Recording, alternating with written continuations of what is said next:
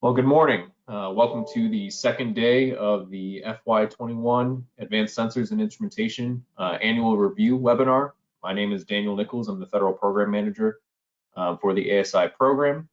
Before we get started today, a couple of housekeeping items. First, I wanted to address yesterday during my presentation, I presented dates for the GAIN and FOA announcements, or the IFO announcements. I wanted to correct those, so just a moment. Let me share my screen. Oh. Okay, there it is.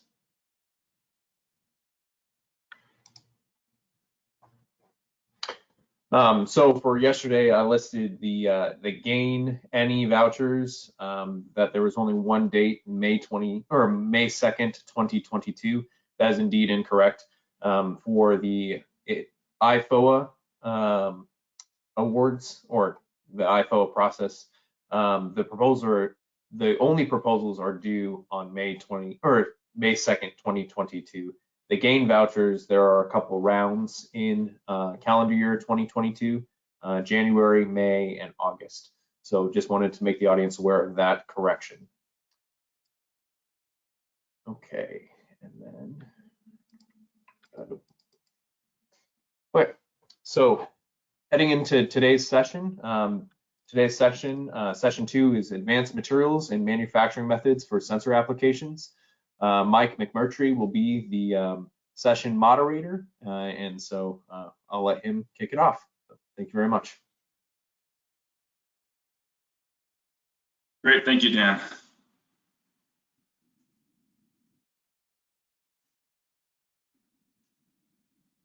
So I want to thank you all for joining us for the second session today on Advanced Materials and Manufacturing Methods for Sensor Applications. My name is Mike McMurtrey. I'm a material scientist here at INL. Historically, I've really been involved more on our advanced manufacturing for structural materials and high temperature structural materials, rather than the sensor side of our work.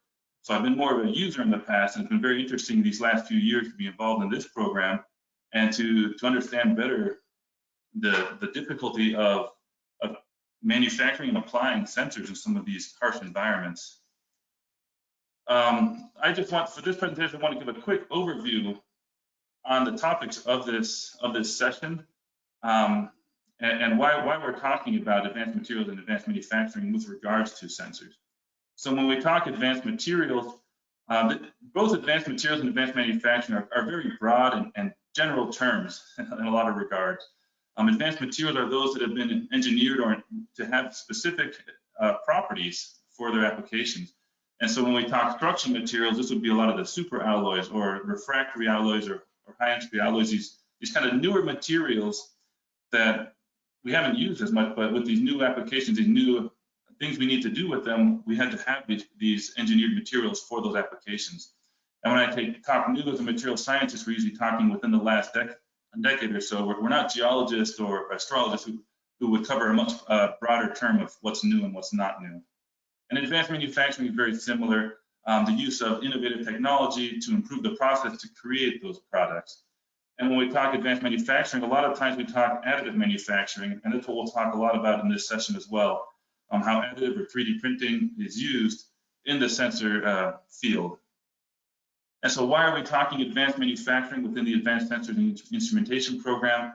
The goal here really is to be able to integrate advanced manufacturing to improve our sensors, whether that's the ease at which we fabricate them to reduce the cost, or to be able to create novel sensor designs that historically we haven't been able to use to create those kind of geometries or those kind of applications to specific surfaces, to improve the performance or just the overall to reduce the footprint. But the goal here in using advanced manufacturing within this program is to make these improvements. It's not just to be able to show something novel to say, hey, we've 3D printed a sensor, but there should be an actual drive, and we've really pushed to have there be a drive behind the application of these manufacturing techniques to improve the sensor or the process of creating and applying the sensor. And why are we looking at it? Well, if you look in the nuclear field, we have a few reasons, but if you look kind of broader first, you're seeing these 3D printed sensors showing up in a variety of different fields. NASA has looked at them for a variety of purposes. One, I've thrown an example out here for the planetary rovers. They've been funding research to be able to create an integrated sensor suite that allows it to detect trace amounts of chemicals. And the reason they're 3D printing these is really to create a single integrated sensor within the and be able to integrate that with the packaging process all in one platform. And they're able to do that by 3D printing it, which was much more difficult with the traditional processes. And similarly, the Department of Defense looking to create these kind of all-in-one style sensors that are built into a single suite of sensors integrated with the packaging, flexible so that their soldiers can wear them and have real-time monitoring of potential dangers or threats to the soldiers. And you see these kind of applications in the medical, robotics, aerospace beyond NASA. So, looking at airline industry and others, all are looking at 3D printing these sensors for a number of reasons similar to these: the ease of manufacturing, the flexibility, the ability to integrate multiple functionalities within a single sensor suite, and to intimately create it within the packaging. So broadly, there's a lot of interest in these advanced manufactured or additively manufactured sensors. And so within nuclear, I think we also have a lot of interest for very similar reasons, and I think a few additional reasons as well. At the risk of, I guess, offending or getting a rise out of NASA and the Department of Defense, I claim that nuclear is one of the most difficult environments for sensors and instrumentation, particularly as we're moving to some of these advanced reactors, which this program is very much interested in. We're moving to higher temperatures, potentially more corrosive environments, and always with that presence of the high radiation flux compared to any other applications where you might see sensors. It's really quite a bit to deal with within that environment. Difficult for structural materials, difficult for the fuels, and incredibly difficult for the sensors and instrumentation that need to survive within these environments and to maintain functionality. And so by implementing these advanced manufacturing techniques, by implementing advanced materials, the goal is to be able to get more measurements, get additional information, additional data with fewer feed-throughs and a smaller package to have a lower imprint or effect on the overall design. And be able to really collect this information. And this is relevant for test reactors. This is relevant for advanced reactor designs, anywhere where we need to have information, which is pretty much everywhere. In the current reactor fleet, we would love to have additional information. And for the commercial reactors, a lot of times we care about surveillance and monitoring, understanding what's happening in the reactor to ensure that it's operating correctly, that the conditions are correct, and that it's operating safely. And then in the experimental reactors, we want to be able to collect additional information, particularly as we start to gear up towards those advanced reactors. We have a lot of gaps in our knowledge. And so really this implementation of advanced materials and manufacturing techniques within the sensor community is coming at a very important time for reactor designs, to be able to start covering some of those gaps in knowledge and to be able to give the type of understanding within what's happening within the reactor that we'll definitely need as we start to implement these newer reactor designs.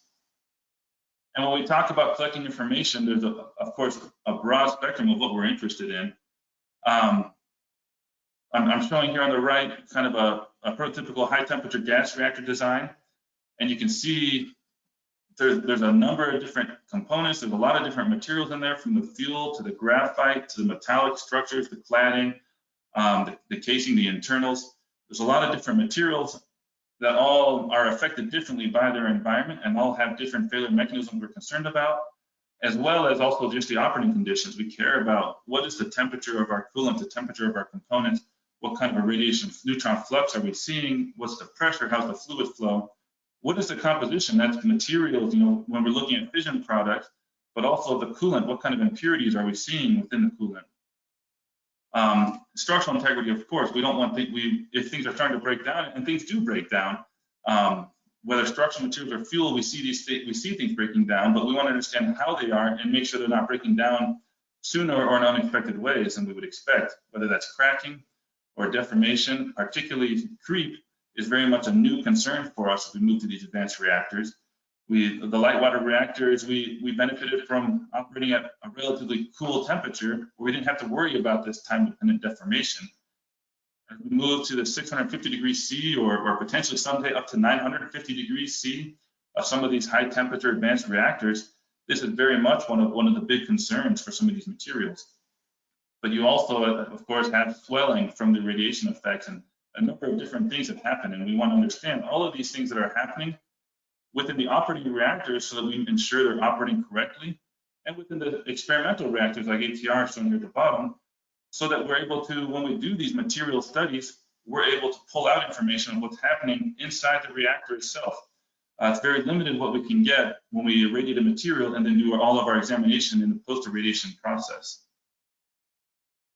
I wanted to cover somewhat quickly here, at least, some of what we talk when we talk about additive manufacturing, what these different techniques might be. And you'll see some in particular in these presentations, but really there's a number of different techniques that could be applicable when we look at how to use advanced manufacturing or additive manufacturing with sensor production.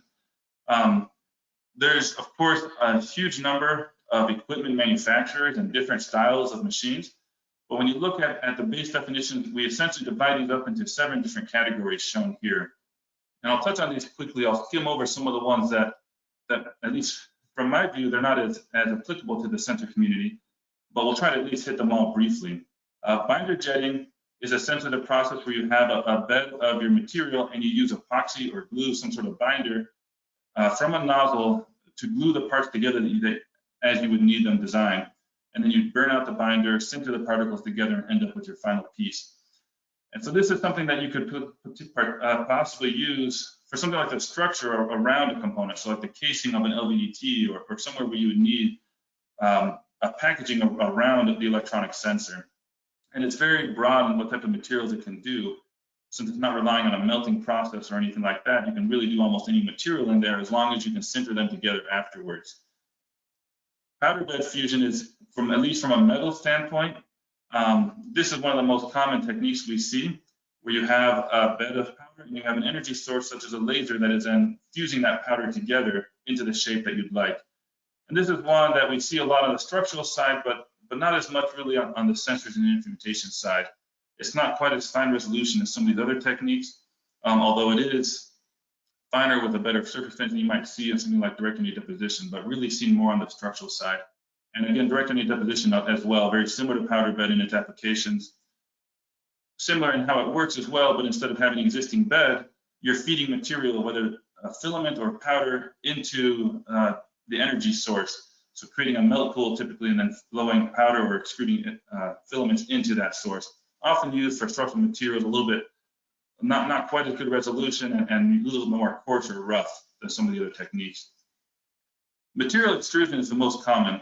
If you have any sort of 3D printer at home, this is typically the style where you have a plastic filament extrusion printer, where you're forcing the filament through a heated nozzle or the like. But this actually, there's other materials you could use besides the plastic filament that could have sensor applications. And we see some of this, where you might have a slurry or something more like almost like a solder type material that you're forcing through the nozzle. And you're able to create different materials of interest to the sensor community, whether that be thermoelectrics or the wires that you might be putting down.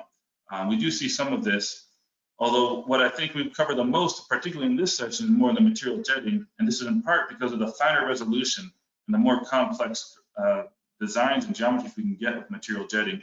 And this includes things like aerosol jet printing, which we'll see a lot of, I think, as we talk about a few of these processes and when we're printing sensors. And this can do very fine resolution. It's essentially creating an aerosol and then lining up those droplets of the aerosol and placing them on the substrate. And so you can get tens of microns thick lines or wide lines that are hundreds of nanometers thick. So very fine resolution. You can get very complex geometries. Much of what's of interest to us in the sensors community in terms of creating a very compact integrated sensor chip. And it's very broad in what materials it can put down. And so we've seen a lot of development on this side in particular when we talk about additive manufacturing printers, or sensors. And again, we'll cover a lot of this as well as we move towards some of the actual technical talks later in this session. Sheet lamination is one I don't see a huge interest in the sensor community for, but essentially you're putting layer by layer and you're putting the entire layer down, whether that's a bonded paper or plastic or metal more often, I feel like in a lot of cases for what we deal with. But I don't see a lot of use for that one in the sensor community. And then fat photopolymerization is another one, very similar to binder jetting, where you may not use for the electronics very often, but often we see application for this in sort of some of the casings that we might use. And we've used this one here at INL before to create casing, because we can do things out of alumina or other ceramics. We can do things out of metals and kind of create the casing around where the active sensor resides. And you can create the complex geometry, complex shapes that, especially as you do these kind of integrated sensor packets, you may need that are very difficult or time consuming, or there may be only one source where you can get these type of pieces historically. Now we can kind of create them, design them, modify them on the fly to create the varying different types of casings we might need. With that, we've covered it broadly, at least, additive manufacturing and advanced manufacturing. And so I want to touch base now a little bit on advanced materials. And again, it's a very broad term. And so what we're often looking for within these materials and how they operate within these environments is something that has a stable structure as much as possible. That's not going to be just degrading, whether due to the thermal processes that it has to undergo, or due to the radiation, which is creating defects, and those defects are combining in different ways to cause different changes within the material itself. We need things that can be stable within those processing environments where they're going to exist, that are going to resist the environments if they're going to be in corrosive environments, or they can be shielded then with other materials to resist those environments, and that they're going to continue to function as expected. And if they're not going to be consistent, they need to be at least predictable, so that over time, and when we understand the environment that they're in, we understand and we can predict, model any changes that may be happening within them. So we're still able to get meaningful information from the different sensors that have been applied then to these locations within the reactors. And this includes thermocouples, which was talked about yesterday, optical fibers, which we'll talk more about today as well as thermoelectric materials, piezoelectric materials, really any of the materials that create the core portion of these sensors. We're interested in advanced material that would be more resistant to those high temperature effects and to the radiation and any other environmental effects they may be seeing where they're being applied. And again, when we're looking to apply advanced materials and advanced manufacturing techniques, the goal is not just to do something new to be able to check that box to say, yes, in the nuclear industry, just like NASA and the others, we're 3D printing sensors, but to be able to get more from our sensors, more functionality, more robustness, better economics, better ability to apply them in locations that weren't feasible before, and have them to operate accurately and reliably in those locations. We're really looking to get more out of our sensors by applying these new materials and these new manufacturing techniques.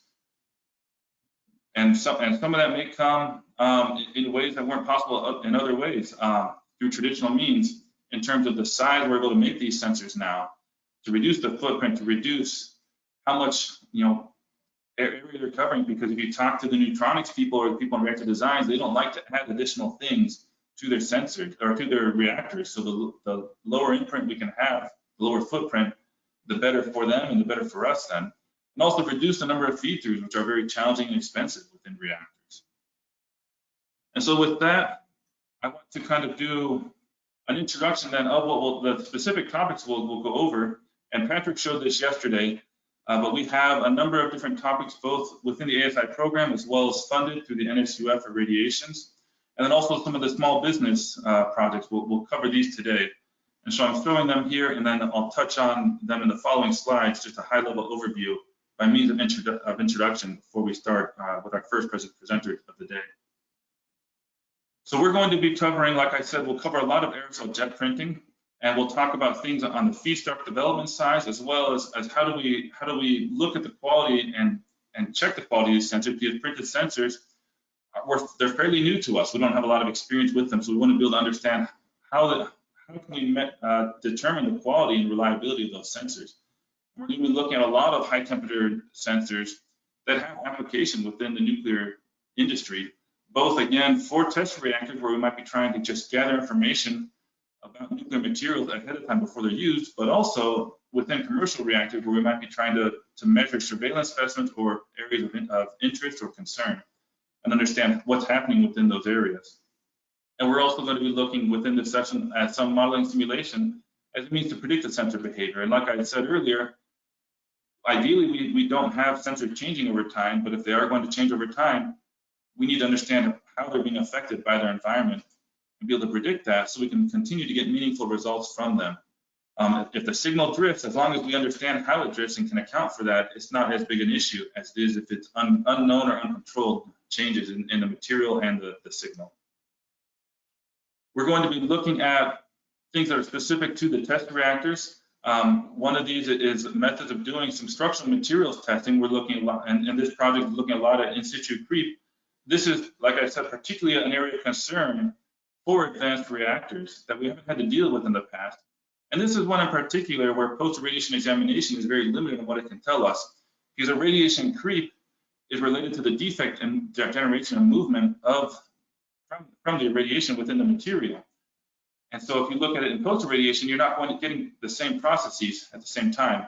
But this is very much important to the advanced reactors that operate at such high temperature, particularly because irradiation creep happens so differently from thermal creep and at much lower temperatures. So areas that may not have been a concern for thermal creep are very much a concern for radiation creep.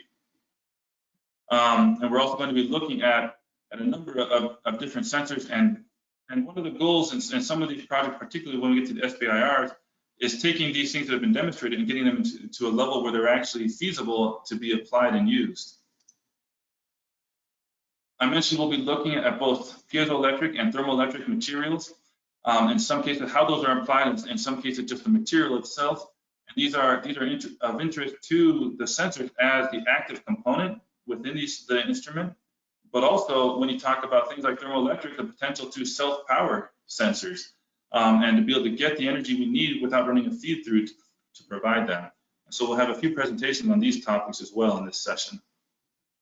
Optical fibers are very much of interest. We saw this yesterday in some of the presentations already.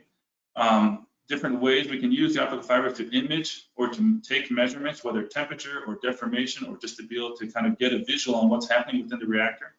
But very much a challenge in nuclear reactors where radiation causes darkening and other damage to the fiber itself. So how do we apply these? What can we do to the fiber? What kind of materials can we use within the fiber to resist this are very much of interest to our program. And we'll have a couple of presentations on that topic as well.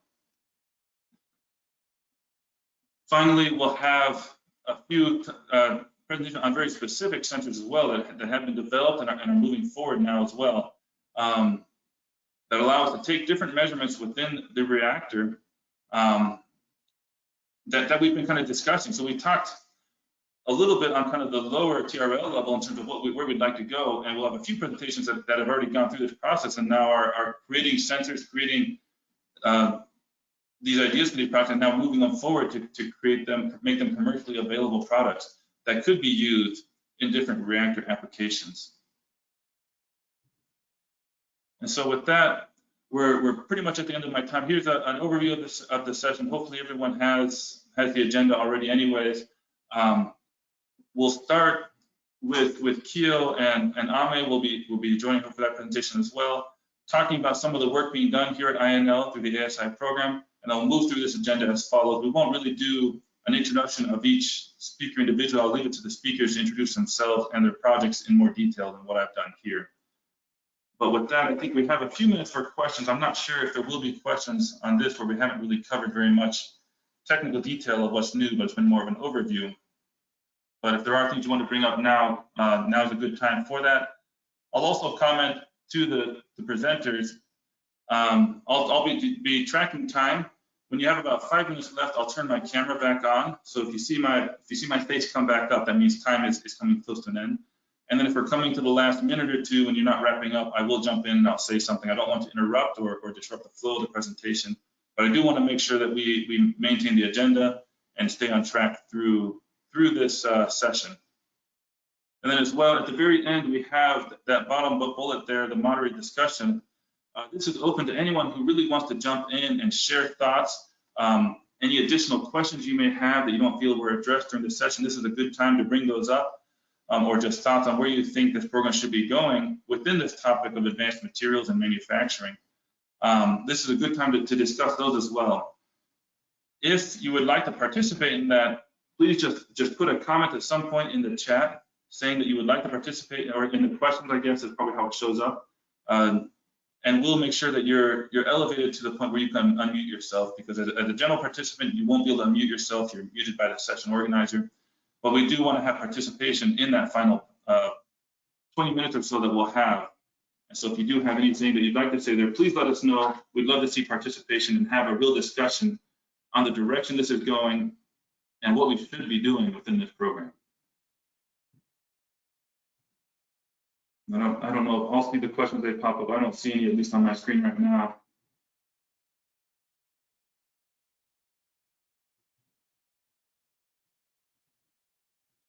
Like I said, I'm not too certain. Technically, that was new. Hey Mike, there's no questions yet in the panel board, so I think we can just transition to the next presentation and wait a few minutes to start at 8:30 our time. Okay, great. Well, I will stop sharing my screen. And Keo, if you want to share your screen and get set up, we'll be ready to go and start on time, at least for the first presentation.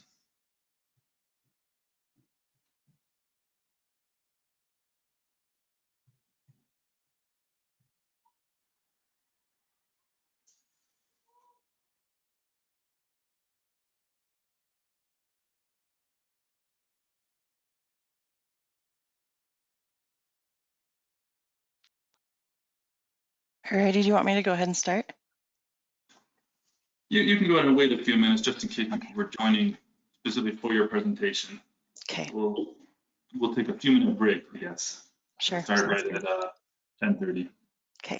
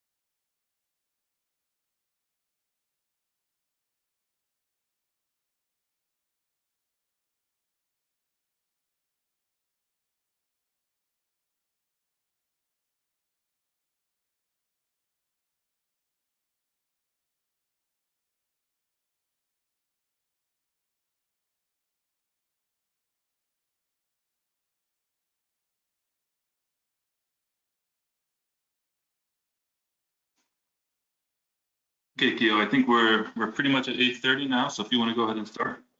All right, sounds great. Thanks. So hello, everyone. My name is Keo Fujimoto, and I'm a graduate fellow and also a PhD student with the Idaho National Laboratory and Boise State University. I'm joined today by my colleague, Ame Kanalkar, who is a research scientist here at INL. So our presentation today is titled Sensor Advanced Manufacturing, Feedstock Development and Process Control. And before we get started, I just want to thank everyone for taking the time to listen to the work that we've been doing for FY21, and hopefully you find some things of interest within this presentation. So as you've probably guessed, this presentation will be divided into two parts, where I'll be taking the first half to focus on feedstock development for additive or advanced manufacturing technologies, and more specifically, bimetallic nanoparticle development for unique and novel feedstocks materials that are compatible with additive or advanced manufacturing technologies. And from here on out, I will try to refer to additive manufacturing or advanced manufacturing as AM. So the second half of this presentation will be conducted by Ame, and he will share the work that he's been doing towards developing a laser ultrasonic technique for the evaluation of the influence of substrate surface conditions and also the effects of deviations from ideal printing parameters on the quality, robustness, and integrity of a printed sensor. Oops. So as I stated before, I will cover the feedstock development activity under this project, and the goal is to establish a manufacturing or synthesis pathway for specialized inks. And our ink development efforts are currently being guided by meltwire development, and this has introduced the investigation towards bimetallic nanoparticle systems. And the hope is to extend the temperature monitoring range of meltwires and also to provide a finer temperature resolution. So as we do target specific applications, it really is our hope that this feedstock development activity will translate to support more and more novel sensor design with the expansion of feedstock synthesis capabilities. So for FY21, we targeted a bismuth platinum system, and I've provided the bismuth platinum alloy phase diagram on the right of the screen. For melt wires, which are used for peak temperature monitoring during a radiation experiment, and this technology is based on exploiting the melting point of a material. So as you can see from the phase diagram, if we are able to produce or synthesize the range of bismuth platinum alloy compositions, we would have materials with melting points ranging from 271.4 C and 1769 C. Now, having access to this range would significantly enhance the temperature monitoring capabilities of melt wires. So one of the main questions that we had was, can we synthesize bismuth platinum alloy nanoparticles and essentially reproduce this phase diagram with in-house developed particles? And characterizing these nanoparticles well really is key to their targeted application, as nanoparticles are known for their size-dependent properties. Also, the nanoparticle morphology is necessary, as it is the particle size that is generally compatible with the current additive manufacturing technologies of interest for in-pile sensor development. So with regards to schedule, we are on track. We have our milestone report submitted in July 2021, and then we have milestone reports scheduled for December 2022. So the individuals who participate in this bimetallic development work include myself, who was responsible for nanoparticle synthesis activities, and then we had Corey Manning, who performed the differential scanning calorimetry experiments, and then Michael McMurtrey, who was the PI of this work, and we are all from the Idaho National Laboratory. So you might be asking yourself, why are we investigating ink synthesis pathways when there are a wide range of commercially available inks compatible with AM technologies? And simply put, the materials that we have of interest for in-pile sensor development just are not available commercially. And as we widen the bottleneck, that really severely limits the advances in AM, especially within the nuclear community.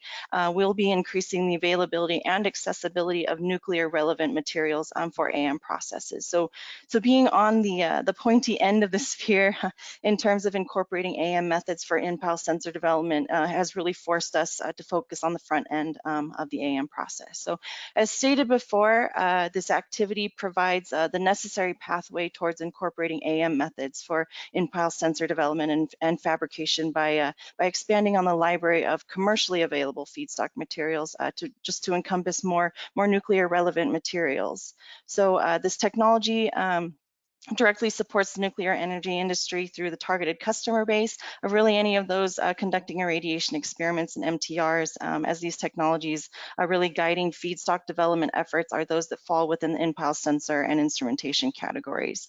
There is also significant potential for this technology to have a much broader impact, as it can expand into those industries outside of any that require material development for harsh or extreme environments, and one that comes to mind is the aerospace industry. So I wanted to just give a brief overview of the AM techniques that we are developing these feedstocks for. Using printing as a method for developing the advanced in-pulse sensors and instrumentation has directed us towards a variety of material jetting techniques, and Mike gave a nice overview of those.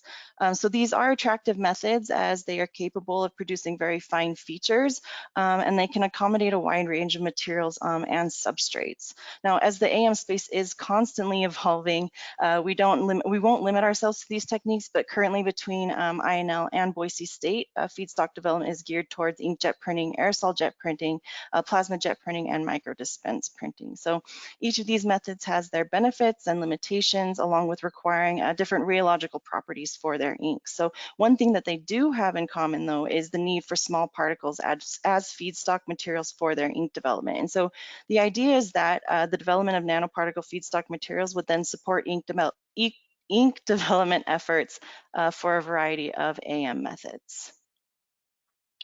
So for FY21, 4 different bismuth platinum compositions were synthesized using commonly used technique in nanoparticle synthesis that starts with the precursors of the metals in the form of metal salts.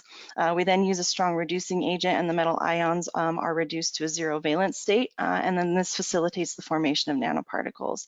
Control over the particle growth and enhancing particle stability is accomplished with a polymer capping agent, and so a significant portion of my year really was spent in optimizing and developing the synthesis pathway for these materials. For this system specifically, the reduction potential of the two metals is significantly different, which can cause issues in producing nanoparticles having uniform compositions. And it was discovered that each composition came with its own set of nuances, requiring an unfortunately optimization of reaction conditions for each different composition. And so I've provided a representative progression of nanoparticle formation for the bismuth platinum nanoparticles, and it can be found at the bottom of the slide. And I really just find the color change aspect of nanoparticle synthesis really fun, so I just wanted to share that experience with you. So from the progression, you can see that starting with the metal salt precursors and the polymer capping agent, you see this beautiful orange-yellow solution. And then as the reducing agent is added, the color progresses to black as the stable colloidal nanoparticle suspension is formed. And I will say that it's definitely more fun in person. So the size of the particles was confirmed with TEM, and the bulk compositions were confirmed through XRF and EDS. And for reference, the sampled labels in the table correspond with the figure labels of the TEM images. And as you can maybe see, the incorporation of platinum did result in smaller sized particles in comparison with the pure bismuth sample. The final compositions of the nanoparticles did vary slightly, which is why you're seeing maybe some interesting numbers in terms of concentrations. So they did vary slightly from what was expected based off of starting precursor amounts, but this can be attributed to a variety of factors, but it is still under investigation.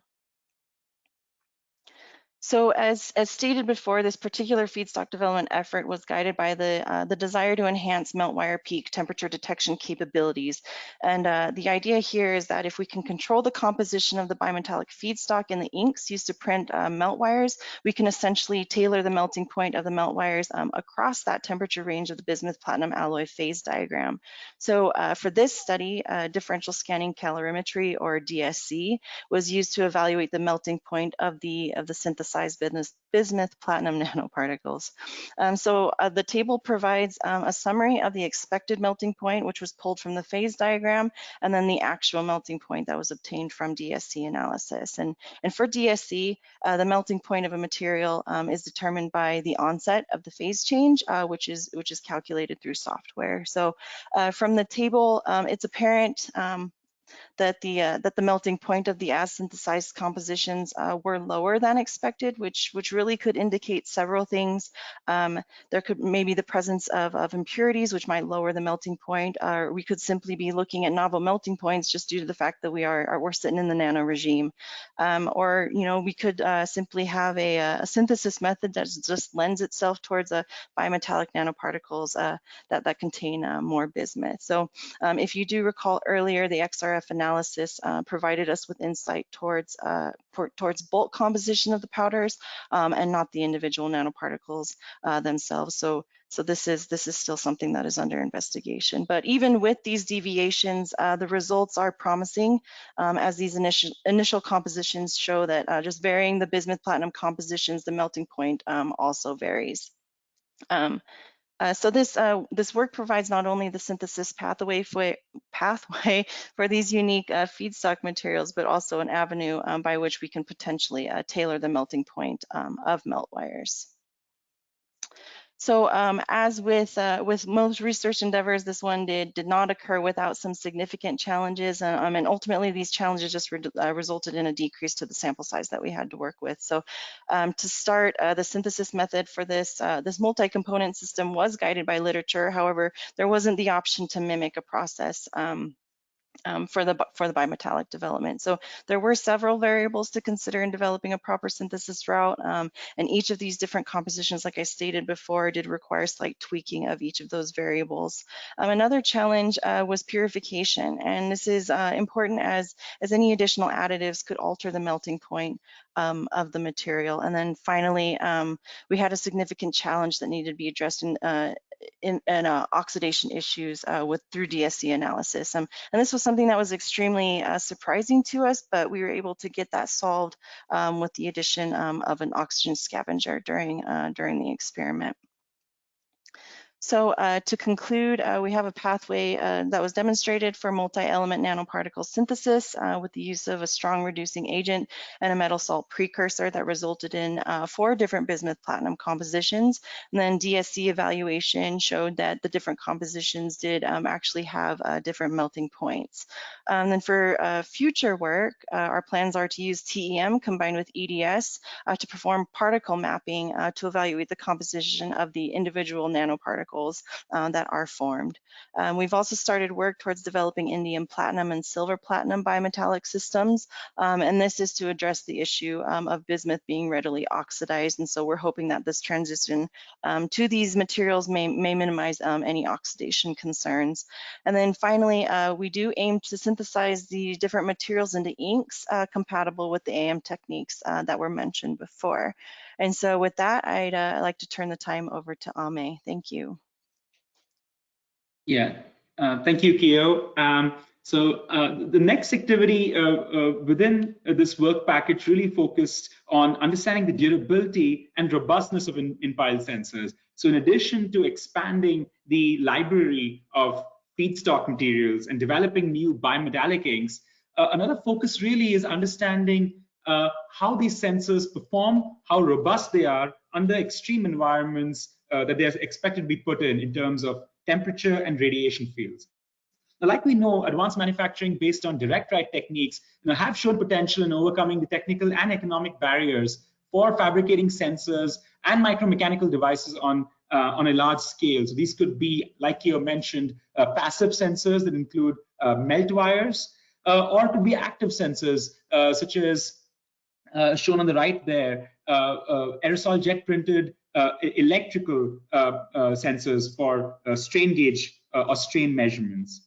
Now, one thing with these AM-based methods is that the robustness and reliability is an important characteristic. And sensor failures can be both time and cost prohibitive. Now, AM technologies typically rely with depositing material on a substrate or a support surface. And one typical failure mode is the peeling due to poor adhesion.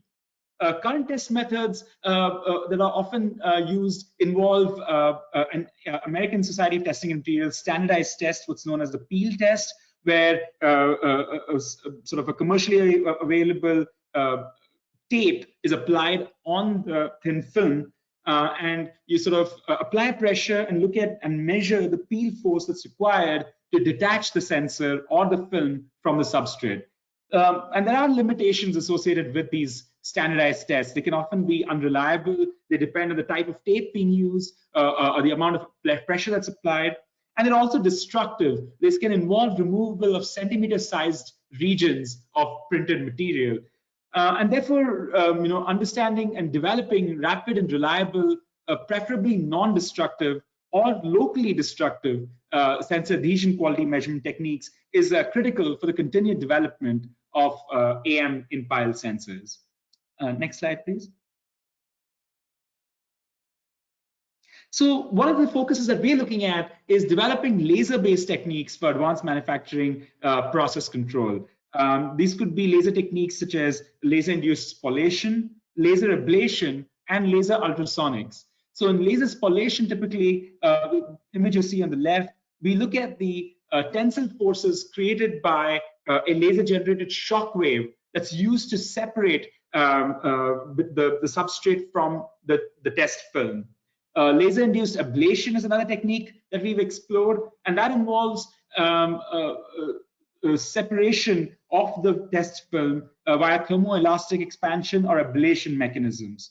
And finally, a non-destructive technique that we've been looking at is laser ultrasonics, where we're looking at a laser-generated ultrasonic wave, and by looking at the vibrations of the test film, we can infer the quality of the sensor substrate interface strength. Now, laser-based techniques, of course, have the potential to serve as the quality or process control tools to monitor sensor integrity as the sensor is being manufactured.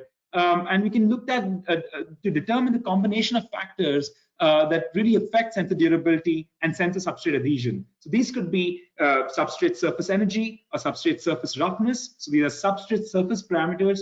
Also, parameters within the AM process itself. So looking at ink deposition rates, ink composition, and post-deposition treatment. So we could look at post-deposition ink sintering temperatures and sintering durations. The technology impact really is that we could, by developing these process control techniques, we could accelerate the development of robust sensors for performance in extreme environments for extended durations. Next slide, Q. So for this study, we were looking at not just so we looked at substrate surface conditions as well as post-sintering treatment conditions as well. And so one of the things we varied was we looked at different substrate surface roughnesses. And again, we achieved this by looking at stainless steel 316L, a common nuclear structural material, by varying its substrate. So we measured average substrate roughness, what we categorize as smooth, being about 3 nanometers, and intermediate substrate surface roughness about 8 nanometers, and the far extreme looking at an average surface roughness of 75 nanometers.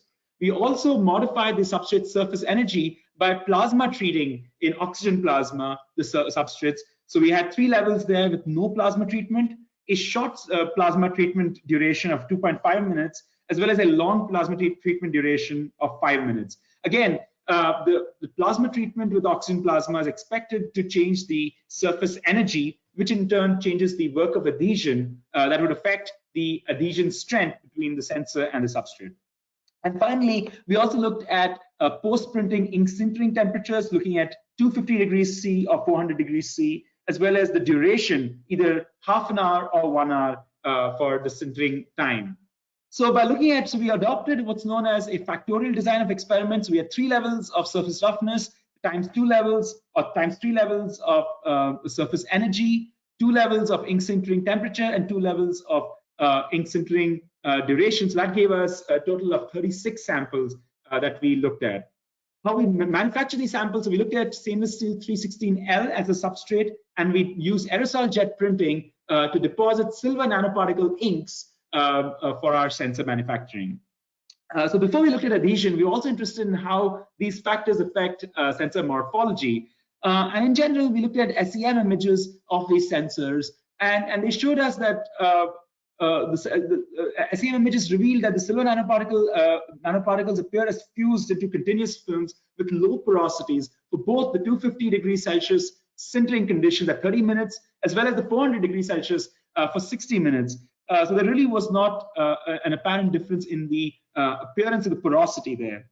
However, we also used optical morphology to investigate the changes in or optical profilometry to look at changes in the morphology of the structure, and we did see that plasma treatment did affect the thickness as well as the morphology of the sensor. So typically we saw that without any plasma treatment, we had a divoted profile for the sensor where the thickness towards the center of the print was much lower than, and there was a higher material accumulation on the edges of the print, as opposed to plasma treatment that gave us a sort of a uniform thickness profile across the width of a single print.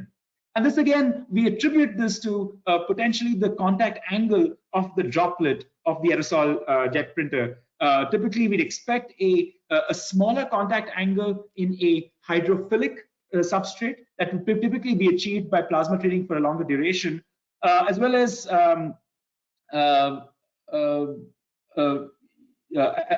for looking at something that's for plasma treatment for a shorter duration, where material would be accumulated towards the edges. Next slide, Q. So we use laser ablation. So again, this is a locally destructive method where we irradiated our sensors with a pulse laser beam, and by changing the energy of that pulse laser beam, we could determine the threshold laser pulse energy that's required for fracturing that sensor substrate interface. So here I've shown on the x-axis all 36 samples that in our test matrix, and each bullet point or each marker here represents a sample that was fabricated using aerosol jet printing using different parameters. And we increased the laser pulse energy in increments of 1 microjoule, and we saw interesting trends there. We saw that in the cases for the high temperature sintered samples, we could achieve no material ejection even at our highest laser pulse energy. And we also saw that for samples that are sintered for 30 minutes, the surface roughness appeared to correlate with sensor adhesion. So higher roughness yielded better adhesion. And this is expected because you achieve a higher surface area for the sensor substrate interface. So here on the left, I've shown one optical micrograph of a sample that was sintered at low temperatures, so 250 degrees Celsius. And you see in the center is the failure region that's created by the thermoelastic expansion after irradiation with laser pulses. And we saw minimal laser ablation damage on the right there for samples that are sintered for longer durations and at higher temperatures. Again, that really revealing that sintering temperature and time were two factors that were dominant in determining the adhesion strength. Next slide here.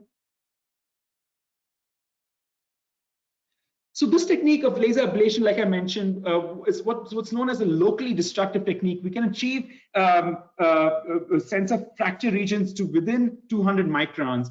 And while that's certainly a promising pathway, we're also looking at developing a non-destructive technique based on laser ultrasonics. And this technique really relies on the generation of an ultrasonic bulk wave that propagates through the stainless steel substrate. And as it approaches the sensor substrate interface, it generates what's known as a fixed free resonance of the sensor film. So you can have these vibrational modes of that sensor film that we detect using a second laser beam known as a probe beam that's sent to an interferometer. And based on the vibrational modes, we can determine the contact stiffness of that material, which in turn is proportional to the strength of the adhesion between the bond there. And our preliminary measurements have shown that on thicker sensors, we can achieve good measurements there. So that's certainly what we're going to be exploring down the for this fiscal year is looking at non-destructive techniques for inferring adhesion strength. Next slide, please. You have about 2 minutes left on that. Yep, yeah. So just want to summarize real quick. We have used laser ablation techniques for characterizing adhesion. These are locally destructive, so within 100 microns. And this does show potential for using this technique on a sacrificial region as the sensor is being manufactured. So really, in terms of that process control angle that we're looking at. We looked at surface conditions as well as ink treatment conditions, and our results really showed that the ink sintering duration and temperature were dominant factors. A secondary factor really was surface roughness. The higher the roughness gave us stronger adhesion. And surprisingly, surface energy did not appear to alter adhesion as significantly, although it did influence the morphology. So for future work, we're going to be looking at different AM techniques involving aerosol jet printing, plasma jet printing, as well as through material extrusion-based methods. And we also want to focus on not just the sensor durability and robustness, but we also want to correlate that to sensor performance. So looking at it in terms of the electrical conductivity changes on how those process parameters affect that. So typically, again, for in terms of these active sensors like strain gauges that we'd like to develop. So with that, I think that's it I've got. So thank you very much for your time, and we'd be glad to take questions. Great, thank you, Amit. Thank you, Keo. We have one comment, I guess, put in, but I'm going to tweak it to be a question as well. But it says, on the proposal shift from bismuth platinum melt wires to silver platinum, one problem I see is that silver has a fairly large neutron cross section. It will transmute fairly quickly, so it may be useful only for low fluence experiments. And I'm going to change it into a question now too for you, Keo. Do you have any comments in terms of how to handle or what to do about the radiation effects on the melt wires themselves? Do you have concerns with transmutation or radiation damage on the bismuth or the indium? So generally, oh, sorry. Yeah, thank you for the comment and also rephrasing that into a question. So generally with the melt wire development, we do look towards selecting materials that have a low neutron cross section just to avoid those concerns. But there is that option, right? If we do have radiation experiments with the lower fluence, that the silver platinum nanoparticles may still be a feasible melt wire material.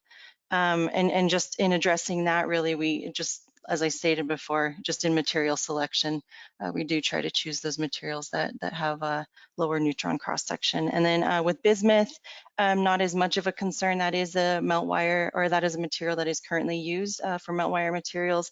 And there's some concerns with platinum, but not as bad as with silver. So hopefully that answers Erdos's comment. Great, thank you. Mm-hmm.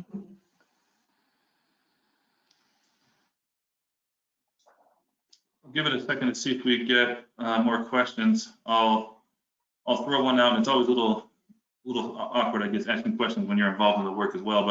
But Amit, can you comment a little more about the feasibility of using the laser-based techniques to get quantitative numbers, or are they used largely on the qualitative side to say one's better than the other? Or yeah, so right now it's primarily been qualitative. So we're just looking at trends by varying certain parameters, but there certainly are models that you can, for example, with the laser ultrasonic technique, the vibrational frequency, which is related to the contact stiffness, and you can sort of get an adhesion number. So that's certainly one focus. Is we want to be able to get a quantitative number for the adhesive force and sort of correlate that with what you would expect with a standardized test method. So yeah, that's certainly an avenue we want to explore.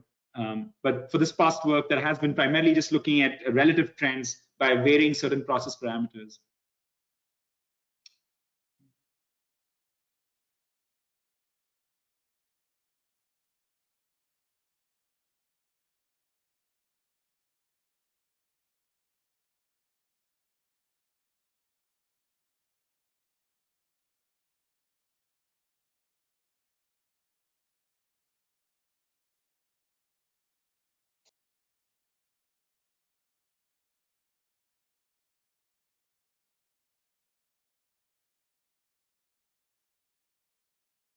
Mike, we can't hear you. I apologize. We had one last question come in on, is there a thickness limitation for the laser-based methods? So Amit, do you want to comment on that for the different techniques you talked about in about a minute or so? Yeah, so that's a good point. No, we did run into issues because our typical aerosol jet printed sensors were about 2 to 5 microns thick, and we noticed that our non-destructive technique really wasn't sensitive. Our acoustic wavelength was on the order of tens of microns, so we couldn't detect those thin films, and that's why we had to resort to laser ablation or locally destructive methods. So there certainly are thickness requirements for each. So we've seen that for laser ultrasonics, at least based on our current technique, thicker films, so ranging from 30 to 100 microns thick, work better. And that's something we want to look at as well, looking at the limitations of each of those. So, yeah. Great. Thank you, Amit. Thank you, Amit and Keo, for the presentation.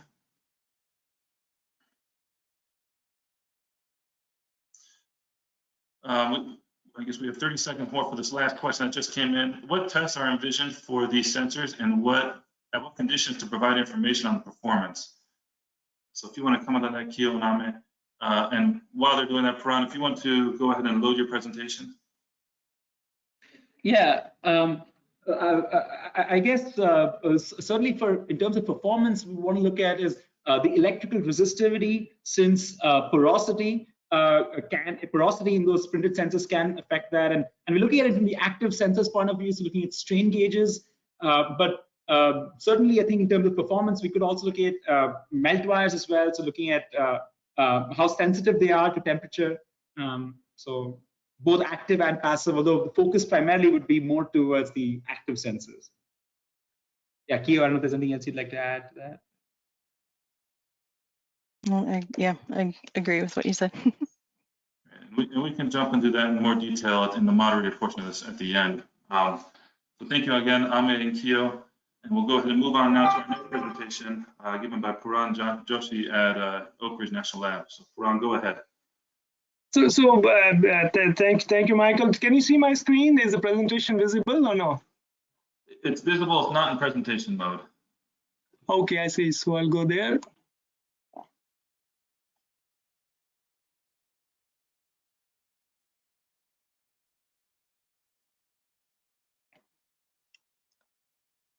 How about now? Is it good? And display settings at the top there, if you want to switch that, we're seeing the presenter side. So there you go, yeah, that top option there. So the okay, slideshow. How about that? Is that good? That looks perfect. And so I'll turn my web camera back on when you have about 5 minutes left. Thank you. Okay, sounds good. Good morning, everyone. It's a good time to start, Michael. It's all on, right? Yeah, yep, go ahead. Okay, yeah, thank you. Like this. Good morning, everyone. My name is Paran Joshi, and I'll update on our project focused on direct digital printing of passive wireless sensors for nuclear energy applications. The project activity is complete as of September this year, and so I'll take you through our main focus areas, what we focused on, what were the key findings and learnings, and what would be a next step to build on the concept. So as I mentioned, this project is focused on this passive wireless sensor technology based on the piezoelectric materials, and I'll take you through the key development areas there. The project was led by Tim McIntyre. He retired this year, right at the end of the last fiscal year, and he's the team, as far as the team is concerned, to take on the challenge of this project. It's a multi-disciplinary team effort.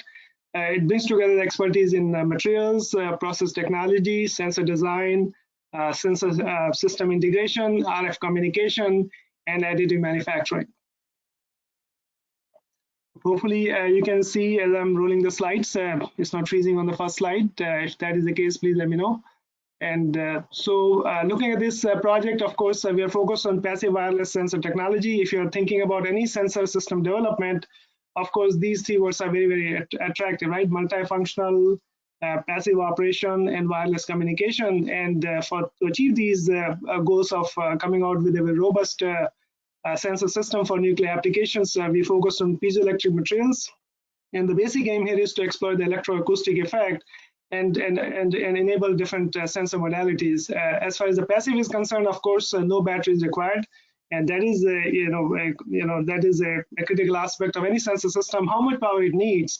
And the question is how to minimize that power requirement. And of course, if no batteries are required, that is the ideal case.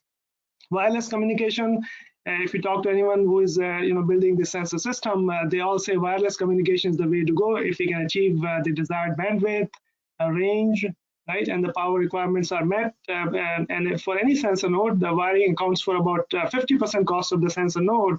So if you're really targeting low cost development, of course, the wireless is the way to go. So we focused on wireless sensor concept, very much compatible with the concept of sensor integration on a piezoelectric substrate. And low cost, of course, when you're targeting this sensor development, for many applications, of course, cost is critical component. A lot of solutions are available if you relax this cost constraint. But and then of course you're limited to a few number of sensors at certain locations. But of course you're not really addressing the need at that point. If the low cost is possible, then we are talking about widespread deployment, and that's exactly where you connect with the energy saving opportunities, meet the safety requirements, for example.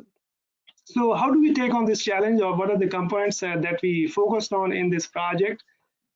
So they're highlighted on the right hand slide. Hopefully you can see my cursor. And so, it's based on surface acoustic waves. So we are talking about piezoelectric materials. They are part of the picture. And in this particular project, we focus on lithium niobate piezoelectric material. Wafers, that technology over the years had become, very cost competitive as compared to other technologies. The cost in the last 20 years, I would say the cost has come down by a factor of 20. So that is significant. So that means high quality single crystal lithium niobate is available. And if you're targeting temperature applications up to 500 degrees C, I think it's quite a robust material. And whatever we develop on lithium niobate can also be transitioned to other materials if you're talking about applications where temperature requirement is 1000 degrees C, for example. The designs that have been developed on lithium niobate can be scaled to those substrates based on their basic piezoelectric properties. Orthogonal frequency coding, of course, single sensor does not really address all requirements in a given application. Of course, question is, if I want to deploy 20 sensors or 100 sensors, for example, do they have a unique ID? And then, of course, and is that possible? So the answer is yes. Antenna design and integration. Of course, when we are talking about wireless communication, antenna, technology very robust. We have long, history of antenna development. Question is size and footprint. Where does that fit in, right? And that's a critical consideration for the application. If my sensor is, a few millimeter in size, but the antenna is a few meter, of course, they don't add up, right? Depending on the application. So, question is, if you're talking about low-cost, small footprint sensor system, what are the possibilities? Interrogator design, of course, that is critical component. If I'm looking at the passive wireless sensor system and looking at the cost equation, of course, I know that quite possibly this interrogator will define what is the cost you can achieve. So the question is it a low-cost component? Does it meet the application requirements? So I'll talk about that. Signal processing, of course, in the environment of interest, what kind of signal we can get, and of course, and what kind of decisions we can make based on that signal.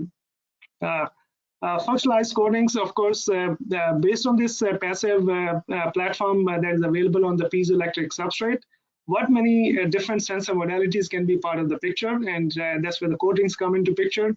And next is the sensor interrogation packaging. Of course, at the end, depending on the the high temperature, harsh environment application, different packagings will be part of the picture, right? And what is that possibility based on emerging additive manufacturing technology? And then once you demonstrate the sensor performance under the in the lab environment, question is how do they behave in the field? And that knowledge is critical to really come out to understand what's limiting and then how to overcome that challenge. So just to again connect you with the thought of the flexible or printed wireless sensor system integration approach, as we all well know that the flexible hybrid electronics is really changing the game in terms of monolithic integration. Only one type of scheme comes into picture, but with the flexible hybrid integration, multiple technologies can be part of the same sensor platform. So that is that's what we are focused on with the printing approach or a combination of digital printing and additive manufacturing. But how many functionalities we can combine on a single platform, and that's where the value comes from. Just to connect with some of the thoughts here. Looking at different points here, the first one, the printing the SAW sensor question is, if I'm coming out of the CMOS clean room environment, what kind of feature size I can control, and is that sufficient to take on the challenge? And I think this particular aspect is changing very, very rapidly. With the printer in our lab, for example, we can go down to a resolution of 10 micron. Is that limiting or is that sufficient, right? That's one thing to understand. But look, talking to vendors, we worked with the company ASI technology on this project. With their printer, super inkjet technology, they can go down to a resolution of 0.6 micron. So when we shipped our wafers to them, for example, say, can you try this ink not on your substrate of interest, but on lithium niobate, they were not able to print down to 0.6 micron, but definitely they could push it to 2 micron or so. So that is very, very attractive. Now, there are a few other companies which are claiming that you can easily print down to 1 micron. So the future is, I think, things are aligning to really achieve this low cost when targeting passive wireless sensor integration. Printing the antenna, of course, bulk antennas, we know that they do the job well. They have the right bandwidth and they can handle power that is needed.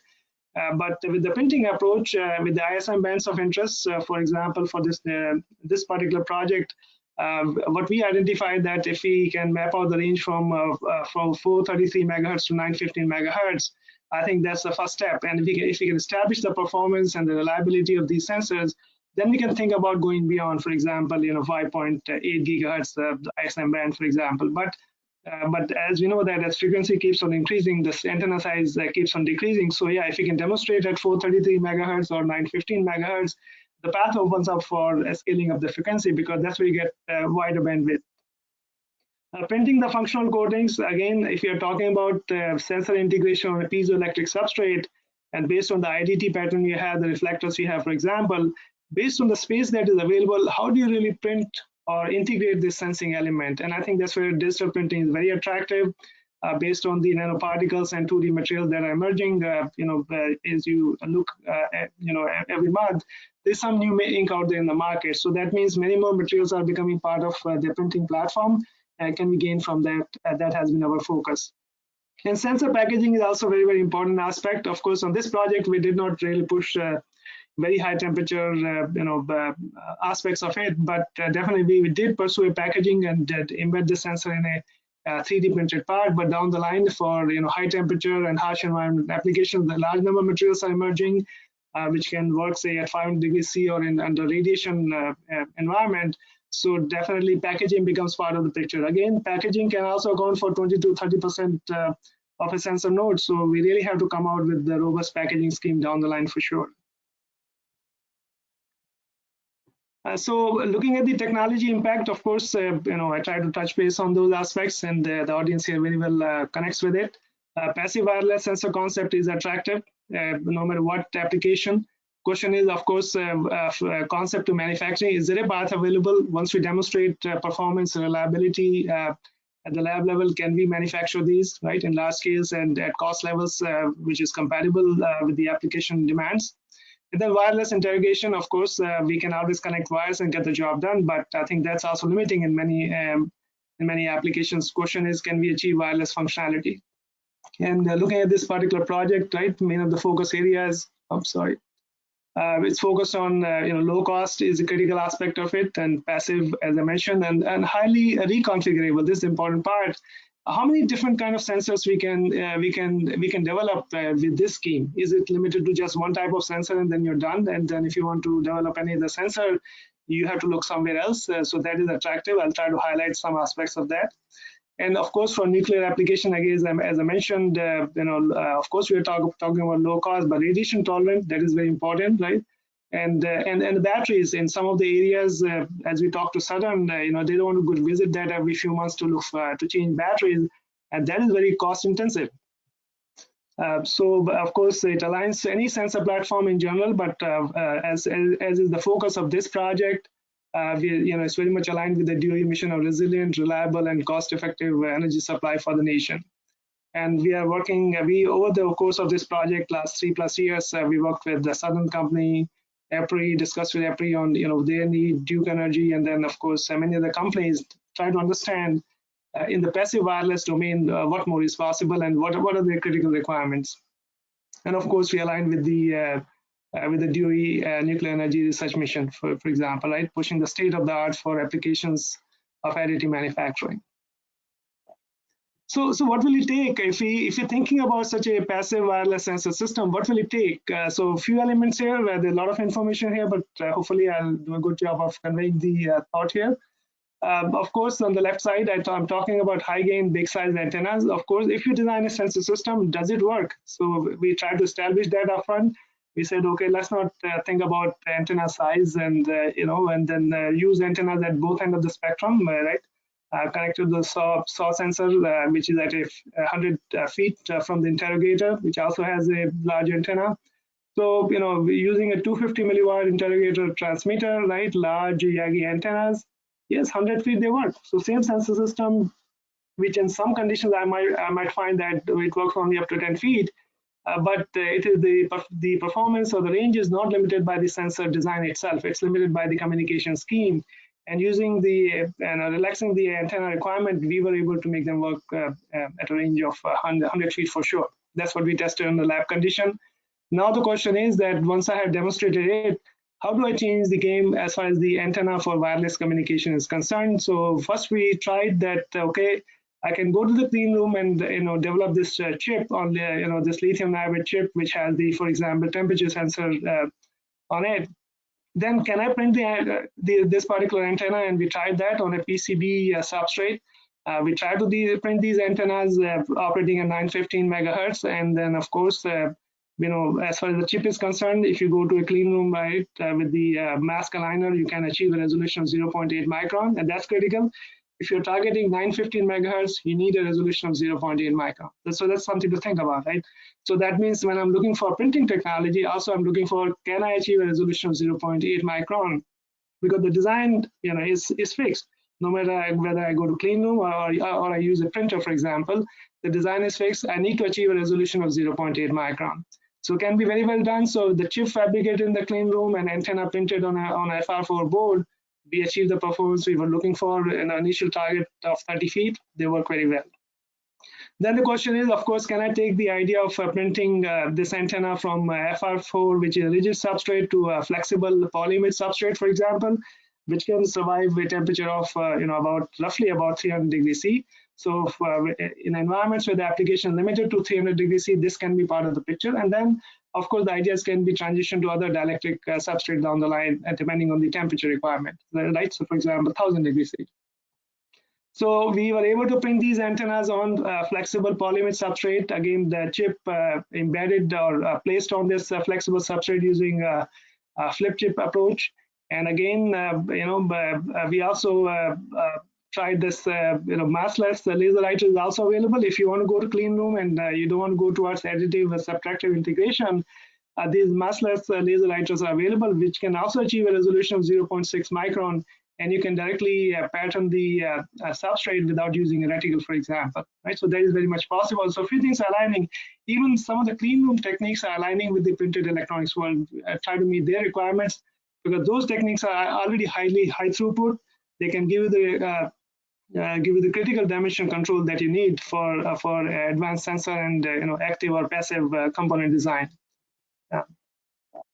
So with that, of course, the second part, as I mentioned, the integrated design is a critical part of it. And upfront, as a designer, you can think that may be the most costly component. If I design a sensor that I can claim costs 20 cents, but the interrogator costs a few $1,000s, is it still a valid equation or not for the application? So we focused on interrogator hardware and software design in our lab, and fully designed and assembled at the lab. Cost is under 1K, so that is very significant. And of course, we're talking about interrogation with one sensor or 10 sensors, or depending on the application, maybe hundreds of sensors. Can it get the job done? Portable and mobile, so that was again the focus, and reconfigurable, right? Depending on what sensors are part of the picture, what kind of signal you can generate based on the medium that you are placing these sensors in. And then the question is, can you also make this unit do the job for that particular sensor mode without making too many changes? It's a combination of both software-defined radio and the DSP. And as you look at the figures on the bottom left here, if you have 3 sensors, you test them one by one, you interrogate them one by one, for example, right? You're trying to read that. You get very clear response. Looking at it's a very small picture here. All our designs, we targeted a delay range from 2 microseconds to about 14 or 15 microseconds. All our designs basically accommodate this line rate, so that's where we can make it work. So if that's critical knowledge to gain. So we can interrogate these sensors separately, and if you interrogate all 3 simultaneously, as shown in the figure on the bottom right, hopefully you can see my cursor, and you can see that we can get the response from all the sensors simultaneously. So that is definitely was definitely exciting, and shows the basis of this design aligning with the goals. Right? And I would like to show you some of the results based on what we achieved, and also to connect you better with the picture. Right on the top left-hand side, as I show here, right, is schematic of the sensor platform, where you have the antenna element, you have a delay line, which you can modify with your sensing medium, right, and then you have drag reflectors on the right-hand side.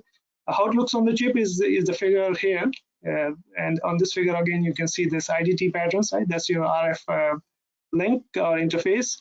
And then, of course, you have drag reflectors, and in the delay line part of it, you can put anything, say something that is sensitive to gases or sensitive to chemicals. And if based on that medium, if you can change the electroacoustic signal, you can detect that thing. Right? That is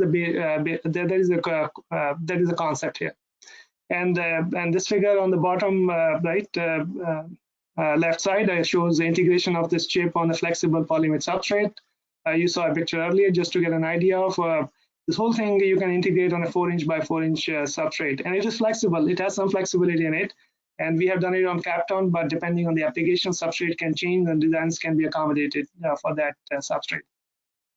On the top right-hand side, so I'm showing you the first demonstration in a clean room, in a meeting room.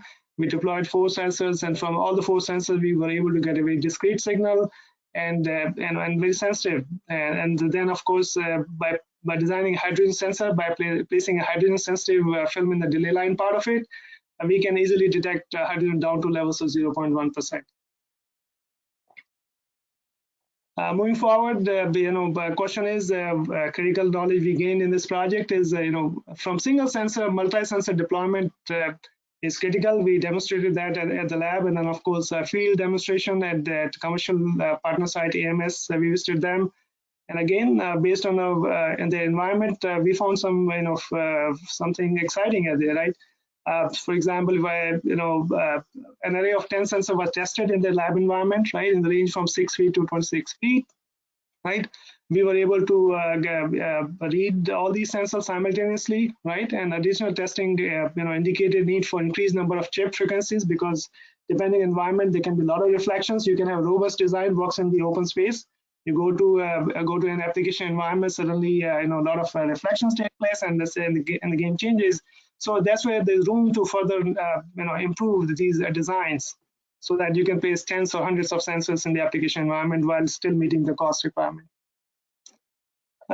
Again, we also focuses what more is possible. We also focus on the development of other sensors like voltage sensor, current sensor was part of the focus, hydrogen sensor, and of course temperature sensor being the core component. Question is the only way to use lithium niobate or piezoelectric platform in the electroacoustic modulation mode, or is it possible to go beyond? And we are finding now, as we learned near the end of this project, which was not initially the focus, that impedance loading can be a significant approach for piezoelectric substrate, where you decouple the direct integration of sensor on the piezoelectric substrate dictating the performance. You basically somehow translate whatever thing you're trying to sense into some kind of impedance modulation, and then based on that impedance change, you can detect that particular sensor modality. So, for example, we tested, as shown in the figure on the right-hand side, a voltage sensor, right? The voltage signal changing continuously, and we were able to see a continuous change in the response. So you have a voltage sensor. Now, I'm not trying to use, for example, a magnetoresistive film-based approach where I have to integrate that film on the piezoelectric substrate to get the job done. I can do the same thing by working on the sensor connected to the SAW platform, and impedance tuning dictates what kind of things we can sense. So, electroacoustic signal, if it is weak, you cannot detect that particular sensing sensor signal. And so that's one of the challenges. So we have focused on, like I said, voltage and current sensors. And we're talking about sensor transponder, this is the term we try to use here, right? Rather than directly affecting the piezoelectric substrate. And that's critical. I think based on this, many more sensor applications will become available. Again, also learning, I will try to, this was one of the, again, lately we try to see what more is possible. As I mentioned, if you're deploying 10 sensors, it is not the same thing as testing one sensor. One sensor very robust, reliable, and sensitivity, is there.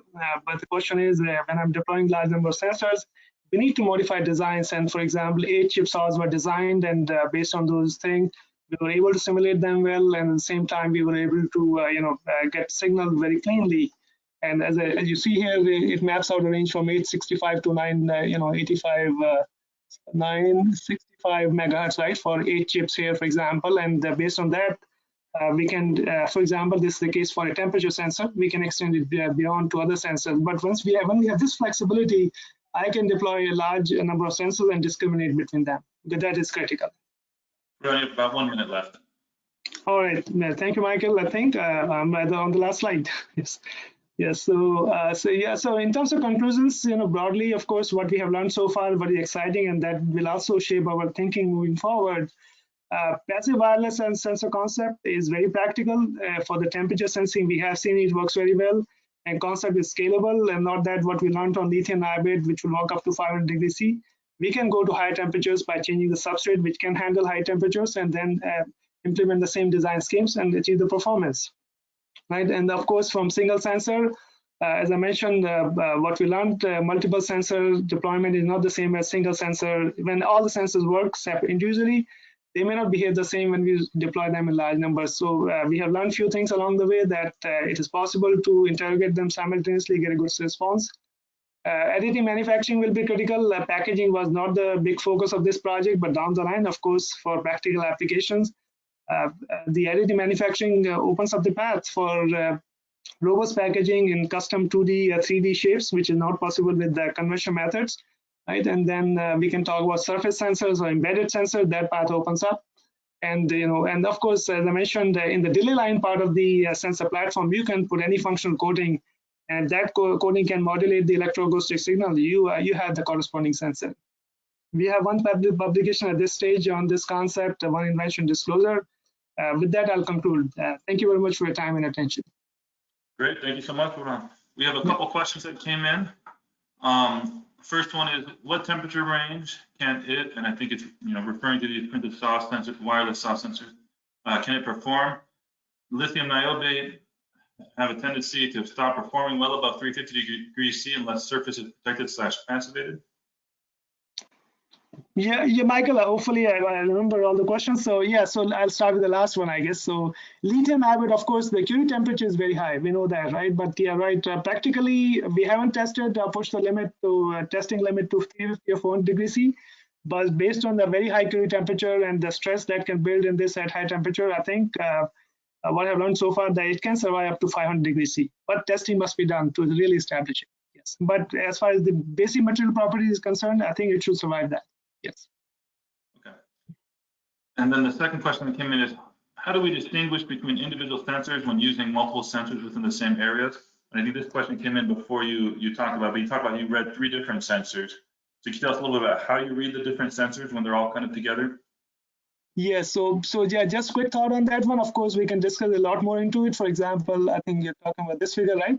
So one thing what you do, you base the way you design and interrogate your unit, all these reflectors have a different delay, for example. So each sensor that you design or multiple sensor you design, they have different delay. Like I mentioned, we can control the delay in the range of say 2 to 15 microseconds, right? So that based on the delay, you can interrogate and you can know exactly which sensor you're talking to. Yes. So delay line control. It's a delay line based design, and delay control is one way of controlling it. And then orthogonal frequency coding is another aspect of the development. You can code them and design in such a way that you know exactly where the response is coming from. So that's how to control or ID these sensors, for example. Yeah. I hope that answers the question. I think so. I'll let you know if I see any follow-ups come from that. In the meantime, I want to ask a quick one as well. How long do you see until we can really start deploying these in experiments, both a high temperature experiment and then also high temperature and radiation environment experiments, to be able to use these wireless communication basically for these sensors? Yeah, absolutely, Michael. I think that's exactly where we are, I think, and hopefully it depends on how quickly Patrick supports us. So the way it is, of course, what we had a very deep discussion with Patrick and the team, right? I think the plan for the next phase of proposal, what we propose is exactly to test these in a relevant environment. And with the team at HIFER, that's part of it. We're going to test in the next phase of the on this project. We'll test these in the nuclear environment at HIFER. So next phase is to get that data. Okay, great. Yeah. Well, thank you so much, Ron. I don't think we have any other questions. So we thank you very much for the presentation. Very interesting. Thank you, Michael.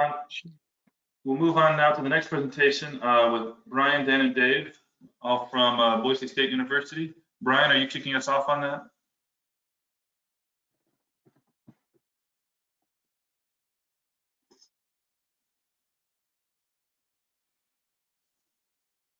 All right, it looks like I'm unmuted now. Yep, we hear you. Can you see my screen? I don't see it yet. Up there, just loaded. Not in presentation view yet. How about now? That looks great. So go ahead. Okay. Well, thanks, Mike. So I'm Brian Jaquist at Boise State University, and I'm going to cover the work that we've done here at Boise State University under the direct funded projects. This started in FY18, and it's been a continuation, and we've been changing our work scope slightly based on the needs from INL and the sensors community. And so we have two talks, they're back to back. The first is this high temperature materials for nuclear sensors and instrumentation, where we'll talk about the experimental discoveries and research in nuclear thermocouples, and we'll focus on the high temperature radiation resistant thermocouples. And then I'll talk a little bit about the strain gauges for in-pile applications, and so what we've done with that and the advances we've made. And then Dr. Estrada, Dave Estrada, actually his grad student Katie Wada will talk about the line heat source probe for in-pile thermal conductivity. And the next presentation in the next half hour would be on the predictive modeling aspects of the sensors and instrumentation. And Lon Lee will talk about the high temperature radiation resistant thermocouple modeling work. And then Dan Ding will cover the ultrasonic waveguide thermometer and LVDTs. So with that, I'll get started on. So I'll cover the thermocouples, the high temperature radiation resistant thermocouples, and I'll refer to them as HIDER TCs, HTIR TCs. I'm the PI, my grad student is Scott Riley, and the PI from INL is Richard Skifton.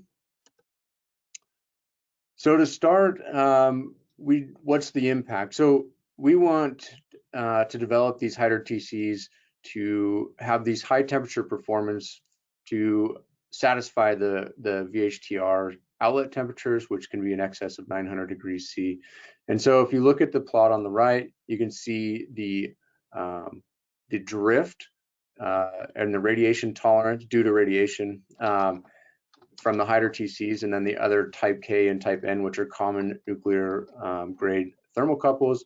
And the table here in the top left shows the composition of the thermal elements for each type, the temperature range, the relative cost of each one, and then, like I said, the radiation tolerance. So if we benchmark the HIDER TCs, you see that type K and type N have a similar radiation tolerance, whereas type B is much more susceptible to drift with radiation.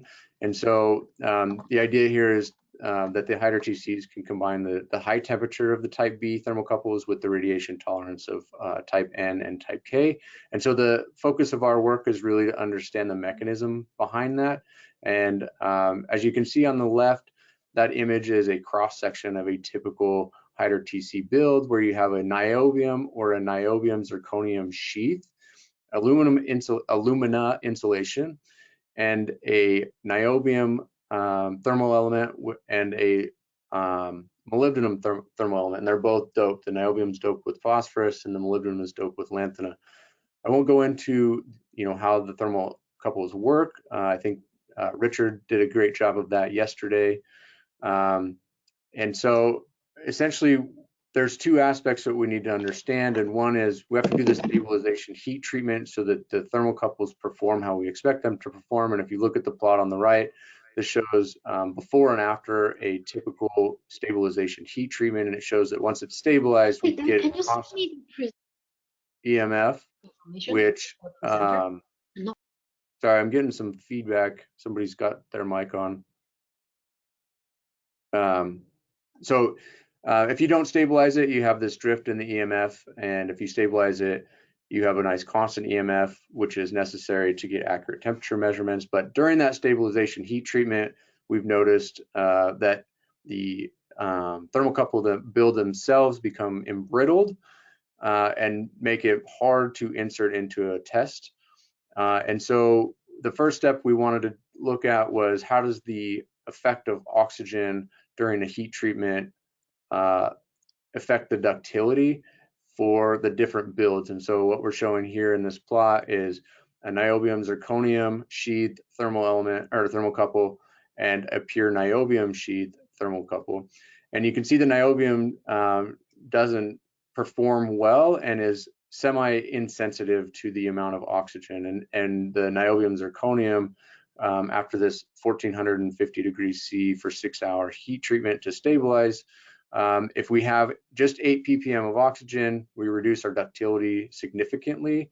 If we reduce that oxygen content to 10 to the minus 11 ppm, the ductility is retained and it's more able to be inserted into the top of the reactor. So we spent a lot of time trying to figure out the best way to run these tests to have this oxygen control. And you can see in the plot on the right, this is showing ramping a furnace, an alumina tube furnace up and monitoring the oxygen partial pressure on the exit. You can see we had some troubles at the beginning in that blue trace where after a certain amount of time, the oxygen partial pressure would increase at very low temperatures. We were able to refine this, and now we're able to control the oxygen partial pressure to allow us to do these heat treatments, and we can inject a known amount of oxygen to control the partial pressure of oxygen during the heat treatment and understand its mechanical properties. And then also on the thermal elements themselves, we want to understand the mechanism by which they're stabilizing. So this is just showing that this is just a plot of partial pressure versus time in a furnace run where sensor 1 is the incoming gas, sensor 2 is right after the melt furnace, which is a gettering, an oxygen gettering furnace, and then sensor 3 is in the outlet of the furnace tube. And you can see that we can maintain for a long time this 10 to the minus 14, 10 to the minus 15 ppm of oxygen. So like I said, we looked at not only the ductility of the system as a whole, but we also pulled out each of the thermal elements and tried to understand the mechanism and exactly what temperature this stabilization event occurs. And so what we used is a differential scanning calorimetry, and you can see that we have this endothermic peak, which is highlighted by the red box, and on the right is blown up.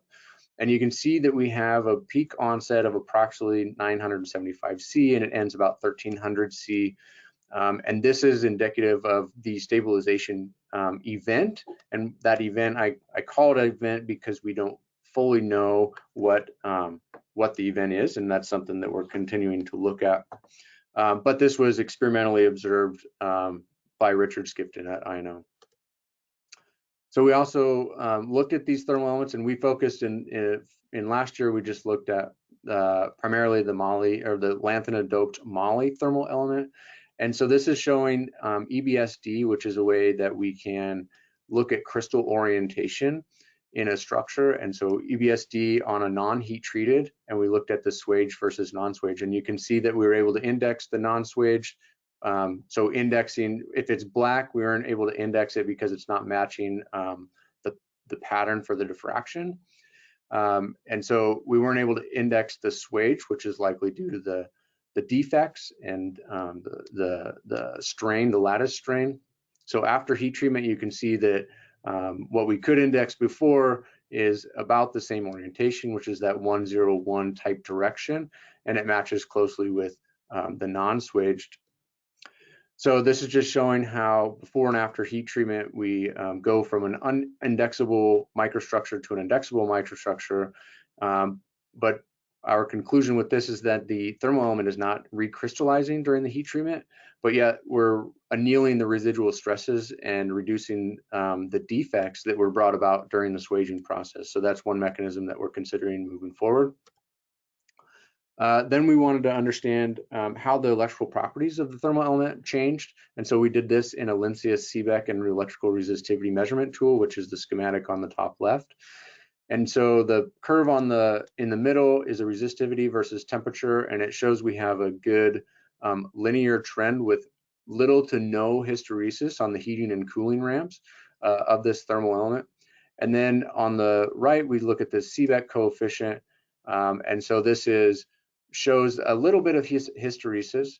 And you see in the swaged thermocouple, and this is after heat treatment, that we have a little hysteresis where you have more in the non-swaged, which you can see is the gap between the red stars and the blue squares in the non-swaged heat treatment, a non-swaged thermal element. And so from this, we can see that we have a lower Seebeck coefficient than in pure moly and a similar resistivity, electrical resistivity at room temperature with our doped structures. And the Seebeck coefficient of the swaged thermal element decreased by 1.2 microvolts per Kelvin with the heat treatment.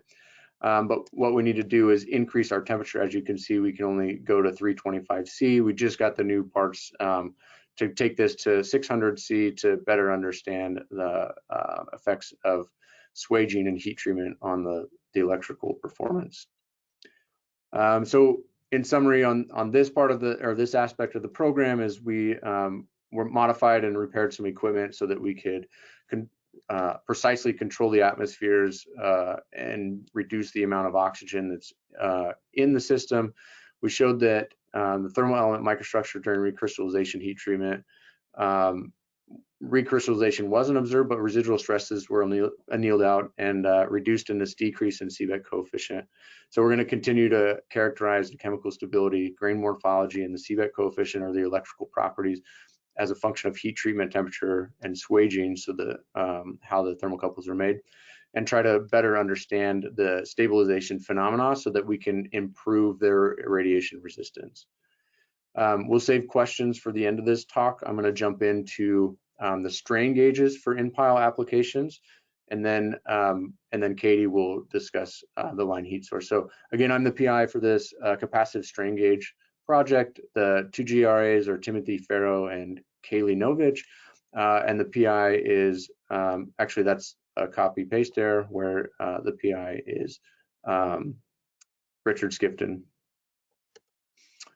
So the overview is we want to optimize and develop manufacturing methods. So like Keo mentioned earlier and Mike mentioned earlier as well, we're looking at additive manufacturing to reduce our form factor and produce new capabilities to make these sensors for in-pile monitoring.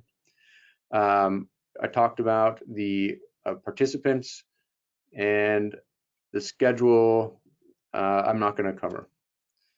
So the impact is these AM activities, as Mike mentioned earlier, we have these cross-cutting objectives to fulfill the listed research and development activities that Mike mentioned. We're looking to advance the state-of-the-art sensor manufacturing and leverage lessons learned from other industries and focusing more on the sensors for extreme environments.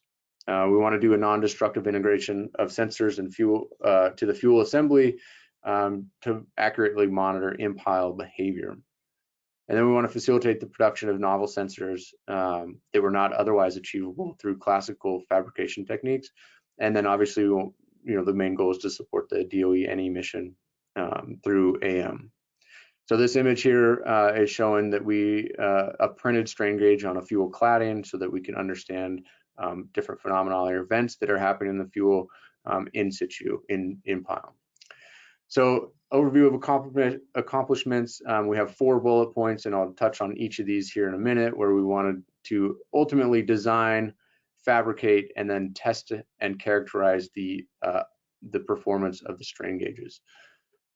So in the first bullet here, the design and fabrication, we looked at different types of insulations. So the capacitive strain gauge is an interdigitated comb and currently is made with metal inks, printed with an aerosol jet printer, but they have to be insulated from the metallic substrate. So we looked at different ways of printing the insulation.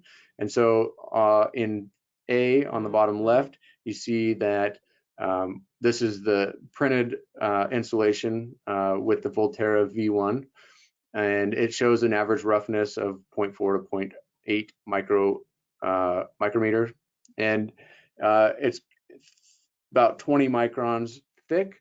Whereas if we do this manual screen printed application, which is recommended by the vendors of resistive strain gauges, it's got a much higher roughness and it's much thicker. So we've focused on the Volterra prints, and then on top of the Volterra prints, we do our aerosol jet printing to print the interdigitated combs. And we looked at the percent of strain transfer. So how does the strain transfer from the substrate through the insulation into the strain gauge? And we used COMSOL to look into that. And obviously a polymer is going to be best. So we chose polyamide, so Kapton films to lay down as well. And that limits our temperature capabilities, but gives us the opportunity to optimize the structure and understand the performance of the strain gauge and the variables that we're changing. So continuing on the design, we wanted to understand the best process of printing and create uniform lines. And so on the left is just optical profilometry of printed sensors, where we were optimizing the algorithm to open and close the shutter on the aerosol jet printer to reduce the amount of pileup on the sensor traces. And so you can see here we have a uniform height across the traces of about 4 to 5 microns. And then we noticed that based on the print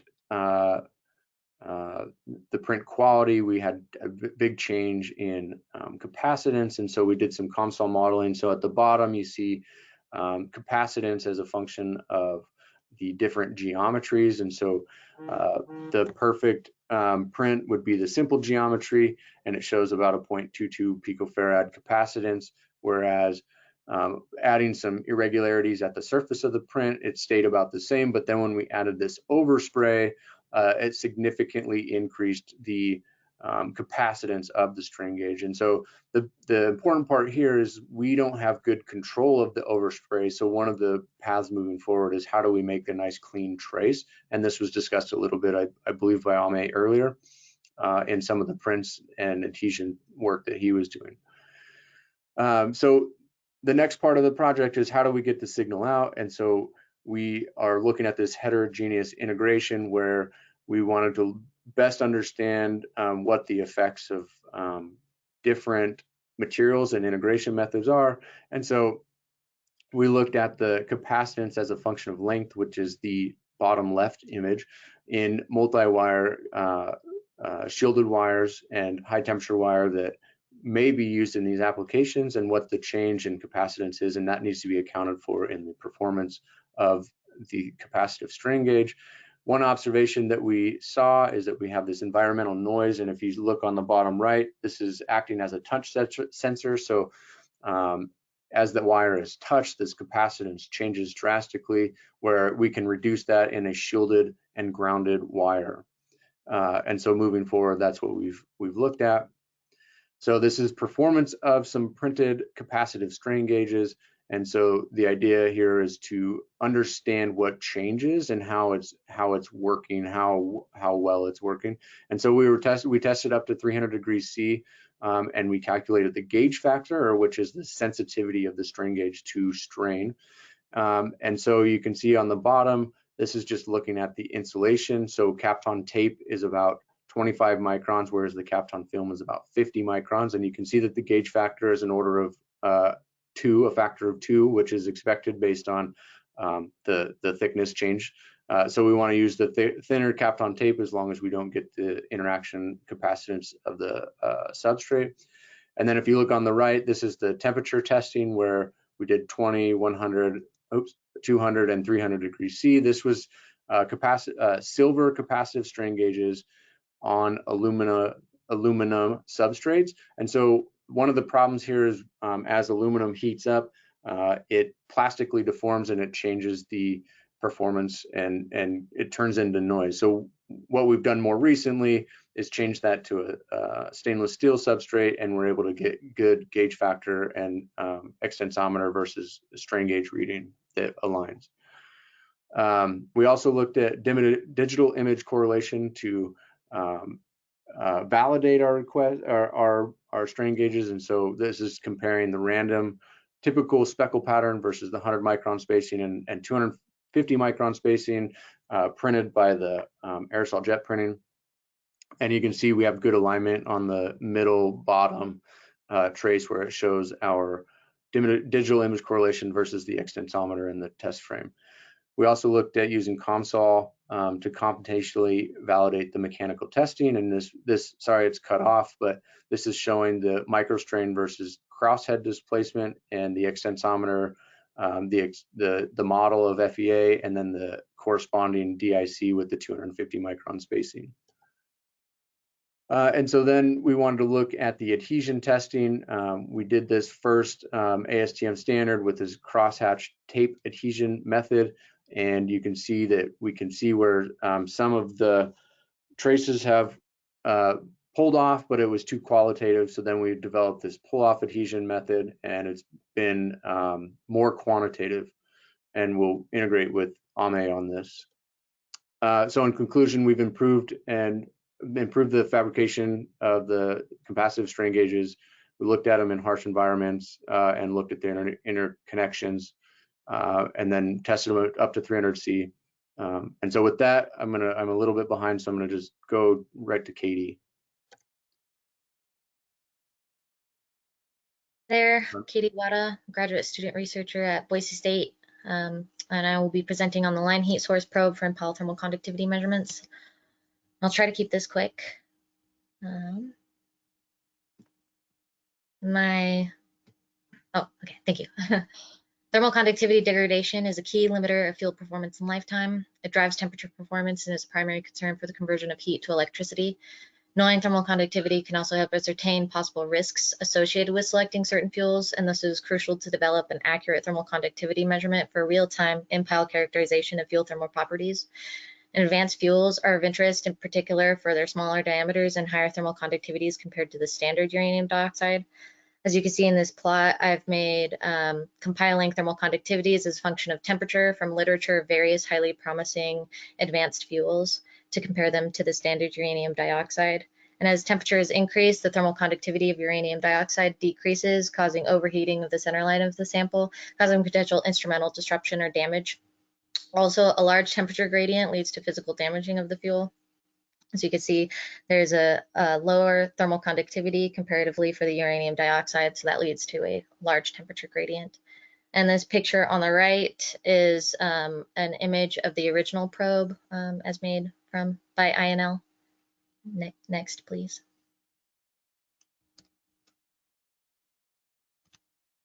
Oh, there we go. Previous work in INL, like I had mentioned, uses a heater and thermocouple and measures the temperature as a function of time. And further work on this has overcome some limitations of the traditional transient needle probe method, such as boundary effects and other assumptions. So a cross-sectional image of this would be this 4-wire probe geometry. The current work uses a single heater wire with no thermocouple and uses Ohm's law and the temperature-dependent resistance of the wire for measurements. So if you know the current, you can measure the voltage and then ascertain the resistance as a function of temperature, and that's the temperature. I've also developed analytical models using the thermal quadrupoles approach that models this effective, simplified effective geometry. as shown on the right bottom right, where the effective wire radius is taken to be around the heat generating elements. So around the 2 wires in this figure in the center. There's actually one single wire just strung all the way through. It's depicted in the length view picture. This also enables a hybrid measurement technique that I will be discussing later.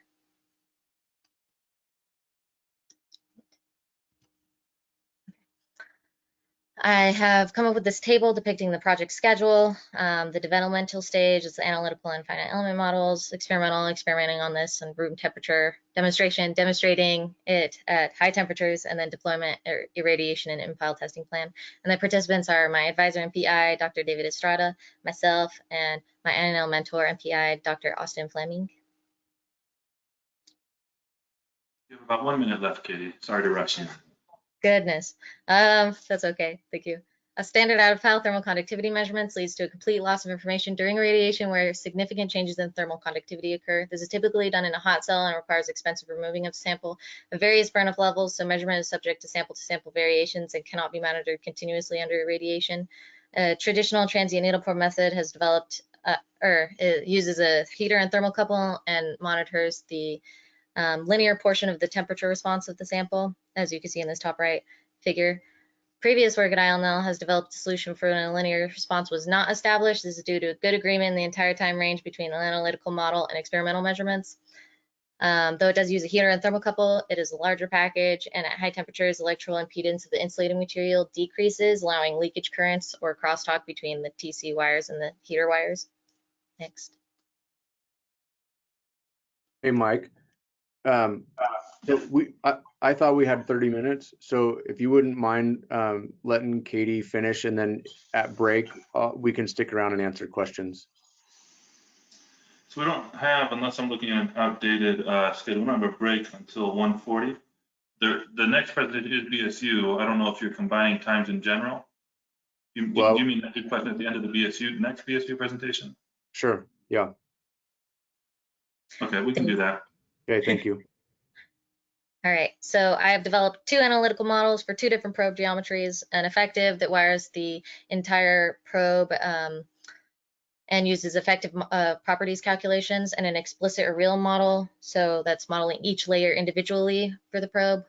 For a 1-wire geometry, that's a single wire straight through the entire probe, and an effective and combination models for a 2-wire combination would be modeling the effective wire to be a single wire around those 2 wires, and then modeling subsequent layers afterwards.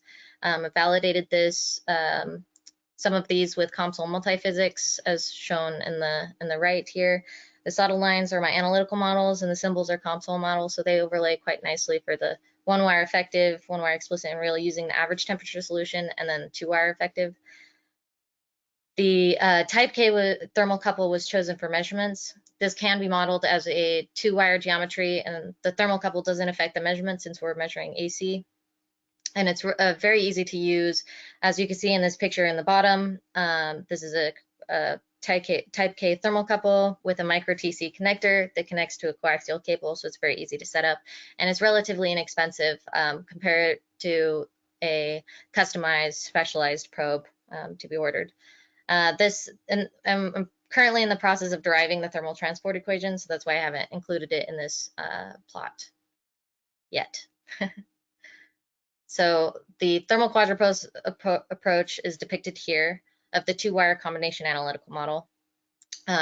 We've got theta, which is the temperature in Laplace phase, and then the effective wire layer. Again, that's 2 wires, but it's around the heat generating elements. That's the effective wire layer.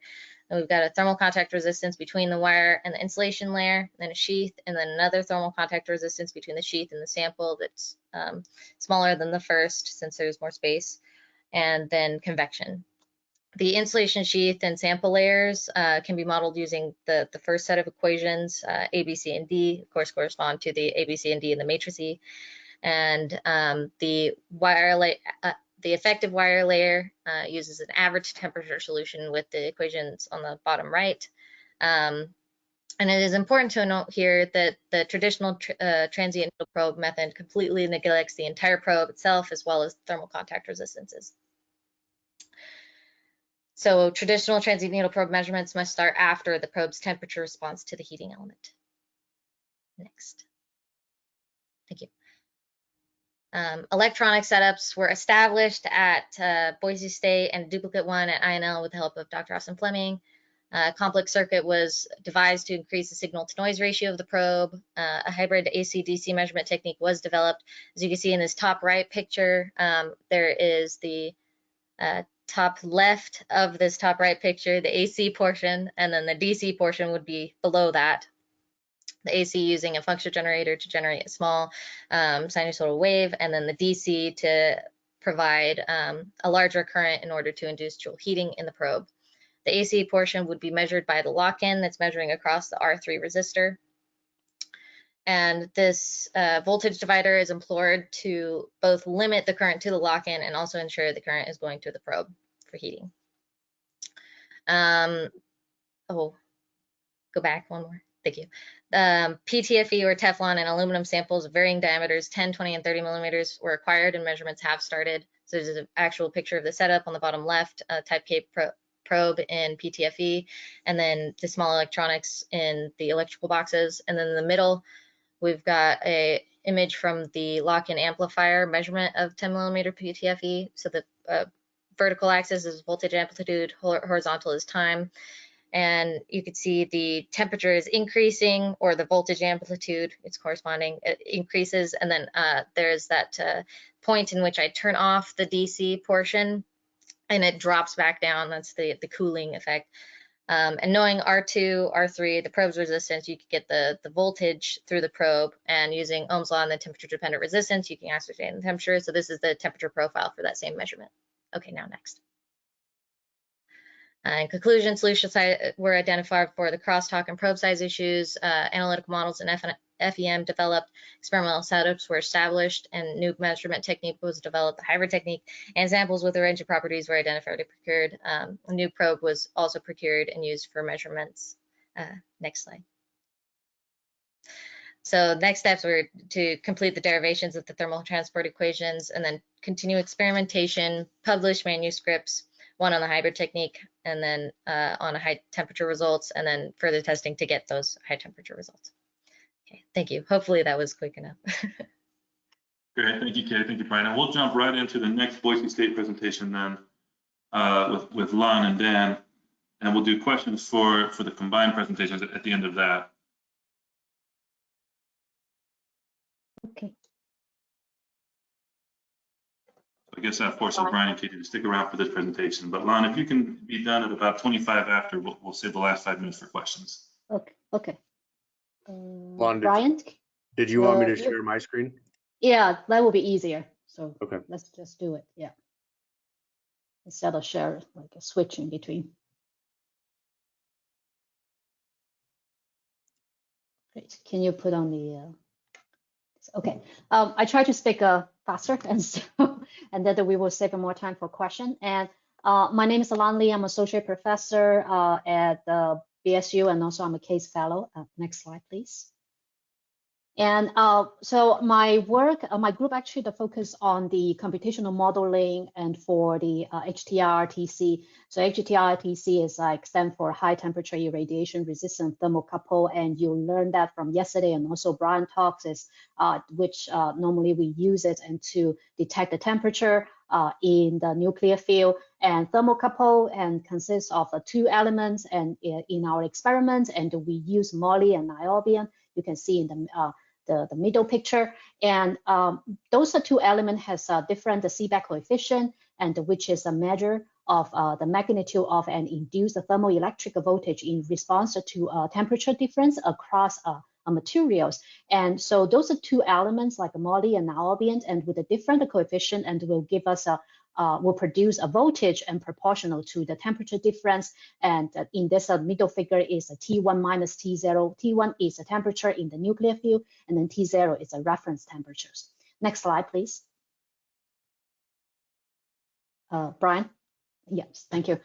So for this specific work package, and our research scope is to improve the reliability of the HTRTC across different target operational parameter. and through a combination of computational modeling experiments. And for the specific, for the past year, and we simulated HTR-TC performance under different nuclear environment and also water diffusion and in the moly and niobium thermal elements at the different temperatures. And for this work package, I'm the PI, and my former student, Amber Zikowski, and she conducted all of the simulation, and she already graduated, and so I should call her a doctor now, and currently, and she's a postdoc at SND and National Labs. And we also collaborated with the Dr. Richard Skifton and at INL, and also Dr. Brian Jacobs at BSU to provide us the experimental data to validate the models. Next slide, please. For technical impacts, all the simulation were conducted using the high performance computing facility at INL. We also use our BSU the clusters. And who should be interested in the technology? This technology definitely is a sensor in instrumentation field, and specifically for the temperature sensor and computational material engineering. And how does the technology support the nuclear energy industry? Our result could advance an understanding of the HTR-TC performance under different environments, and also improve the reliability of the HTR-TC performance. Next slide, please. And I'm not going over all the accomplishment. I just want to highlight two things. One is we already completed the FY 21, the deliverable, and all the results I'm going to show you will be included in our upcoming papers. Next slide, please. Okay, so in this slide, and I show you is like, okay, we highly collaborated with experiment. We tested with the different thermal elements, thermocouple elements, and including the pure moly, pure niobium, and we also doped with the different elements into the moly and niobium, tested with the different concentrations of the dopants, and tested how the voltage will get changed. And we just use a very simple equation show you on the bottom right, and this is the integral, and between integral for the feedback coefficient for the two elements, and then over the temperature, a certain temperature range, and then we will get the voltage, and we use the Boltzmann transport equation to solve this integrals. Next, please. Next slide. Yeah. The method we use is a combination of the density functional theory and ab initio, which will give us some the structures, and ab initio molecular dynamics, and will help us to include the temperature effect into the structure, and then we use a Boltzmann transport equation and to solve for the voltage. And you see the middle figure and also the right figure actually said this is the voltage, and for the moly and also niobium, and in comparison and with experiments. And the middle one is the red line, the black line to represent the experimental data, and we see that, and the red line is the moly alloys. We call it HTIR moly, which means is we dope with the different elements and suggested by the experiment. And then the orange one is the pure moly without any dopant. And then actually they don't change too much, and in comparison with the experiment. And but for the niobium, we found the problem is like if it's just a pure niobium, and that's the light green, and then the blue one actually is far away from the HTIR, the niobium experiment data. And so that's we want the blue one that will match better with experiments, and but unfortunately from the simulation, and then we found it so far away. And so we figure out that it's like the temperature take a big role in that. We need to consider the heat treatment impact and in the simulations. Next slide, please. So that's what we did some further calculation to include the temperature effect. And in the right figure, you see that is the we conduct the heat ramp on the sample, the HTR-TC sample, and then we also cool it down, and then we conduct another heat ramps. And so we want to include all the temperature, and which already like considered in the experiment in our simulation as well. And so you see on the left figure, and when we include the temperature effect and in the simulation, and then you see that actually it's much better than to the experiment, which is the black line. And for the niobiums and the light green, the light blue, and without any temperature effects, and then the green line with the temperature effect, we tested with the 300K, and then you see actually the matching is much better than the light blue curve. Next slide, please.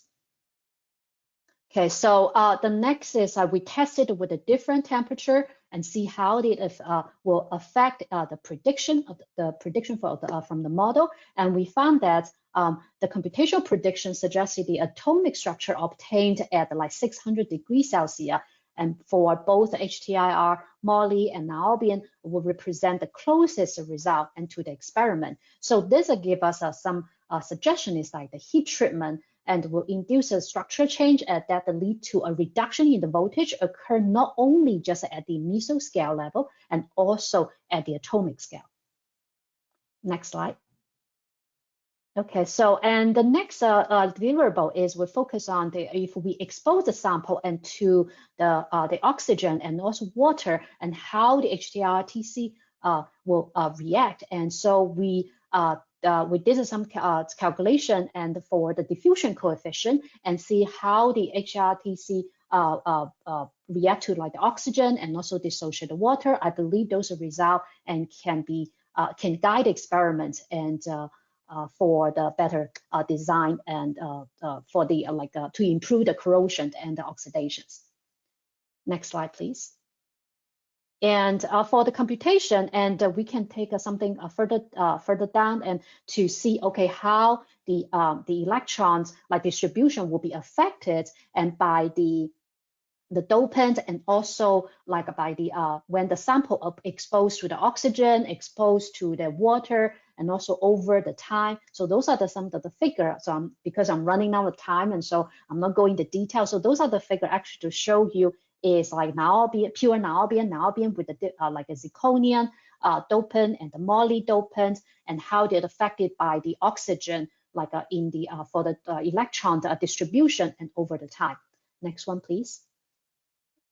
And yeah, so this is the slide to show you the moly and also moly with the niobium dopant and how the electron distribution be affected and over the time. Next. Okay, this is my last slide. And so the conclusion is we already developed and validated a combination of the DFT and ab initio MD and Boltzmann transport equation method to predict HTRTC thermal element voltage and based on the composition and temperature. And also based on our corrosion and oxidation simulation, we recommended the moly with the 1% niobium and niobium with the 1% moly, and will have the best, that will have the best overall the performance. That's it. Thank you. Thanks, Lon. Hey, Mike, can you enable Dan Ding to share his screen? Yeah, can we set Dan as the presenter? Great. Can you hear me okay? We hear you, yeah. Great. Let me share my screen. Okay, great. You got the button. We're seeing your screen with your internet browser. Great, there we go.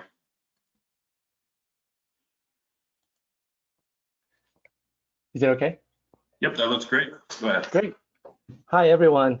This is Zhang Xiandan, or go by Dan, from Boise State. I'm an assistant professor from mechanical and biomedical engineering.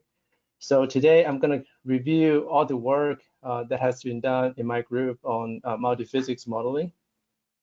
So since you're all from the same background, so I don't want to brag how important our projects are. So as starting from yesterday, you're already seeing a lot of like sensors and transducers designed for in-power monitoring. And here I named 3 of them. So one is from Josh's lab, so it's an ultrasonic thermometer. And then the second one is a surface acoustic wave sensor, so I think PNNL. And then Puran from Oak Ridge just present these as well. And then the last one is LVDT. I believe Kurt is going to have a presentation on Thursday. So all of these sensors has a great potential in future predictive maintenance. But right now, the major challenge is most of the work has been done right now are focusing on experimental side. So that's why for my contribution is that I would like to develop multi-physics models to describe the performance of these sensors. So these will greatly accelerate the deployment and the development of these sensors in future advanced reactors. And also it will enable digital twins development for future predictive maintenance. So if you look at all these sensors, they have one thing in common. That means they're actually multi-physics in nature. So that means we have to play some tricks to create a system level model for that. So the first project is actually targeting for these magneto-restrictive ultrasonic waveguide. So if you remember what Josh discussed yesterday, so he's focusing on those refractory waveguide materials. That means in the end, we're going to use laser welders to attach some of those high temperature waveguide to this end. And then, but in my project, I only focus on the transducer itself. So this transducer actually has three major components. So they have two coils. The big one on the outside, that's what you see. That's called a DC coil. It provides a magnetic biasing. And then there is a very small coil in the center. Right now you cannot even see from this assembly. So that one generates these impulse acoustic wave and also works as a receiver that picks up any reflections in these waveguides. And then in the center, there is a magneto-restrictive waveguide. So the first thing we did is we run a very low temperature validation experiment. We tried two different types of waveguide materials. The first one is iron gallium alloy, so called galvanol. The second one is called iron cobalt dysprosium, also known as remender. We put the entire transducer inside an oven and tested from room temperature to 120 Celsius. So as you can see from here, the galvanol actually has a better sensitivity but worse linearity. So that's why we would like to develop a multi-physics model to see what's actually happening over here, and then how can we improve the performance of these waveguide thermometers in the future. So the first thing is the DC coil. So as I mentioned before, we need that big coil to provide the magnetic biasing. So why do we need that? So the figures on the left-hand side shows the performance of a magneto-restrictive material. As you can see that the deformation of this material is a function of the magnetic field. So when your field is very low, your material is not responsive. And when your magnetic field is very high, your material is fully saturated, you don't get any response either. So that's why we need to operate around a burst magnetic field, which is also called the burst region. So we need to work in this region so we get the maximum energy coupling.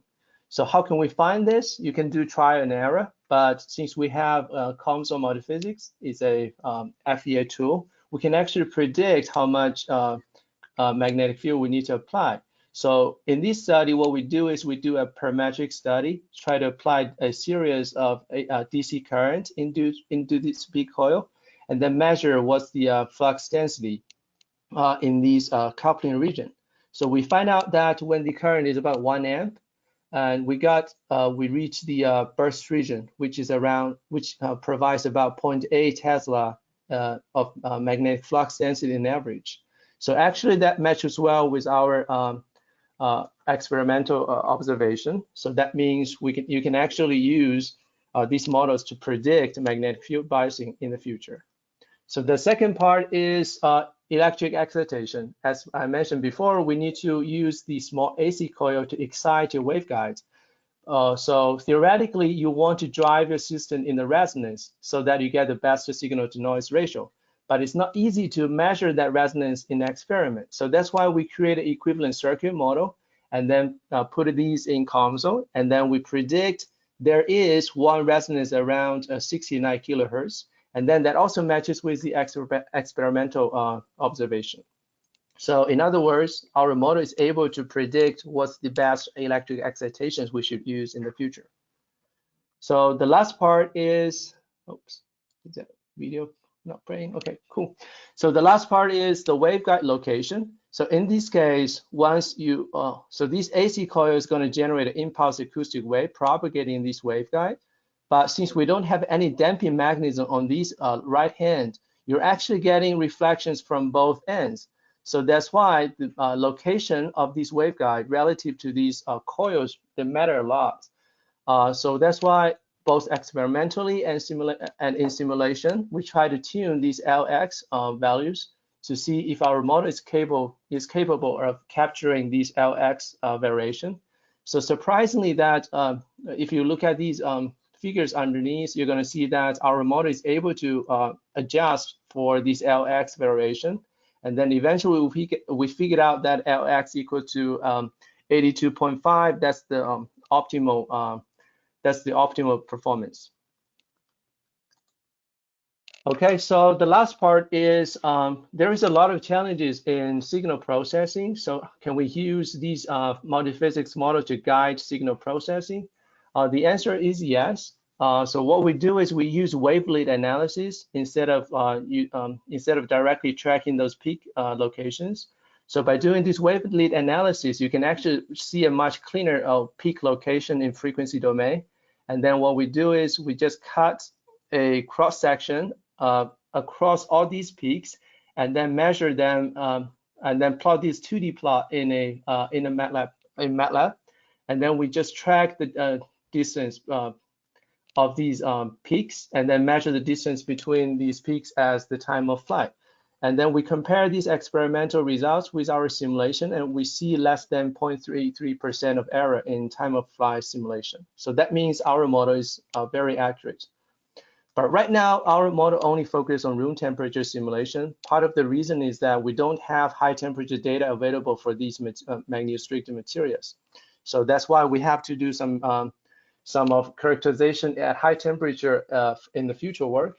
So our plan is using a laser vibrometer, trying to measure the waveguide, the acoustic wave propagation in these waveguides in an oven from room temperature to about 300 Celsius. And then based on that information, we can actually extend our simulation from room temperature to high temperature regions. So the second part is about SOAR devices. As I mentioned, that you actually have seen these a lot from other groups. But in our project, we focus on multiphysics simulation specifically. So first of all, that's actually the outcome from our FY20 projects. So we use LSO jet printers to print a SOAR device on a lithium niobate substrate. The lithium niobate substrate is a white cut, and these electrodes were aligned along the Z direction. And then the spacing and line widths are all about 39 microns. So that's why we get assistant resonance about 20 megahertz. So that's the interferometer measurement of the electrodes we printed. And we put these devices on a probe station and heat up these entire substrate from room temperature to 200 C. And so during the heating, we also track the peak location of the S21 scattering parameters. As you can see here, experimentally, it shows a very linear change in these resonance. And then the sensitivity we got is about minus 93 part per million per Celsius. That's very close to the nominal value, which is minus 95. So the next question is, can we create a model that captures the performance of this device? So we actually run, so in simulation, we actually have 3 different models. The first model is a time-dependent model. I think PNNL has presented something similar yesterday. So we use such a model to predict how to actually help us to do signal post-processing. So what we do is we cut a slice of these 3-dimensional model and then just simulate these SOAR devices in 2D. And then what we do is we apply a voltage, impulse voltage on the left-hand side, and then measure what's the voltage on the right-hand side. So that's the first figure shows the voltage measured from the receiving end. So we see some voltage at the beginning. That's due to the electromagnetic magnetic field. And then after about 1 microsecond, you can see the arrival of the acoustic wave. And then after about like two microseconds, the wave is gone. So that means we can use these 1 to 2 microsecond window as a time gating, so that we can convert our original data, which is very noisy, to a very smooth response in frequency domains. And based on that, we can easily find the frequency shift of the actual signal. The second part is actually the major innovation of this project. We actually, I think we for the first time simulate the scattering parameters of these SOAR devices. So, so as you can see here, our model is able to actually capture the shape of your scattering parameters as well as the natural frequency. And then we also use our model to predict how much contribution is actually from the edge reflection. So if you remember the PNNL presentation, they actually use a very large substrate. So that means the reflections from the boundaries are not that significant. But in our case, we are using a very small substrate. So that means the boundary reflections comes into play very quickly, and then the interference with the actual signal. So that's why if you track the black line here, our signal is much more noisier. So we actually use our composite model to predict if those boundary conditions are detrimental to our device. The answer is they do have negative effect, but they can be mitigated by using time gating. You have about and then the last one, yep. Okay, cool. And then the last part is the temperature dependence of this model. So we also introduce temperature varying parameters to our COMSOL model and then predict what's the sensitivity we got using COMSOL multiphysics. And then the model predicts about minus 106 ppm, which is 11% higher than the nominal value. So we're still trying to do error analysis to track where this overprediction is from.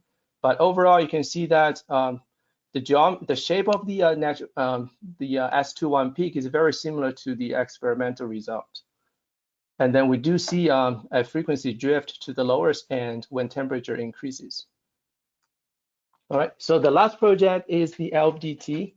And the idea is that INL designed a LBDT-based pressure sensor for impound testing. So it consists of an LBDT sensor connected to a bellows. So when the pressure inside of the chamber changes, that compresses the bellow and then pushes the LBDT core left and right. So by measuring the location of this LBDT core, you can actually derive how much pressure is experienced by these bellows. So INL has actually put these in a treat, and then what they do see is that after impulse excitation, that's an impulse, that's a reactor impulse. You're going to see that there is a thermal drift in your LBDT measurement. It never goes back to the original position. Actually, there is about I think 16 or 13 psi drift in the readings. So what we're trying to do is we want to use COMSOL to see where this is from, and then what we do is we just put this model, and then based on the material properties, we know each under the same reactor pulse how much energy would be absorbed by each component, and then based on that, we would know the temperature increment of each component, and then we derived how much thermal strain is experienced by each component, and then we eventually convert that thermal strain into LBDT readings. So what we saw is about a 16 psi drift in COMSOL simulation. That's about 26% higher than the actual observation, but that do prove that the thermal strain might be an error source in the treat measurement. So that's why, based on this model, we're trying to design a new experiment. So hopefully we can actually we should be able to track the origins of those errors in future experiments. So as a summary, we have developed the multiphysics models for all of these, for all these three sensors I just mentioned. And we also use these models to predict and better design the system. And also we run some preliminary high temperature tests to validate the accuracy of these models. And then for the future, for the UT models, we would like to introduce temperature dependence to that as well. And then for the LBDT, in the next fiscal year, we're going to design an experimental model to design an experiment to better validate our model. Great, thank you, Dan. We'll jump to questions real quick. We had a few come in. We don't really have a couple of minutes, but the first one that came in was for Brian, your side of the presentation.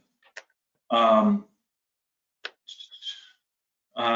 it was have you noticed any differences in strain sensor performance between the sensor with more or less overspray?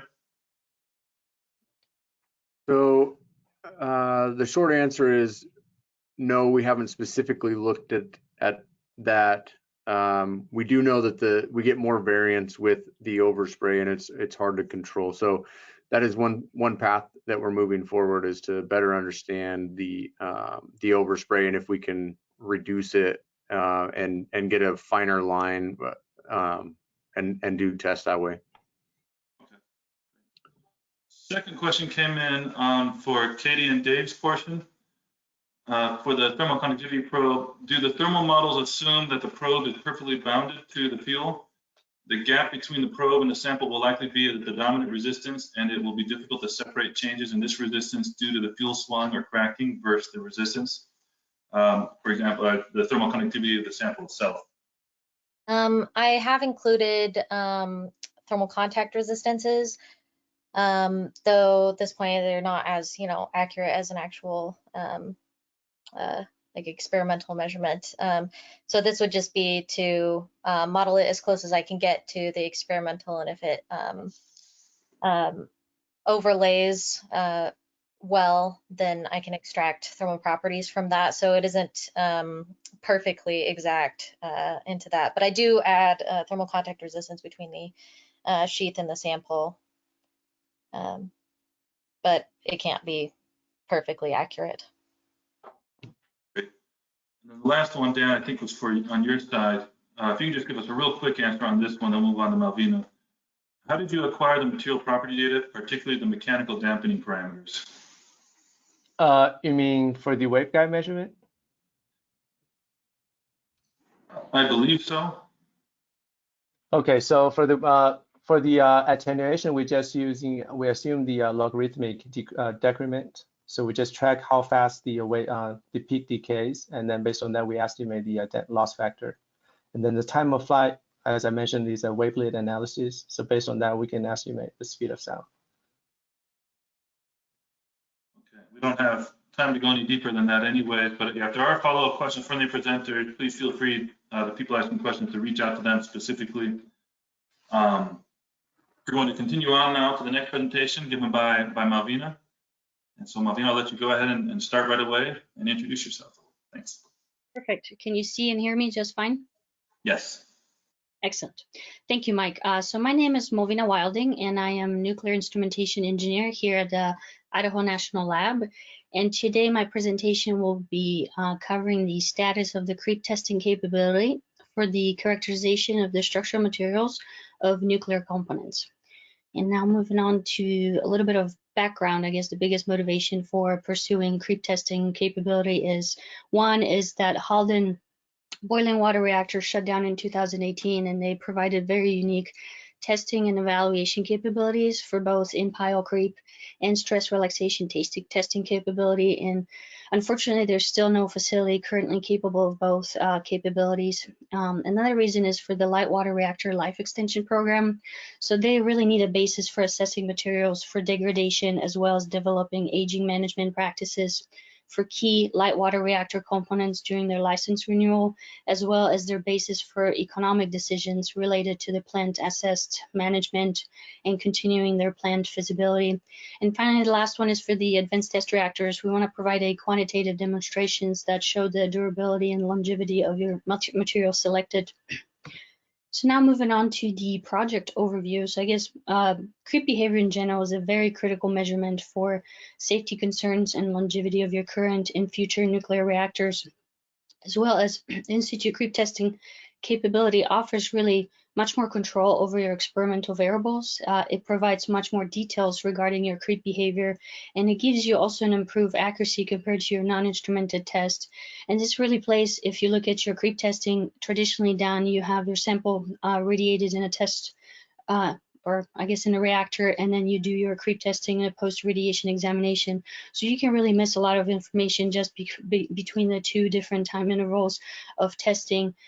In situ creep testing really gives you an advantage of having everything happening all at once, so you get a better picture and understanding of your creep behavior for a specific material. And also, these innovative sensors and sensor technologies will be employed in radiation test and demonstration facilities to progress their capability and also enable stakeholders to adapt them with minimal risk. And the participants we had for this activity are all from Idaho National Lab. I was the PI, Mike McMurtrey was the work package manager. Then we had Tony Crawford and Wesley Jones as the supporting engineers, as well as Chris Woodbury and Corey Manning, the supporting technicians. Schedule-wise, we had a level 2 milestone that was due in September of 2021. That was met by producing a technical report that was submitted, and the title is Development of Real-Time In-Pile Test Rigs for the Characterization of Nuclear Component Structure Materials. And that's pretty much what I will be covering in today's presentations, is the status of that report. Moving on to the technology impact. So I've mentioned some of these key elements in previous slides, but this technology really advances the state of the art for nuclear applications. So again, with the closure of your Halden reactor, this work will maintain and also develop mechanical testing for both in situ creep and in situ stress relaxation capabilities that otherwise would be lost. And how does this impact the nuclear energy industry is that this capability really enables the Department of Energy to establish core capabilities and respond to complex in-pile measurements, objectives identified by both different stakeholders as well as the DOE Office of Nuclear Energy Research and Development Programs, while also helping you qualify materials for both current and future nuclear energy systems. And the two, I guess, ongoing supporting projects that we have going on is, the first one is the in situ creep testing capability that we're currently designing into the future Navy test that will be conducted at the ATR, as well as the in situ stress relaxation capability, part of the ongoing FIDAS-G proposals for the future work coming up.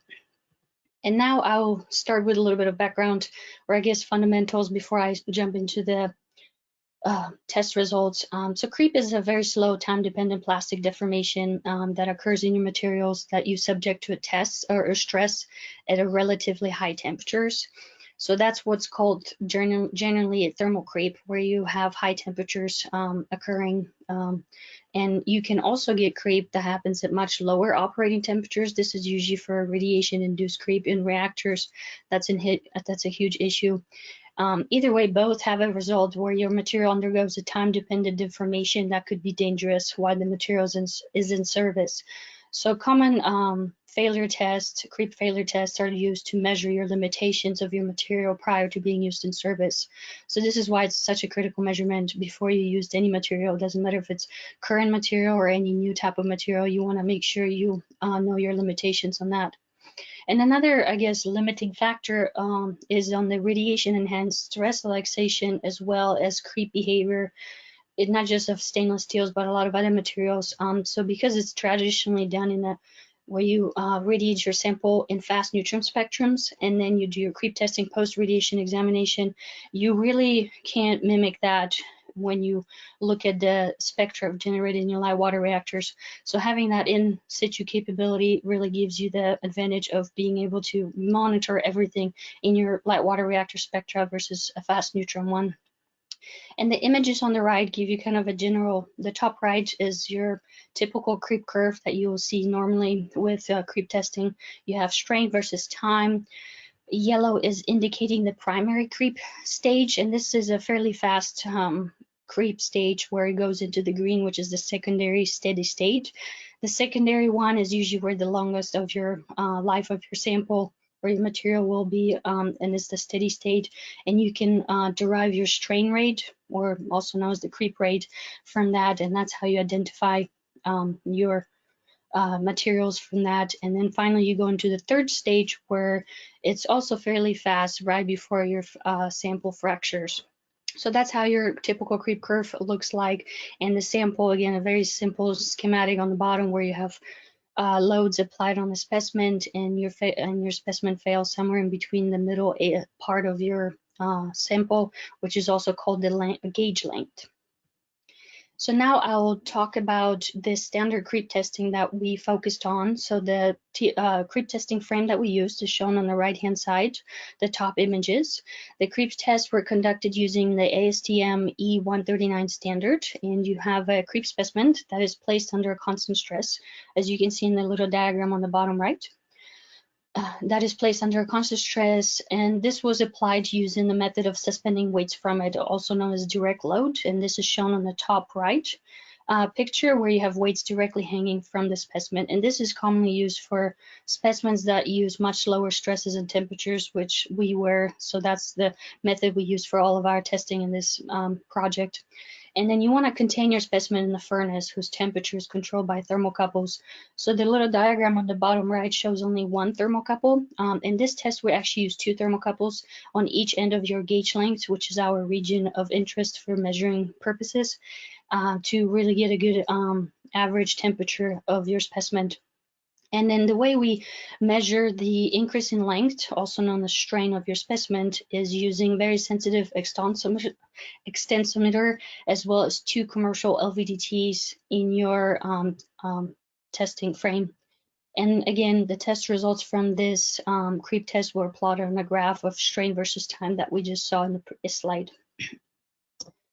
And now I'll move on to explain how our INL creep test rig works compared to your traditional creep testing. So this design was originally based on the Halden reactor project design, and it was done for the advanced test reactor, pressurized water reactor loop testing.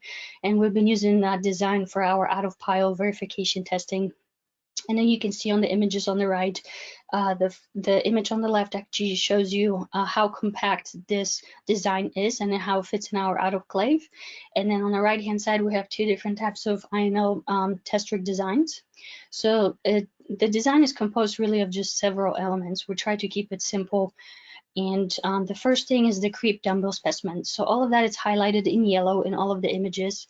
And this specimen is placed in a secure structure to make sure it stays in vertical position during the whole testing.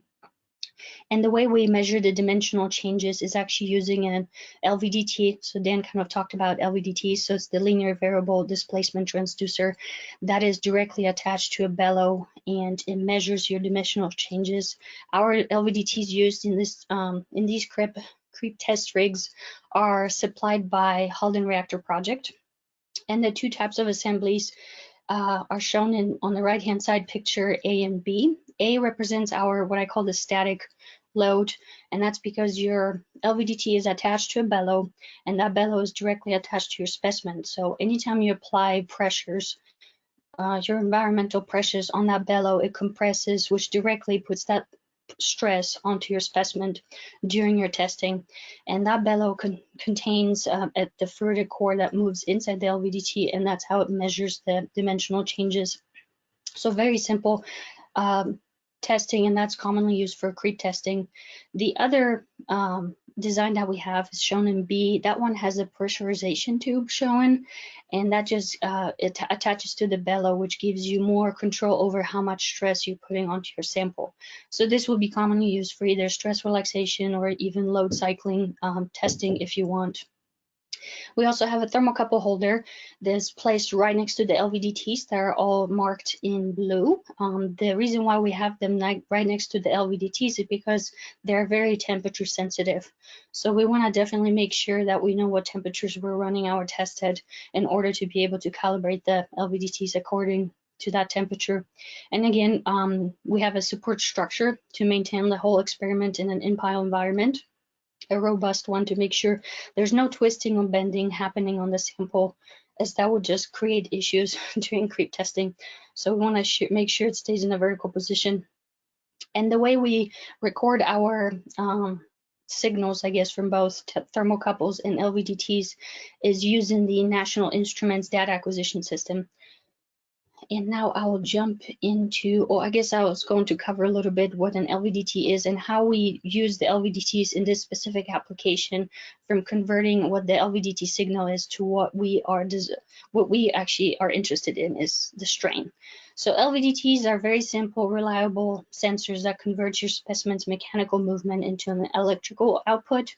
And you have a magnetically permeable core, which I call it the ferritic core, that's directly attached to your specimen. And you can see that in the bottom right image, where the core moves directly attaching to your specimen between the primary and two secondary coils. And anytime, if you look at the top right image, anytime you move out of your null position, the ferritic core, you detect a change in your demodulation output voltage, and that change can be directly translated into your dimensional change. And we used an equation on the bottom left hand side where you have the dimensional change in your length equals sensitivity. So this is where the calibration of each LVDT is critical at the given temperature, and I'll show you what kind of sensitivity we used in the following slide for this LVDT. But that's the number, that's how we generate the number, and then you multiply it by a change in your demodulation output voltage reading between final and initial of the movement. So that's kind of a background. And now I'm going to talk about how we actually calibrate these LVDTs. Because the LVDTs are attached to the bellows that contain the ferritic core, we have to be able to test the whole assembly together. So this is where we have a specific calibration rig that's shown on the top right hand side, where you have an LVDT attached to your bellow assembly directly just to a plate. There's no specimen involved inside a steady state rig. And we also have traveling blocks that give us an exact maximum traveling distance that the bellow can expand to, or compress, I guess, depending which way you're going. And that way gives us a known distance, maximum distance, and based on the pressures that we apply, we know what the voltage is, and that's how we can convert for the calibration purposes. And we used, if you look at the bottom right hand side, this is our autoclave that we used for all of our testing. It mimics typical PWR prototypic conditions. You have a maximum pressure of 22.75 megapascals, also maximum temperature of 354 Celsius, and very, very slow flow rate of DI water of about 15 gallons per minute. So eventually we'll be also incorporating our flowing autoclave, which is similar PWR conditions, except with the maximum flow rate of the water of 50 gallons per minute. So this is where we would be interested to see if the LVDT actually senses any vibrations or any noise just from the increased flow rates of the water. And now I'll move on to my autoclave calibration results. So LVDT bellow assemblies, in general, any LVDT, doesn't matter what the application is, you have to calibrate it for the range of temperatures, or also known the target temperature that you expect during your experiment. This is very critical to have that prior to having it deploy or inserted into an experiment. And we chose temperatures anywhere from room temperature to 300 degrees Celsius that represent our typical PWR conditions. And those results are shown in the right-hand side table, where you have temperature. As it increases, you can see that the sensitivity of your LVDT increases as well. So since we're running creep testing, we'll probably run at around 300 degrees Celsius. So the chosen sensitivity that we used for these measurements were 18.381, and it's demodulation voltage over millimeter for the specific LVDT. And that is plotted in our graph on the left-hand side, where you have displacement over demodulation. As I mentioned, our calibration rig had a specific maximum range of 2.29 millimeter that you could travel. So we know the distance, and then based on the demodulation, we were able to get our sensitivity. So, now I'm gonna jump into our material selection. Why we chose aluminum for our creep specimens. So the primary motive for that was its low melting temperature. So your aluminum melts at about 650 degrees Celsius. That will foster accelerated creep testing results. So we are aware that aluminum 6061 isn't a very common nuclear alloy used in materials or reactor materials, but being able to test at irradiation creep testing temperatures, which is around 300 degrees Celsius of most nuclear materials, but without the radiation, because we're testing everything out of pile, wouldn't be creeping at those temperatures. So this is, for example, you have stainless steel, which is a common material used in reactors. It will start creeping anywhere from 420 to 560 degrees Celsius. Obviously, that's way outside our PWR conditions. So this is why we chose aluminum, because it will start creeping anywhere from 195 to 260 degrees Celsius. Other benefits for the aluminum 6061, it has very good mechanical properties. It's very easy to machine, and it's a very common material for general purpose use. So for us, in order to get the materials, have it machined and delivered to us, was much shorter time than having any exotic or any other specific custom materials. So that was also important for us. And finally, the last one is your thermal creep test normally lasts anywhere from 2,000 to 10,000 hours. But since we're using such a low melting material temperature, this significantly decreases your time of your material failure. So we're aiming for about 200 hours. That's where the material should fail. And that's another reason why we chose aluminum. Both samples are shown on the bottom pictures. The left-hand side represents our standard creep test or creep specimen, and the right-hand side is our dumbbell-shaped creep specimen that we use for the out-of-pile testing. As you can see, they're quite different, and that's the reason for that is because our INL creep test rig is designed compact, and that's because space in reactors costs money. So you want to make sure you're designing your test specimens to fit to fit and be smaller. So this is why this sample is about 2 to 3 times much smaller to what your traditional standard creep specimen looks like. Oh, but I do want to mention one more thing. We were still able to measure. This is all the measurements that are shown in both pictures are all the physical measurements we took prior to any testing, and we're able to do exact same measurements for both samples to have a one-to-one comparison. And now I'm going to talk about results for the standard creep testing results using this standard creep frame. The very first standard creep specimen that we used was really to learn whether the rupture time that we estimated using the Larson-Miller method was accurate. So the first temperatures we chose was 345 degrees Celsius, and the stress level was 16.86 megapascals, and that sample failed at about 54 hours. So that indicated that we were shooting more for 200 hours. So that's why we decided to decrease the temperatures and stresses, and the final temperature was 325 degrees Celsius and a stress level of 15.896 megapascals for the remaining of the specimens. And the figure for the specimen number 2 is shown on the top right-hand side. The primary creep is very fast, and that's not surprised because, again, aluminum was a very ductile material that had a low melting temperature, so it happened very rapidly that you can barely see on that graph. So the graph represents, again, strain versus time, which your typical creep curve has, and then we jump right into the secondary steady state stage of the creep testing, and we're able to extract our strain or our creep rate of 0.004% strain per hour. Then we jump right into the third stage, which is also very rapid, right before the sample failed. And the sample failed at about 210 hours. And the sample is shown in the bottom picture of how it failed. As you can see, it failed right in the region of the gauge length as we expected. This one happened to be more towards the right hand or the right shoulder that it failed. Now moving on to the third specimen of the standard specimen, same temperatures and stresses. The graph was again strain versus time.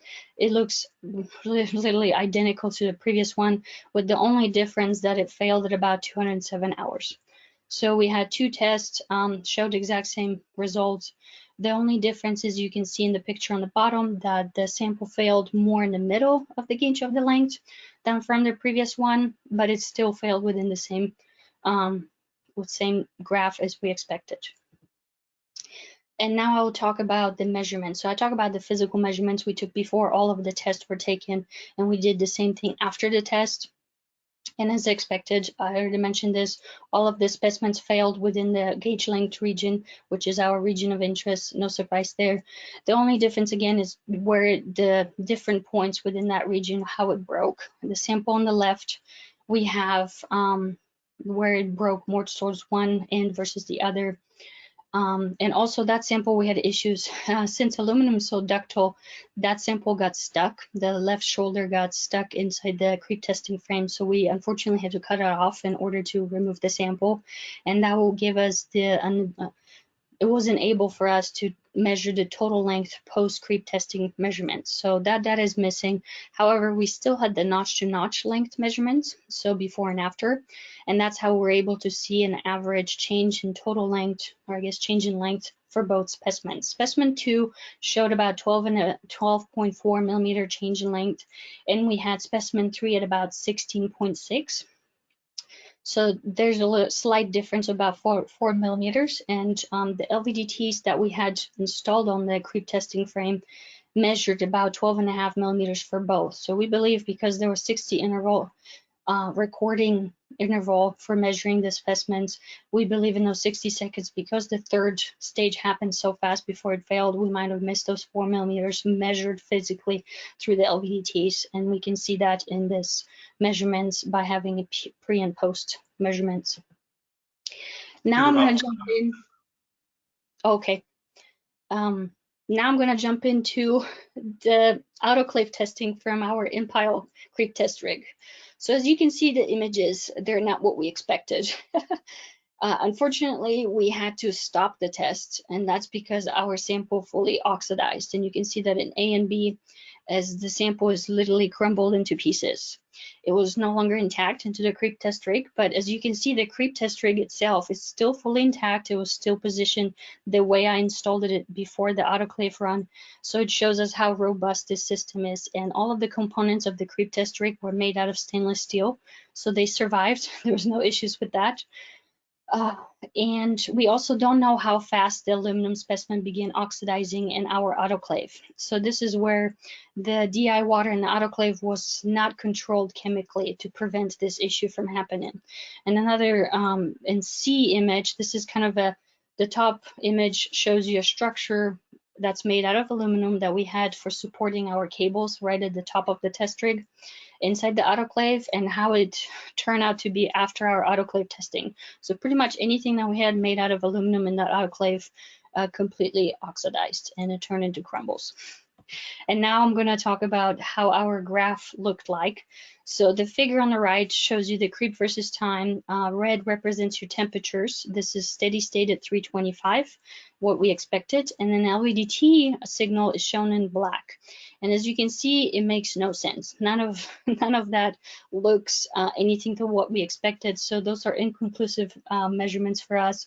But since we're testing sensors, not really focusing on the material science here, our testing objectives were still met. The very first one is that the test creep rig can withstand elevated temperatures, pressures, and long working hours. We ran this test for 36 days, so twice of what we expected it to run it for, and it indeed survived as a robust system. The next was the verification of your signal processing equipment. As you can see, both the temperature and the LVDT signal, we were able to record throughout the whole entire time and have no data loss or any issues with the sensors itself. And obviously, we gain a lot of insights, lessons learned for the future testing out of pile, or even for the deployment in material test reactors. So this brings me to the conclusion. I guess concluding my presentation is that as part of our NEAT ASI program, we have an instrumented creep testing capability that enables you to test specimens under prototypic PWR conditions. In this case, we focus on 325 degrees Celsius and 2300 PSI. Results from the autoclave may be not what we expected. However, it still demonstrated that even your worst case scenario of having your sample completely disintegrate, it still showed how we can record and maintain the system at steady state conditions, indicating that indeed this is a robust system of the test rig. Lessons learned will be obviously used to finalize recommendations for our enhanced design that will be used in the flow and autoclave. And although the INL developed creep testing capability will ultimately be applied to a wider range of materials, but initial efforts focus on aluminum verification testing. Finally, we have testing of the INL creep tests confirmed that it's available and robust for deployment, and its ability will partially replace those testing capabilities that were lost to the termination of the Halden reactor. Future work will obviously implement the first lesson learned was that any type of out-of-pile testing we do on low melting temperature materials we'll do in dry environment or chemically controlled water flow capability to prevent any oxidation happening again. We'll also broaden our capability by focusing on stress relaxation measurements for future work. And the last part is, I'm sure that will be mentioned in tomorrow's talk on LVDTs, either tomorrow or Thursday, I forget, that the LVDTs that we get is they're from Halden. However, they're not going to be sustainable long term. So we are looking into using strain gauges, printed strain gauges, or also other small strain measuring devices to benefit our creep test rig, as well as broaden the capabilities for a multi-sensor and multi-specimen in pile testing. And that will, I guess, conclude my talk. Here's my information for any contact information, all the references that I used. Okay, thank you so much, Malvina. We've had one question come in. It says, Okay. you are using the bellows to apply the load to the specimen. Are you concerned about creep in the bellows resulting in the load during the test changing, specifically for in-pile tests with samples having higher melting points? So that's a good question. I don't know if that's ever been answered. So the bellows are made out of Inconel. So Inconel doesn't creep the same way as like your stainless steel. We have not looked into that. That's ultimately the question, the answer to the question. The bellows we use are the same that they use in Halden. And in Halden, they have looked specifically at that, and they never showed any impact of the bellow material changes. So we're basically using exactly the same vendor that Halden been using for 10 years. And that's how we established that that's not a problem, essentially. Okay. However, again, it wasn't us, it was Halden stating it. But we have been using the same parts, essentially. Mm-hmm. You could potentially limit your maximum load you can put on your samples with them. Great. Well, I think that's the only question we had come in, and we're right at time. So we'll go ahead and move on to the next presentation. Thanks again, Malvina. So next up, we have Murat. Yes. Can you hear me? I can hear you, but I don't see your screen yet. Yeah. Okay. Let's see. Because yeah, whenever I'm getting promoted to this panelist, I always start to have issues with the connection somehow. Okay, hold on. Would be a teleconference if we didn't have issues. Yeah. So I think I still see Malvina's screen, and that's not allowing me to start sharing, I believe. On my side, it looks like Malvina has stopped sharing. Yeah, I don't have that option anymore. Okay. Showing you're offline, Murat. Yes. So I think that's the problem, is that as soon as I was promoted to the panelist, my webinar kind of started to act crazy. I still see her. Yes. So Mike, I sent you my slides. I just wonder if you can actually project them.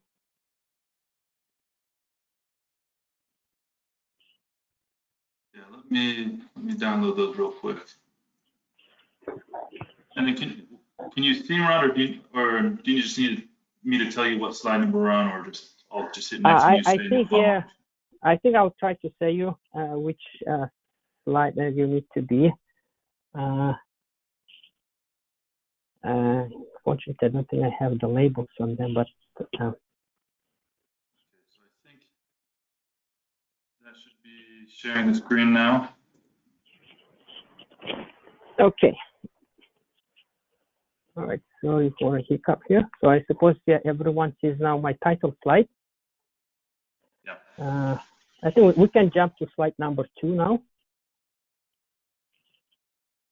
So yeah, so the project here is to understand the irradiation behavior of piezoelectric materials. So this is an SUF. So we have both the research and funding to do some irradiation experiments. So it has myself from Ohio State as the lead, Alex Chernetinsky from Missouri SNT, and Josh Daw from Idaho National Lab.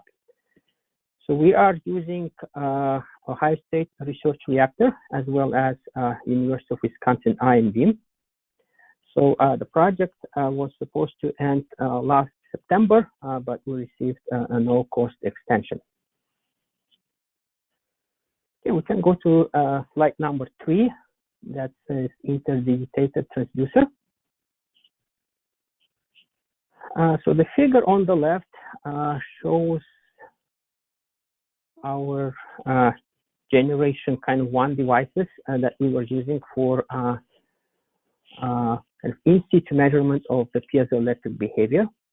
So it utilizes the well-known interdigitated transducer surface acoustic wave technology. In this approach, we are basically measuring the resonant frequency using the network analyzer by sending a train of pulses at various frequencies, and we're seeing where we see the largest transmission or reflection, depending on the module we're applying. So the idea here is that this kind of device configuration is usable for sensing applications because the central frequency of the device is a strong function of the environment. So the graph on the top left shows the temperature response of the device, where you can see that as you are increasing the temperature of the device, the peak is shifting. The graph on the top right shows the response of the device to neutron flux.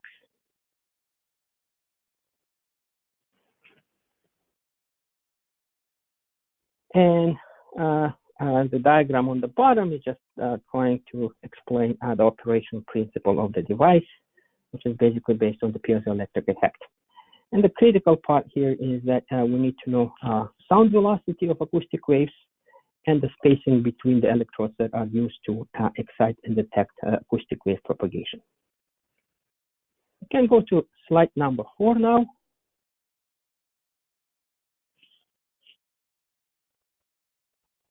So this just shows you a couple of applications for piezoelectric devices. I'm pretty sure you heard or you will hear about a few of them, how they can be applied in the nuclear reactor environment. So you can use them as standard piezoelectric transducers. The top left, basically the second image, the bluish one is what we're using. And you can go as far as making motors, energy harvesters, pressure sensors, temperature sensors, and even vibration sensor out of these materials. So in terms of kind of engineering aspects, so for the piezoelectric device work nice, you need to know its electromechanical coupling coefficient, which will depend on the elastic properties, dielectric properties, as well as piezoelectric properties of the device. And one of the major things that typically people are measuring is resonant frequency. So right now, actually, the goal of this project is, for the most part, is try to understand what happens to the materials, such as aluminum nitride or lithium niobate in irradiation environment, and how their properties, such as dielectric constants, elastic constants, and piezoelectric coefficient are impacted by the radiation damage. Now we can go to slide number 5 that says neutron irradiations at high state research reactor. So these are just a few images of how our devices look like. So we are packaging a number of them, about 6 per irradiation capsule, and then we are sliding them inside a dry tube of a high state research reactor. And then we have cables running, and we are kind of monitoring the device response as the irradiation progresses. So the kind of some of the more characteristics, the maximum flux, the typical fluents that we are exposing our devices are listed on the right. Okay, so again, the critical part here is that we are able to measure the signal response as a function of basically under irradiation. During irradiation, we are changing the temperature of the devices. we're also able to change the neutron flux.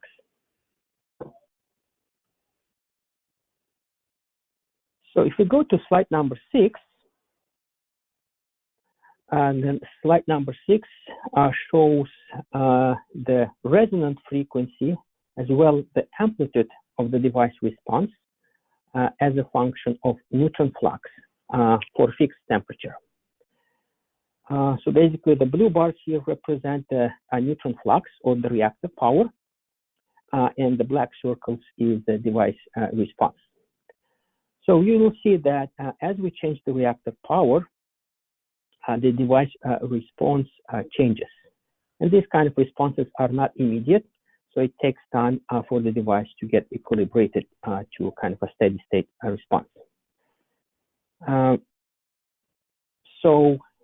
Yes, the resonant frequency is shifting, as well as the amplitude of the signal that we're monitoring is changing with time. So when we were designing all of these experiments, our hope really was to see the response caused by the neutrons. But another thing that could be responsible for such a behavior is gamma ray heating. So we have a large gamma flux, and they can also heat up the device. And all the changes that we're seeing here could be just merely from the heating, not necessarily radiation damage. So to address this whether we're getting the signal from neutron damage or from actually just the gamma ray heating, we designed a new device configuration, which is shown in slide number 7. So if we can go please to the slide number 7, it should say so device response at high temperatures. So here we have a new design for our system.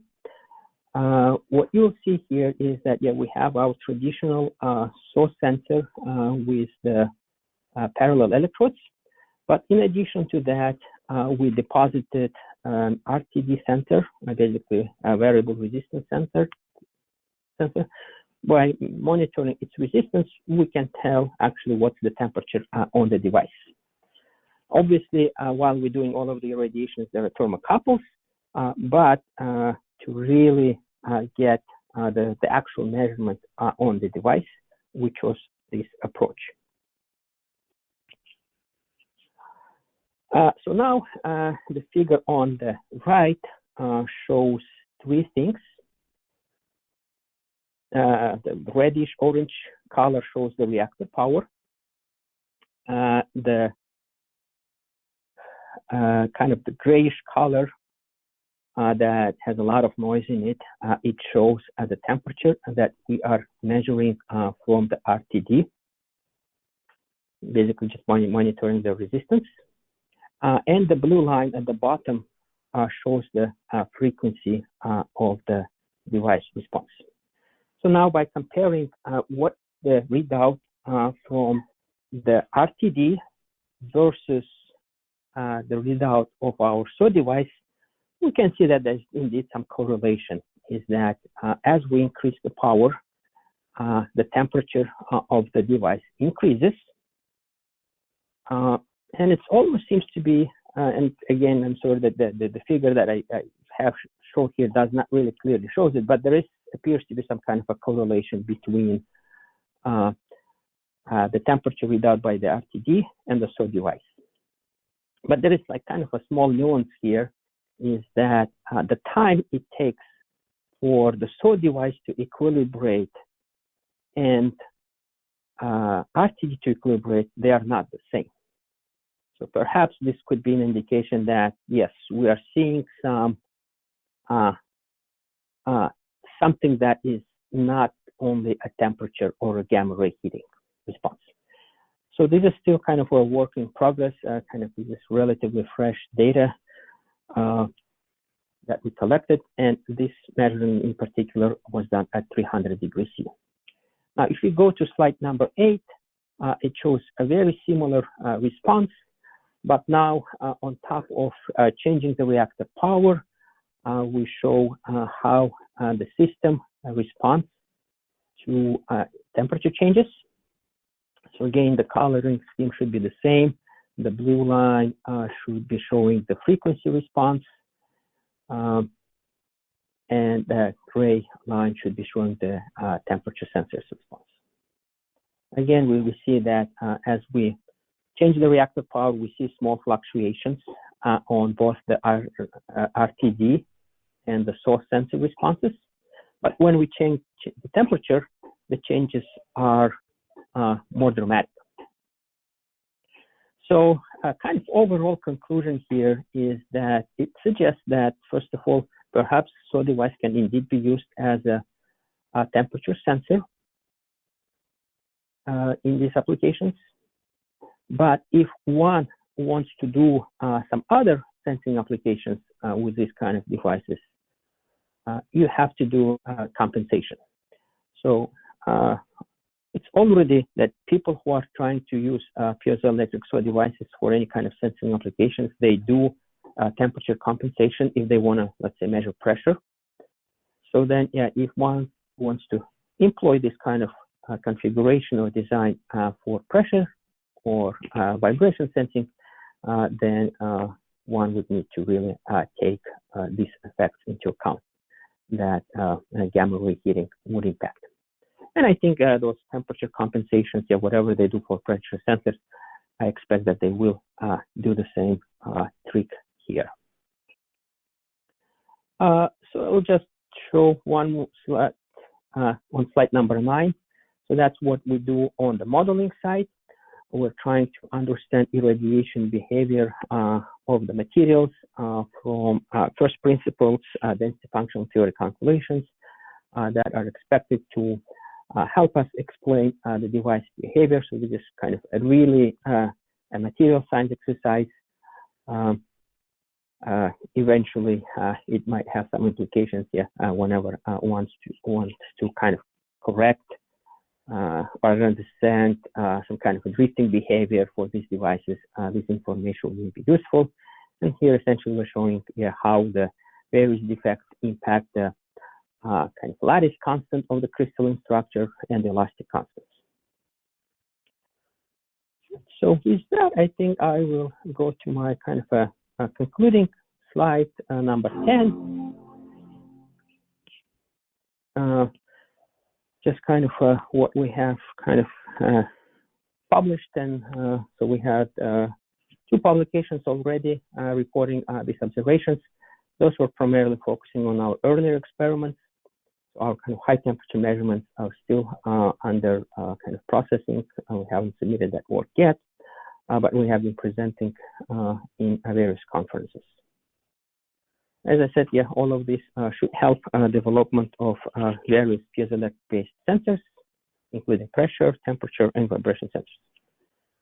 Okay, on this note, I'm open for questions. Great, thank you so much, Murat. We've had one question come in. Do you account for the effect of radiation on wires? Not yet. So right now, I think our biggest challenge is actually the temperature. So like in principle, if your one monitors the resonant frequency, it should not be impacted by any damage caused to wires. But if one tries to monitor the amplitude of the signal, then yes, that will be impacted by kind of aging of the wire connectors. But I think, yeah, there are definitely methods where you kind of minimize those effects, and yeah, measuring resonant frequency or a phase shift in your kind of a frequency domain signal, those are not subject to those kind of drifts from the wires. Okay, great. I have a question, Mike, this is Patrick. Yeah, go ahead, Patrick. So one of the things we're all waiting for you, Murat, is the comparative assessment of lithium niobate and aluminum nitrate. So the data that you show here were shown as SAW device. I assume that at a certain point you're going to show us the difference between the two? Yeah, so right now, most of the responses that I showed at temperature were from lithium niobate. because the signal is much better, higher. Aluminum nitride, we do get a signal, but it's not really, doesn't look like as nice and beautiful as the lithium niobate. So I'm like, that's already suggests that, yeah, lithium niobate will have a much larger signal and a lot easier to kind of process. But yeah, aluminum nitride does give us a signal, but it's just, its kind of electromechanical coupling coefficient is much lower and making the signal weaker.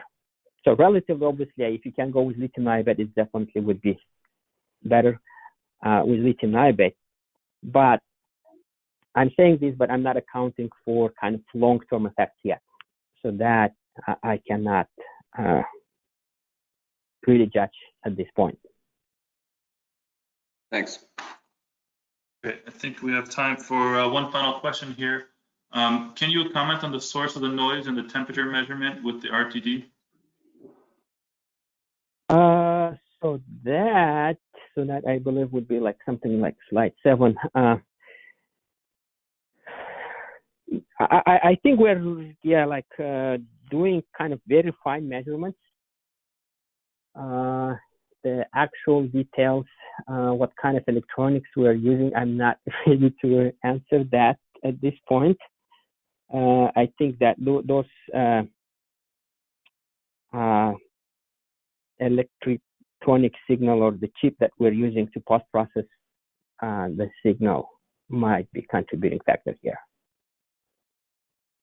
And we were not really careful or worried too much about getting a clean signal out of it so far. Okay, great. Well, thank you, Murat. All right, thanks for your attention, guys. We're about right on time. We'll move on to our next presentation, which will be given by Professor Yang Liang.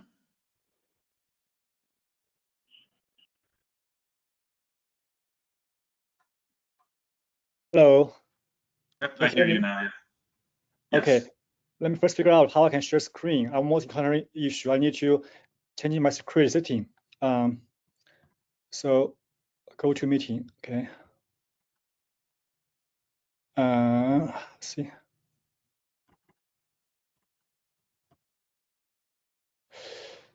Advanced. No. I'm trying to figure out how to share screen. Did it not pop up a little window when you were made presenter that asked if you wanted to share it? I believe so, but I think I'm using one new computer. I need to kind of change my security setting to allow my computer share screen. Are you on a Mac? Yes. Okay, I've heard that's the thing with the Macs. I don't have one, so I'm not familiar with where that is, but I know that that was something other people have commented on. Mike, do you have slides? Huh? I don't think I do have them. Can I email you now? Because he's going to have to reboot his computer to allow valid security settings on the Mac to take effect. Oh, that's too bad. So is it possible I email you my slide now? Yes, go ahead. Okay. Yeah, I apologize for that.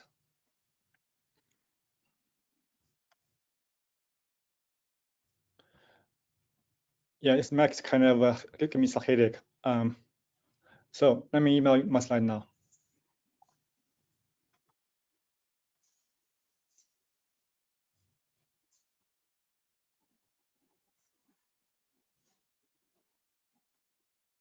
Okay, Mike, I already emailed you my slide. All right, just waiting for them to show up on my side now.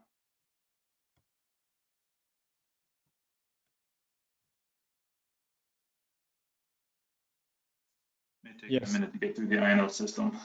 Okay. Meanwhile, let me make one final attempt to see whether I can figure out how to change my mic setting.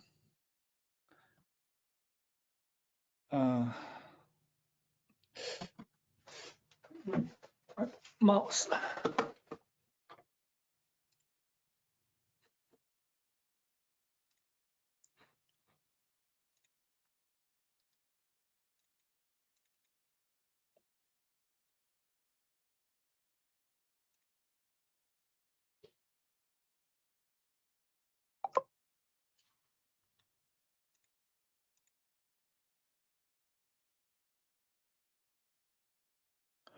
It says GoToMeeting will not be able to record until it's quit.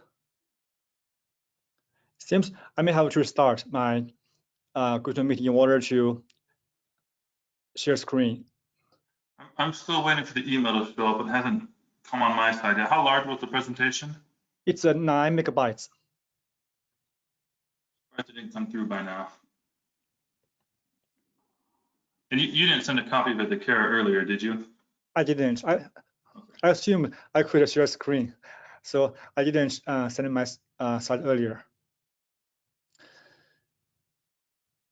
Shall I quit the GoToMeeting and then restart, or wait for you to share screen?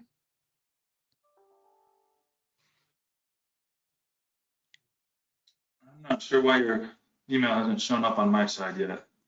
I'm not, it shouldn't have taken so long, so it should have been faster for me just to share. The other option is you can start, if you can describe things verbally, I guess, while I wait for the slides to show up, you can do that and I'll share them as soon as I get them. Okay. Meanwhile, I could do a very quick restart on my my GoToMeeting. Then I should be able to share screen. Patrick, would it be okay if we took our 20-minute break now? It's scheduled for right after you. I was considering that. Then there may be some people that will not connect back at 1:40, but that may be our best option for now. Is let's try to do that. Let's go on a break now and reconvene at 1:40.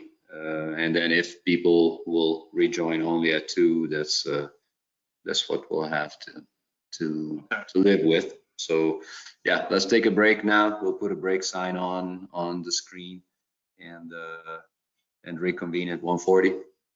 Okay, great. That sounds good. I did get your slides now, Leon, but go ahead and reset, and we'll plan on you sharing them. I'll have them downloaded as backup just in case, and we'll restart in 15 minutes. Okay, let me restart. Can I do a quick test before the 1:40? Maybe can I do a test at 1:35? Yes, let's join 5 minutes earlier. Okay, and for everyone in attendance, we will reconvene at 1:40 and start with the Notre Dame presentation. Okay, thank you very much. Do you have a break slide up or something, or do you want me just to make something quick? Yes, please, because if you have something, or you can just put yours, just make something quick. Let's say. Thank you.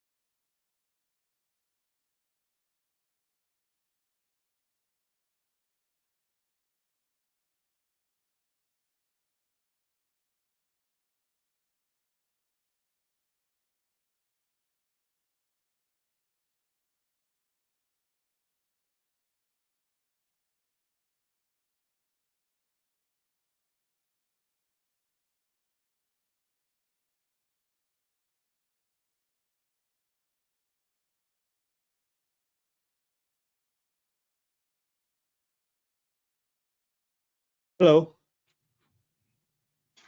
Hi. Can you hear me? Fine. Yeah. Okay, can I share screen now? Can we make Yan Yang a presenter? Okay, now I can share. I share my screen. Great. Can you see my PowerPoint? Yep. Yes. Okay. Yeah. I'm sorry for the glitch. You know, I was using one new Mac computer. It's my first time to use GoToMeeting on my new Mac. Yeah. No worries at all. Go ahead and just keep your presentation up, and we'll start here in a few minutes. Okay, sounds great. And can you put it in full presentation mode, please? Oh, sure. Let me do it now.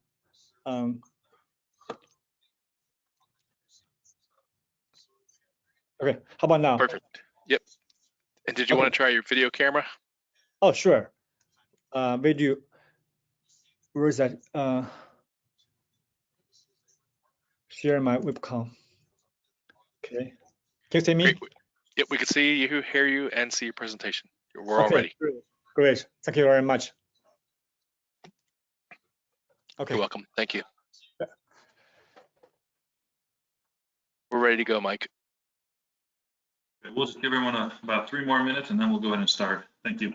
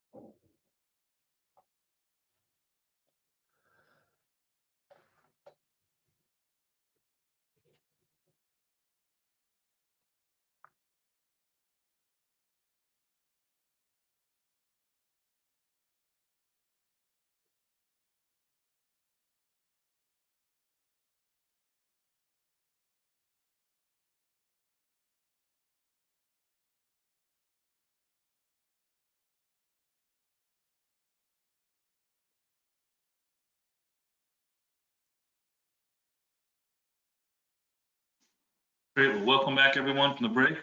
We'll go ahead and start this next series of presentations, and we'll start with Yan Yang. So go ahead and introduce yourself and your topic and give your presentation. Thanks. Sounds great. Thank you very much, Mike. Thank you very much for attending my presentation. It's my pleasure to talk about our work on in-pile power harvesting using TEGs. So I'm Yan Zhang from Notre Dame. First of all, I want to give an overview about our project. So here's our 3-year project started in 2018 and ended this past September. So our primary goals are to investigate the in-pile performance of our high efficiency unstructured TE materials and devices.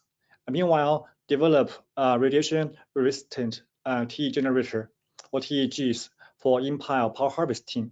So I'm the PI of the project. Meanwhile, we have 2 other collaborators, Josh Dobe from IIL and McMurtrey Canadians from Northwestern. So I want to first give you some background about our project. So here is our concept. We want to use the in-pile radiation as a heat source to power our TEG to convert the heat into power. And meanwhile, we can use that power to power the in-core sensors to enable the self-power sensor. So as you all know, the heat source is quite abundant in the nuclear power plant.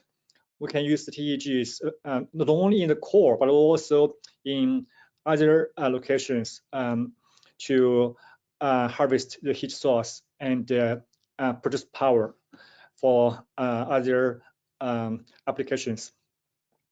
So this is our this is one schematic showing you the TE unicoupled device, which is basically the basic building block of any TE module or TE generator. So we use our TE device for both power generation as well as cooling. Here I have one simple schematic showing you this is one TEG right, using the heat for producing power. So in essence, in our TE device, we're using this electron flow as a working fluid for both cooling as well as power generation.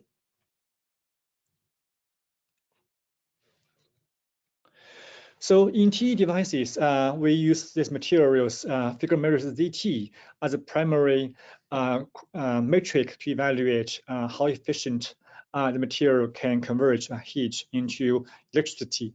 So ZT is a function of the three materials properties: alpha, stable coefficient, sigma, electrical conductivity, and kappa E, kappa L, that's the electronic and lattice thermal conductivities. So in the past 2 decades, there has been many progresses improving the ZT. So here, one primary approach we use is so-called nanostructuring, where we use these nano-sized grains and their grain boundaries as the interface to scatter the phonon transport, reducing the lattice thermal conductivity. And meanwhile, we can also use the grain boundary interface as the energy barrier to filter the charge carrier transport, increasing the alpha. So in the end, we can basically largely improve ZT using this approach. And meanwhile, once we have a higher ZT, we can also achieving higher efficiency in our TE energy conversion. So here's a summary about our primary achievements. So far, we have developed the high temperature and high power density TEGs, and also associated instrumentation for in-pile irradiation and in situ testing. We have performed the 2 rounds of the in situ test of TEG performance in the core of the MIT reactor. We also started the effect of ion radiation on our TE material properties.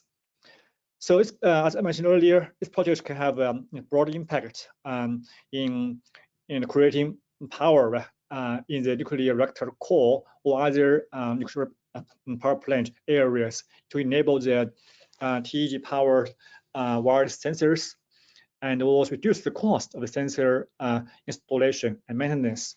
So in the end, we are hoping TEG can improve the safety of the nuclear power plants by eliminating the need of the external power source to power the sensors.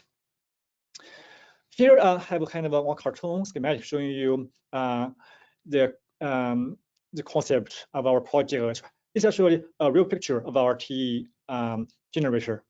So here our goal is to insert the TEG into the core of the nuclear reactor and use the in-core radiation as the heat source, and also the water cooling to provide the low temperature at the TEG core site.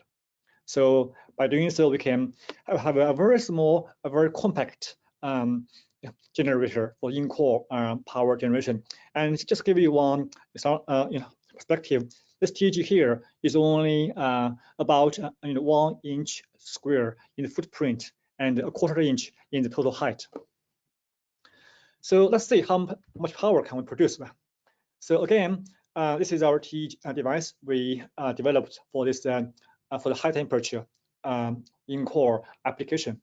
So here I have a table to compare our TEG versus the best commercially available TEG you could buy.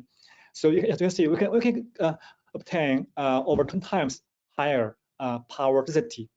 And also we can operate the TEG at much higher temperature compared with these commercial TEGs. So this is the power output as function of the current measured at different temperatures on the hot side.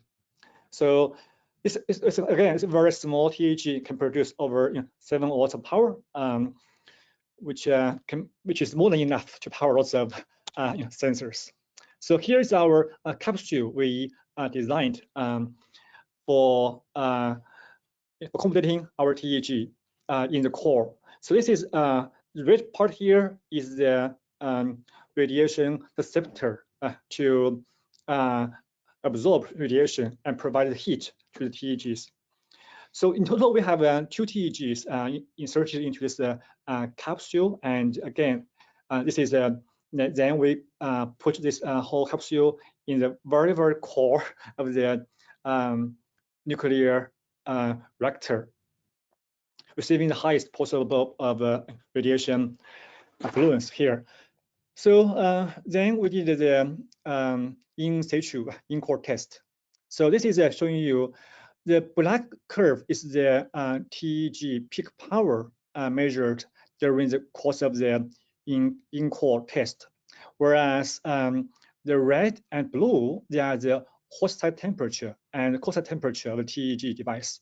So this black curve again is power, showing you in the beginning when the reactor is operating at a low power and TEG is operating at a low temperature, you can see a dramatic decrease of the TEG power output due to the radiation caused damage. However, as soon as we ramp up the reactor power and the TEG start operating at a higher temperature, you can see a pretty significant recovery of a TEG performance when the TEG is operating at a higher temperature. So this is showing you the moment when we have when we increase the reactor power, and you can see this effect of the in situ recovery of the TEG performance. So then after that, the TEG maintained a very stable power output and was a pretty high power density. So we then did some more tests of the TEG resistance and also the seebeck coefficient. So here we find that this is the previously shown in situ TEG power recovery is due to the in situ annealing effect. So basically, once we operate TEG at a higher temperature above the critical point needed for the annealing, then you can see the seebeck, basically can be recovered to a certain point. So this is, I think, a very promising result to show you that the TEG can maintain, a pretty robust performance when operating at a certain critical temperature to allow the annealing to take place. So besides the in-core test, we also did the study of the effect of ion radiation. So here is our samples we prepared for the ion irradiation test. We selectively blocked certain area of our TE sample to avoid the radiation in certain areas. And then we can use our scanning probe to map the property of the areas received radiation versus the area versus the intact areas. So we have a very unique probe can map the T properties of this sample with pretty high spatial resolution. And these are some results. We measured the thermal conductivity and seebeck coefficient of the areas. The white area, the there's an unirradiated area, whereas the gray are 3 regions received different level of radiation dose. So overall, we see reduced thermal conductivity as well as Seebeck coefficient due to the ion radiation. And here I have 2 other graphs showing you the change of the thermal conductivity as well as the Seebeck coefficient as a function of the irradiation damage, or DPA. So you can see this is our N-type, this is our P-type. In both the 2 T materials, we observed that observed the reduction in both the thermal conductivity as well as the Seebeck coefficient. This is something in very good agreement with our in-core test. So what we did is the TEM to study the microstructure and also the compositional changes of the TE material due to ion radiation. Here I have 3 3 columns showing you the first one here on the left is the unirradiated microstructure, whereas the middle one is the medium dose, whereas the right one is the highest dose. So overall, you can see ion radiation indeed cause more microstructural defects. So we observed that this precipitates got actually knocked out, diffused into the matrix. And meanwhile, from the SAED pattern, we also see a very interesting phase change. The original Hutchison material changed to a full Hutchison structure. Basically, the material changed from a semiconductor phase to a more metallic phase due to the ion radiation. And now we're also doing the in situ TEM to observe under heating on heated stage in TEM. We also expect to observe that in situ annealing to happen, which can reverse the material from back to the original phase. So here I want to briefly summarize this project. We started the effective ion radiation. We find that this ion radiation can induce pretty large change in the material T properties. And also we did the in-core in situ test of the 2 T generators. So we find that the TEG performance can be sacrificed when operating at a low temperature. However, as long as we operate the TEG under a higher temperature, high enough for the annealing to take place, the TEG can maintain a very stable, robust performance, producing a pretty high power density, which is high enough to power a wide range of sensors. So we're hoping to implement and deploy our TEGs for powering the in-core sensors and instrumentation. And we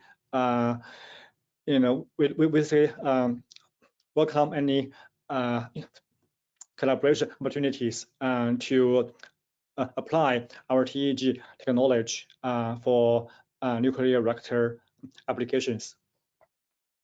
So lastly, I want to acknowledge the my student Nick Kim, who did also work for the project, and also our collaborators Josh at IIL and McMurtrey at Northwestern, as well as David Carpenter at MIT.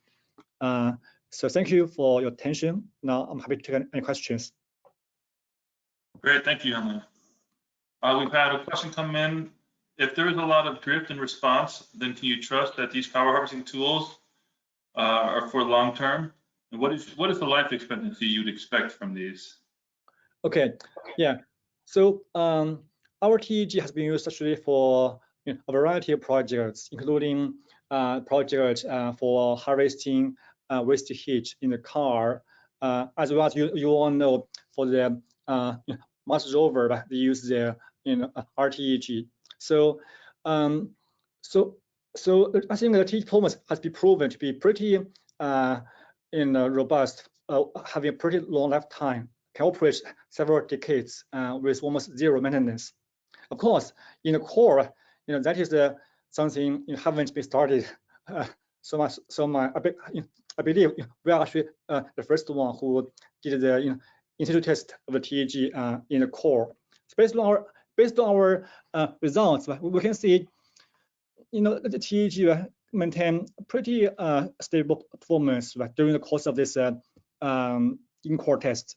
So I think there's pretty good promise here that the TEG can operate with a pretty long lifetime. Do you know what dose you reached on the TEG on this, by day 30 or whatever on this experiment here? This one is 10 to the power 19. Fluence, 10 to the power 19. So what was the dose and dPA on your material? The dPA, I need to convert that. We only did the calculation about I believe it's total fluence, right? It's 10 to the power 19. Okay. dPA, I'd be curious to compare it to the ion irradiation to see, because by 0.5 dPA in the ion irradiation, you saw pretty significant changes, it seemed like. Yeah. So I was curious if in the neutron irradiation, how far along you were, presumably nowhere near that, but how close to seeing some of the more significant changes that you observed in the ion irradiation? So I think based on our design, we try to design this a maximum ion dose to be comparable with in-core dose. So I'm pretty sure that our in-core test also reached quite close to 0.5 dPA. Okay.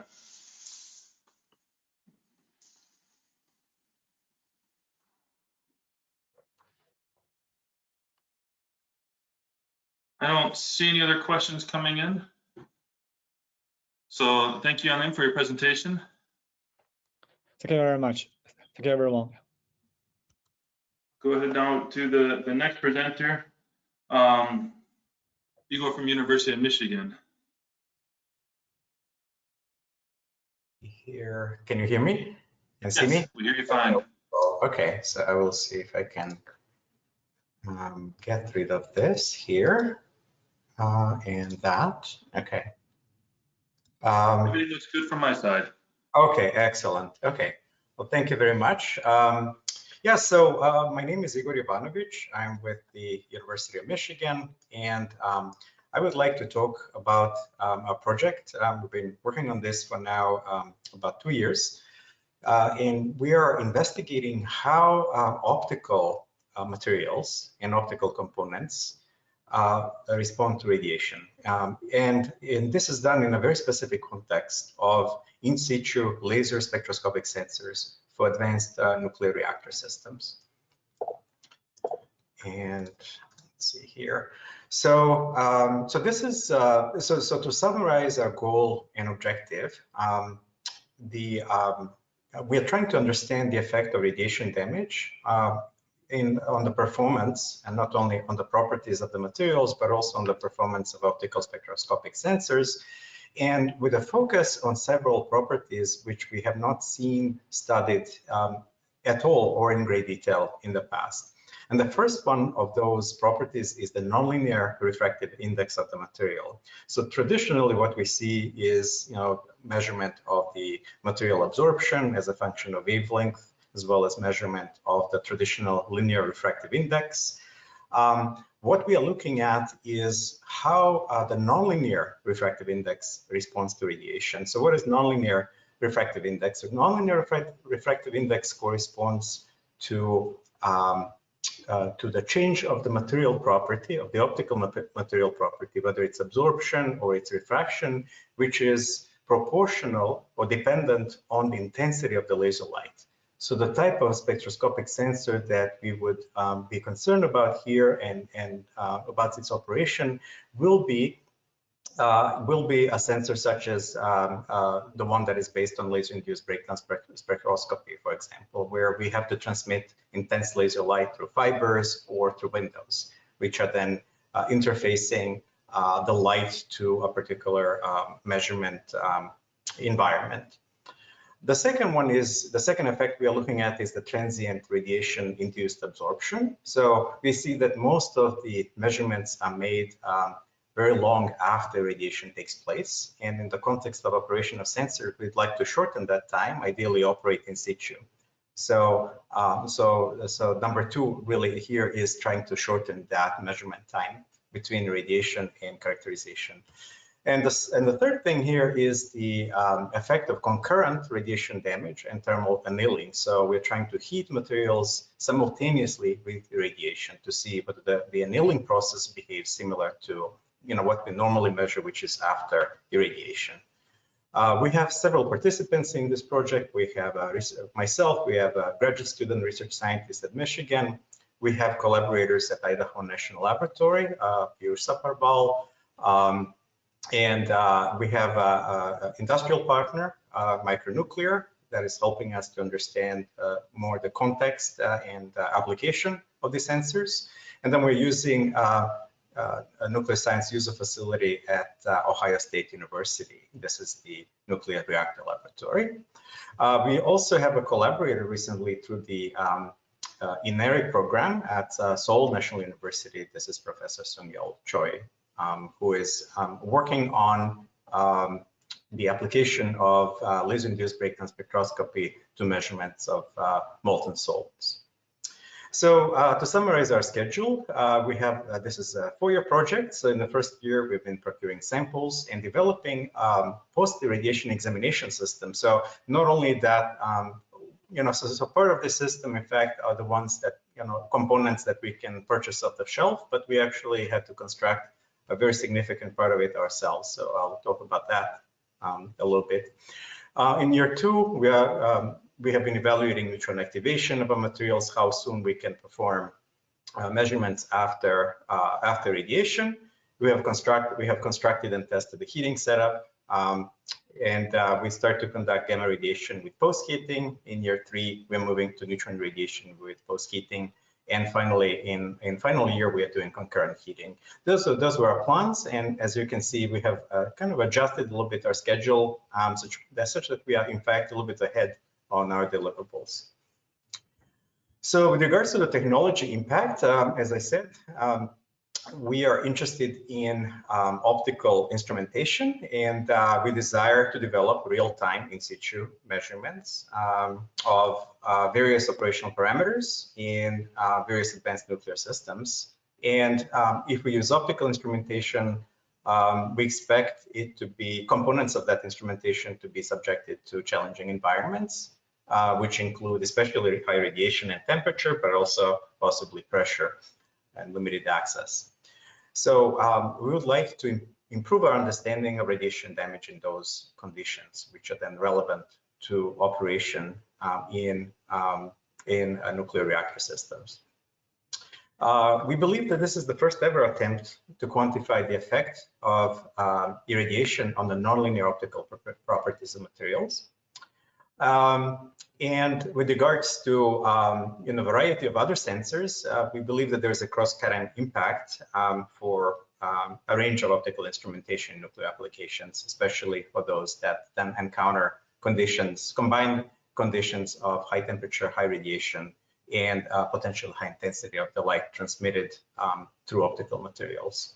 And we're working with a nuclear technology corporate partner to develop various concepts for deployment based on the results that we obtained through our experiments.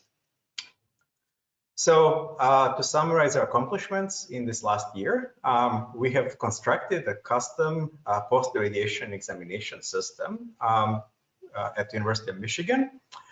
This is the picture of that system, and I'll show you a little bit more details on its deployment later on. But the key component, there are two key components here. One of them is linear absorption, and there's nothing too exciting about this. This is pretty much off the shelf.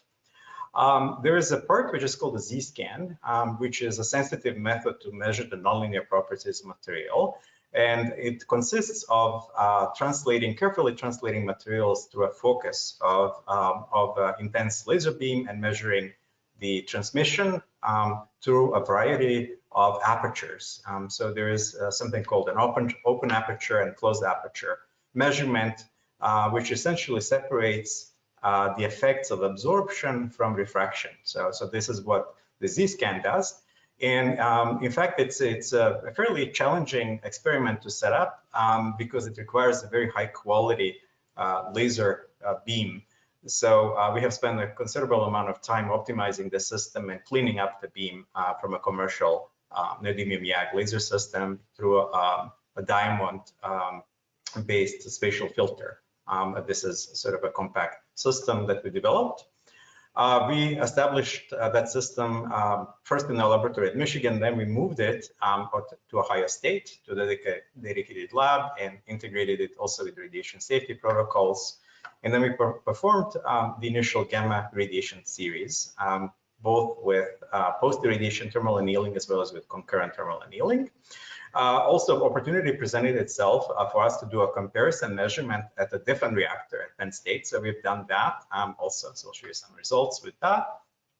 And we have now just started doing mixed neutron gamma radiations in the reactor to Ohio State. We have currently one paper published and one more submitted. This shows kind of a typical result from the Z-scan. So if we translate a sample through a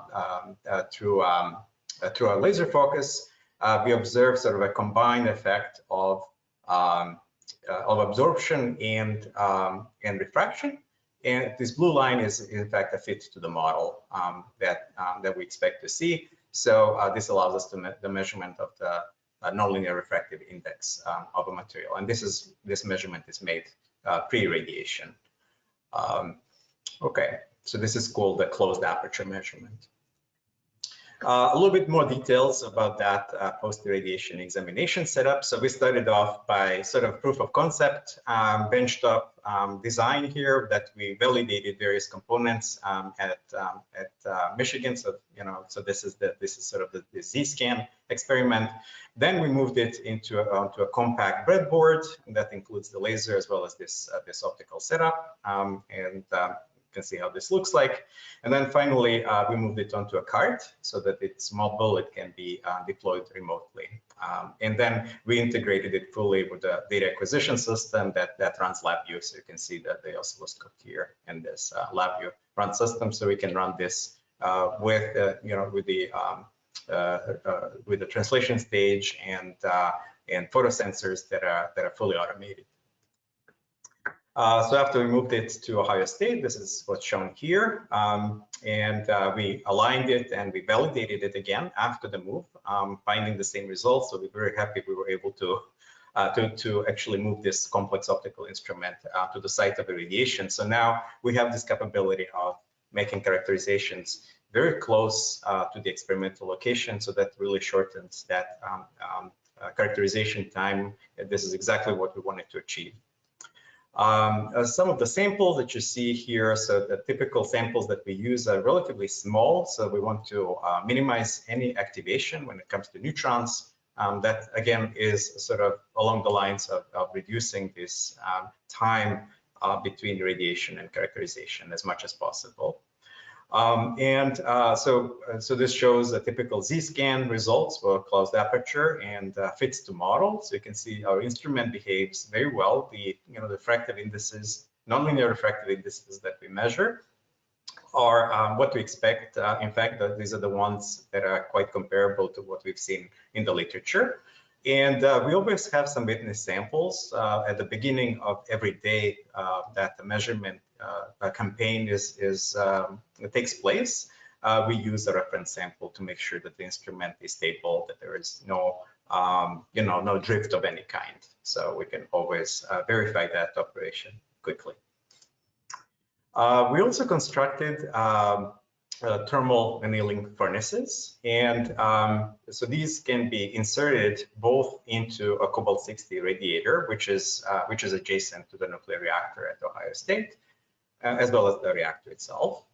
And these furnaces can heat our samples up to 800 degrees for duration of irradiations. We've done irradiations up to 12 days with the cobalt-60 radiator.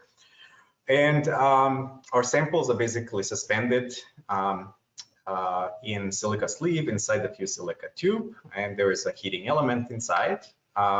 We selected materials so that we minimize any activation, as well as we minimize the neutron cross-section such that there is a minimum perturbation of the flux and spectrum on our sample. Our heating element is silicon carbide, and we use silica alumina insulation and aluminum frame. So with regards to our gamma radiations, so this shows this series of the experiments we have done so far. So some of the sort of initial tests that allow us to calibrate ourselves, at smaller doses and no thermal annealing. Then we moved to irradiations with post-heating and concurrent heating, and this green color here indicates that these tests have been completed. So we have used two forms of materials, fibers and windows. And so we are now in the process of this neutron irradiation with post-heating. So we kind of already entered this period here where we irradiate with neutrons. With regards to the materials that we use, you can see a variety of the materials that we tested, including various types of glasses, including the quartz glass and silica glass, sapphire, and borosilicate glass. And as well as borosilicate glass, supposedly more resilient to radiation. And then various optical fibers, including sapphire fiber and material called Z-bland, which is interesting for transmission of the mid-infrared light. So I will move on to the results, and first some results on our linear absorption. So so one of the one of the maybe less interesting things is that we see that thermal annealing is quite effective at restoring the quartz glass to pre-radiated linear absorption. So as we radiate the material and then we anneal it afterwards, we see that there is a restoration of its original properties, optical properties here. This is the measurement of the linear absorption or linear optical density.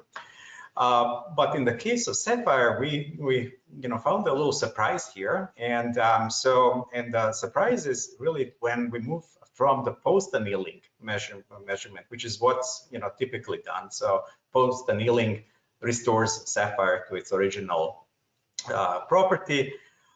If we do concurrent annealing, we see an increased amount of absorption. We see some additional absorption features at longer wavelengths in sapphire. So that is sort of we believe a new result. We haven't seen it in the literature yet. There seems to be an effect where this concurrent thermal annealing, in fact, enhances or increases the linear absorption in sapphire, something that goes sort of beyond what we would see just in the case of post annealing. With regards to nonlinear absorption measurements, so here our hypothesis was that so normally what one sees in materials, in bulk materials, is increased absorption as a function of laser intensity. So we expect these curves actually to turn downwards. And in fact, what we've seen in the experiments, we see the opposite. We see a negative nonlinear coefficient. This is an example of a measurement in quartz glass. So basically what that means is that as we increase the intensity of the light incident on the sample, its transmission increases as if we are bleaching some of that absorption that we normally see. And this effect is greater and greater with increased radiation dose. So this has been quite an interesting result for us. And this measurement at 10 megarad was actually performed at a different facility, but we see sort of the same trend. So we were very happy we were able to normalize the two different facilities. And out of time. Sure. And I will just conclude real quick here. This is more results like this and quite interesting result with borosilicate glass where refractive index, nonlinear refractive index is changing from positive, a normal positive pre-radiation to negative after radiation. And we see this consistent effect also with quartz and sapphire when we radiate with neutrons. So with that, I will just conclude. We have observed this interesting nonlinear behavior of irradiated bulk optical materials that includes negative nonlinear absorption in quartz glass, sapphire, and borosilicate glass, as well as increased absorption in sapphire when subjected to concurrent heating. Annealing works quite well throughout the experiments, so quartz is being restored to its original state, and we are continuing now with the neutron and gamma mixed irradiations. We have published one paper in Review of Scientific Instruments on our new system for characterization, as well as we have one paper now submitted under review and a couple of presentations at conferences. So with that, I'd like to thank the Nuclear Science User Facilities Program and Advanced Sensor Instrumentation Program, and I'll be happy to take questions. Great, we've had a few come in. The first one is, how do you plan to distinguish photobleaching effects from the nonlinear effects?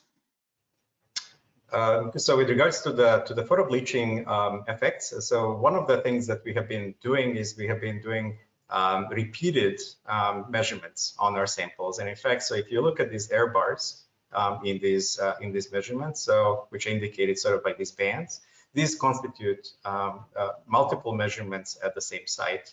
So we believe that we don't really see much of a photobleaching effect because there is no regularity with which we see a change of this absorption with multiple measurement trials at the same location. Second question was the concurrent annealing done in air or in an inert environment? I'm sorry, can you repeat the question? Was the concurrent annealing that you were talking about, the thermal annealing during radiation, was that done in lab air environment, or was it done in an inert environment? It was done in air. It was done everything was done in air. Is your Z-scan measurement able to measure both the ordinary and extraordinary axes refractive indices? If so, can you speak to any differences in the effect of irradiation on these two axes? So in principle, yes, we have not done that yet. So we can insert the polarizer suddenly and measure absorption in different axes. But we are currently not doing that, but it can be done, sure. We can modify our setup to do this relatively easily. Okay. We still have new questions coming in as we speak, so. What wavelength are you testing at? Also, you should be aware of work that is being done at ORNL and previously at OSU under this program and previous NUPs. And there'll be a follow-up email on that. Okay, great. Yeah, so the measurement is done at 532 nanometers second harmonic of neodymium YAG, and this is of course for the nonlinear absorption and refraction measurements. But of course, we use a broadband deuterium lamp for measurement of absorption, linear absorption. And I'll be very happy to hear about the prior work as we're trying to make sense of our results. Always nice to be able to compare to others. Mm-hmm. How is nonlinear refractive index N2 impacted by irradiation? That is your Z-scan results. So how is it impacted? So we believe that what's happening is what people have seen in other materials, such as semiconductors, nanocomposites, thin films, as well as doped glasses. There's a competition between multi-photon absorption, where dominant effect is just 2-photon absorption, and something which is called saturated absorption. We seem to be increasing the saturated absorption, so such that we can see this transition sort of from a dominant multi-photon absorption to saturated absorption. And note that this is a very large effect. So this glass, for example, becomes really opaque, but we're increasing its transmission by a factor of 10. So initially we thought there was a mistake. We were saturating our diodes. but indeed we make it very transparent by using the laser light. Great. I think there's some follow-up questions on that, but I'll leave that to Kevin, who's asking the questions, to follow up with you afterwards. We've got to move on to the next presentation now. But thank you so much, Igor. Thank you. Yeah, I would encourage everyone that participated in the questions to stick around until the end. I think there's a half-hour conversation at the end. Yesterday it did go blank and we didn't have to talk much. There were no questions raised, so I encourage people to stick around or eventually come back if that's what it has to be. But yes, it would be good to have that conversation and maybe go a bit more in depth on the recent results at much higher fluence that were taken at Oak Ridge. I think this was what was referred to be earlier. So please come back at the end and let's talk about this a bit more. Thanks. Thank you, Patrick. We'll now move on to our next presentation, staying with optical fibers, and this will be given by Kelly. So Kelly, we see your slides. Everything looks good from my side. Awesome. Good afternoon, everyone. My name is Kelly McMurtrey. I'm a graduate fellow at Idaho National Laboratory in the Measurement Science Department, as well as a grad student at Ohio State University.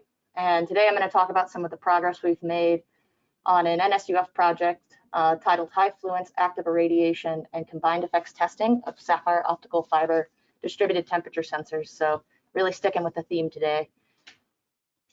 So the main goal of this project is to investigate the in-pile performance of sapphire optical fiber temperature sensors and to develop the clad sapphire optical fibers for in-pile instrumentation through evaluating the distributed sensing performance of the sensors through optical backscatter reflectometry under both combined irradiation and temperature and a high fluence test.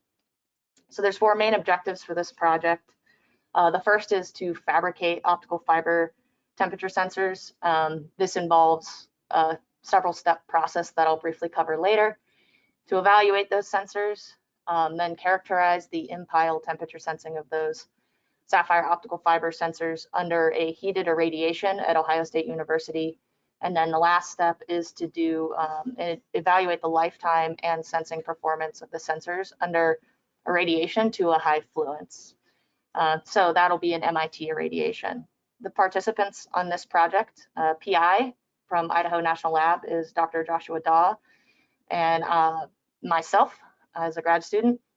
We have Dr. Thomas Blue and a graduate student, Josh Jones, as well as the reactor staff from Ohio State University, the reactor staff from MIT, Dr. Michael Burek from National Energy Technology Laboratory, and then Dr. Christian Petrie from Oak Ridge National Lab.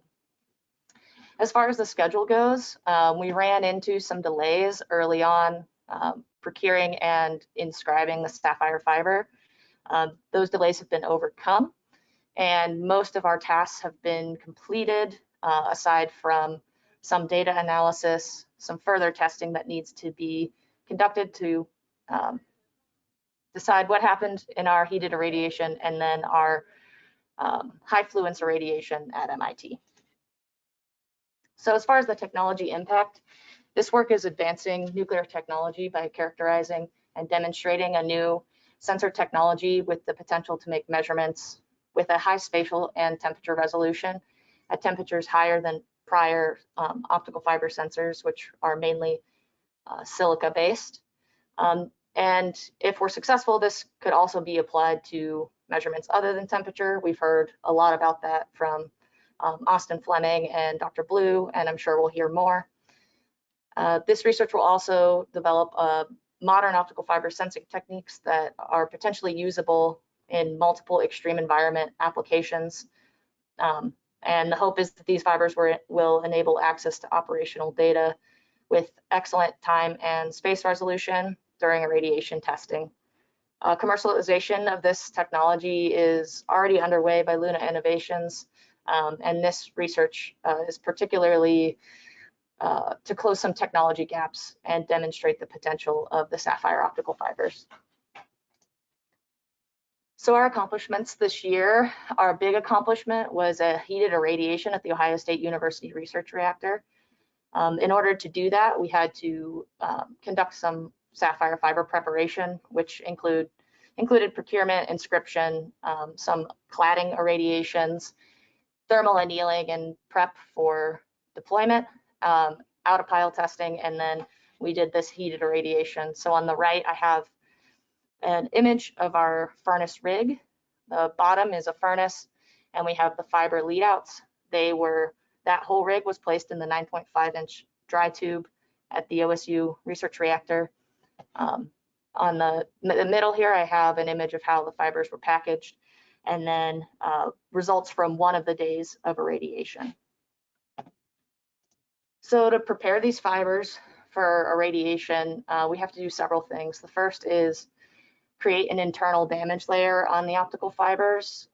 This does two things: limits the modal transmission of the optical fibers, as well as reduces surface effects on the fibers. So this year we were able to complete 2 of our cladding irradiations. In the prior fiscal year, we completed 2 others to prepare fibers for both OSU and MIT. And then we have to do post-processing, which includes thermal annealing, polishing, and splicing, which is not as easy as it sounds in this case.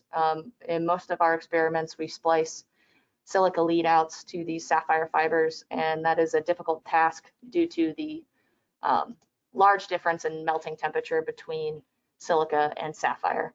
So there's a lot of variability in that. And then as well as annealing, after the clad irradiation, these fibers have tritium implanted in the fiber, so that makes them difficult for us to handle here at INL. However, at Ohio State, Dr. Thomas Blue's lab is equipped for that. So the annealing furnace we use is this tube furnace here. The heated region, I believe, is about 8 inches, so we do have to anneal in sections. We had some good results and some conflicting results this year. We did some out-of-pile testing of the sapphire optical fibers before they were deployed into the reactor. We tested them in an 8-inch heated region box furnace up to 1500 degrees C prior to their deployment. They were interrogated with a Luna Innovations OBR 4600. All these fibers were placed in alumina tubes that were closed on one end and then spliced the silica lead out fibers. And we did this to limit oxygen flow, because there's been ample results showing that you get some oxidation formation on the surface of sapphire fibers up around 1400 degrees C. On the right here, I have an image of 3 of the fiber Bragg gratings that were in a 75 micron diameter optical fiber that were well within this heated region. The left shows the negative spectral shift response of the optical fibers, and the right is the temperature response of the thermocouple. And at our step from 1100 C to 1200 C, we don't see a change in our spectral shift that we would expect to see with a temperature change. And then around 1300 C, it appears that we lose our sensing mechanism.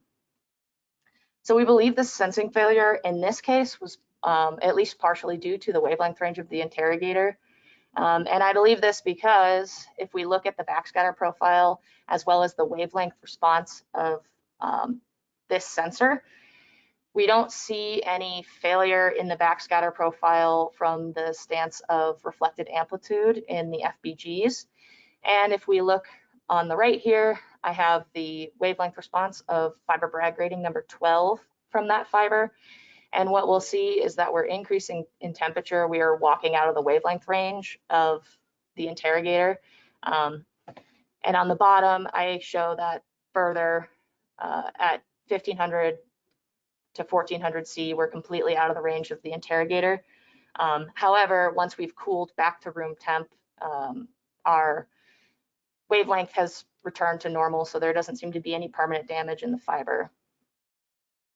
So when we deployed in the OSU research reactor for our heated irradiation, there were 5 sapphire fibers that were deployed. I'm mainly presenting results from sensor number 1 that had 13 FBGs in it, inscribed by Femto Fiber Tech. This fiber performed the best, which is unsurprising because it's a smaller diameter than the other 4 fibers. As I mentioned before, this is the rig that was deployed in the OSU research reactor. And at the bottom, I show how I've packaged the fibers. So all of the fibers are spliced to a silica lead out and then connected to the lead out cabling with an FC-APC connection. And the alumina tubes are all sealed to limit airflow. So for our heated irradiation, we irradiated for 80 hours in the OSU research reactor at full power, which corresponds to 450 kilowatts. And the fibers were irradiated from temperatures from ambient up to 1600 degrees Celsius. After the last day of irradiation, the fibers received a total fluence of approximately 3 × 10 to the 17th neutrons per centimeter squared. So much lower fluence than some of the other results we've seen, but we got to hit some pretty high temperatures. We did have some issues with the furnace as we were reaching higher temperatures. We had a fuse blow a couple times, but the OSU reactor staff worked tirelessly with me to help rectify that, and we were able to hit 1600 degrees C in situ in that 10-inch dry tube. On the left, I have the backscatter profile of the sensor that I'm presenting here prior to any irradiation. Gratings, I believe 6 through 13 were all within the heated region of the furnace. We can see the splice to the silica lead out and the end reflection of the fiber. So our results for this fiber are pretty interesting. The measurement was only able to be resolved at the locations of the fiber Bragg gratings. The bottom right image shows the temperature response of the fiber over the length at various times, and you can see that kind of stepwise function. We were not able to resolve the temperature in between grating inscriptions, just at the locations of the gratings. Day 1 performance was initially 3.5 hours with the furnace off. So we see the heat up with the delayed gamma build-in, and then 3.5 hours with the furnace at 200 degrees Celsius. The black traces are type B thermocouples, which is why they're kind of noisy at these lower temperatures. And then jumping to day 11 of the irradiation, where we heated up to 1400 degrees Celsius and held for a soak before we stepped up to 1500 degrees C in an effort to not blow a fuse. But you can see here we did still blow a fuse in the furnace. However, that gave us some unexpected transient testing of the fibers, which is a bonus in my opinion. And then we heated back up to 15 C and held for the rest of the time, or 1500 degrees C, pardon me, for the rest of the time. So at the start of day 11, the fibers had seen approximately 2.9 times 10 to the 17th in total fluence. One thing to note is the fibers do get less noisy with higher temperature, which would indicate that maybe we need to do more annealing to better prepare the fiber cladding prior to deployment. So our last day of heated irradiation, we stepped up to 1600 degrees Celsius. On the left, I show all the gratings, and then on the right, I've zoomed in on our higher temperature performance. One thing to note, the fibers appear to be sensing, or the gratings, pardon me, appear to be sensing well at the 1500 degrees C step. But then when we step up to 1600 degrees C, we see a similar failure that we did in the out-of-pile testing, at least with the sensing mechanism, where the gratings are not jumping in temperature in the way we would expect. So we're not reading out a shift, a reasonable shift. And then later on in time, at 1600 degrees C, we see a failure to reference those gratings for the last 3 gratings, which is grating 11, 12, and 13. So when we take a look at the backscatter profile, as well as the wavelength response for FBG12, the same one I showed previously, we can see that on all of these graphs, pink is the reference scan, which was taken at room temperature. And yellow was near room temperature after day 11 at 1500 degrees C, and then green and red are up at temperature on the last day. We see that we get a serious reduction in amplitude for the fiber Bragg gratings up at 1600 degrees C specifically. We almost have a complete erasure of the gratings downstream, and not just the gratings, but also the end reflection. So that would indicate we're not getting light down to the end of the fiber there. The most interesting thing to note here, though, is that as the fiber cools back to room temperature, with the reactor off, we return in both amplitude and initial wavelength. So on the left here, that can be seen with the blue, pink, and yellow, all from different times in the irradiation, with the pink and the blue being before and after, and then cooling to room temperature on the right. So to summarize, we had some challenges. Procurement, inscription, and processing of sapphire fiber is not the easiest thing to do, and we've had some difficulty handling the tritium implanted fibers at INL. And like everyone else, navigating through travel restrictions and shutdowns during COVID. We've completed our objectives 1 through 3, with the last objective being the high fluence irradiation at MIT. The heated irradiation indicates some potential for sapphire fiber-based sensors to be used in extreme environments beyond silica fiber. However, we still need to test at high fluences and do some additional testing to determine what caused our attenuation at temperature in the reactor during the heated irradiation at 1600 degrees C. So future work includes further evaluation of some unclad and clad optical fibers to determine the source of that attenuation and that high fluence irradiation at MIT. I'd like to thank the Ohio State University Research Reactor staff. They were a huge help through that irradiation. Dr. Blue, Josh Jones, and Dr. Beery for their assistance at Ohio State, and NSUF for supporting these irradiations. And with that, I'll take any questions. Great, thank you, Kelly. First question is, leaving noise aside, why is there so much variation in temperature response in the different FB number 1, 2, 3, and et cetera? I'm assuming we're referring to this last heated irradiation. There was a pretty large profile, heating profile throughout the furnace.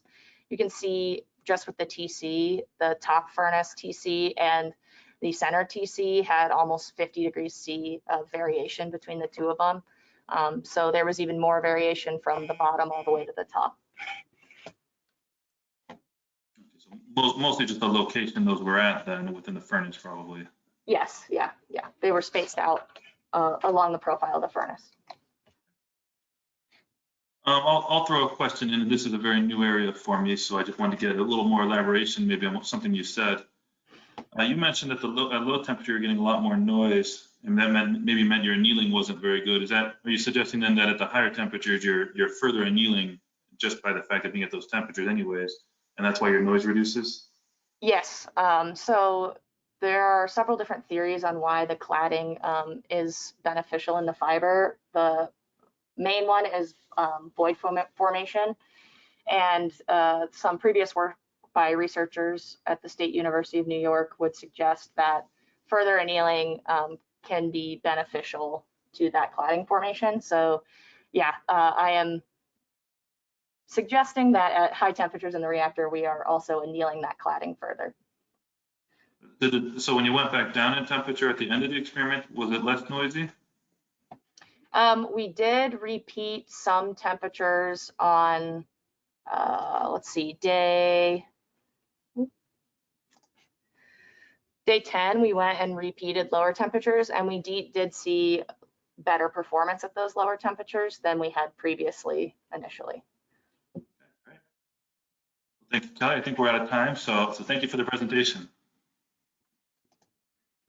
Move on to our next presentation now, which will be given by James Wall. All right, can you hear me?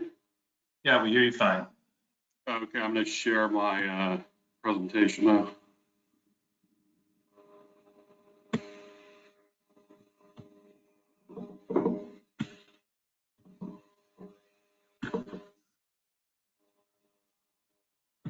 Okay, You see my, you see it now? Yeah. Okay.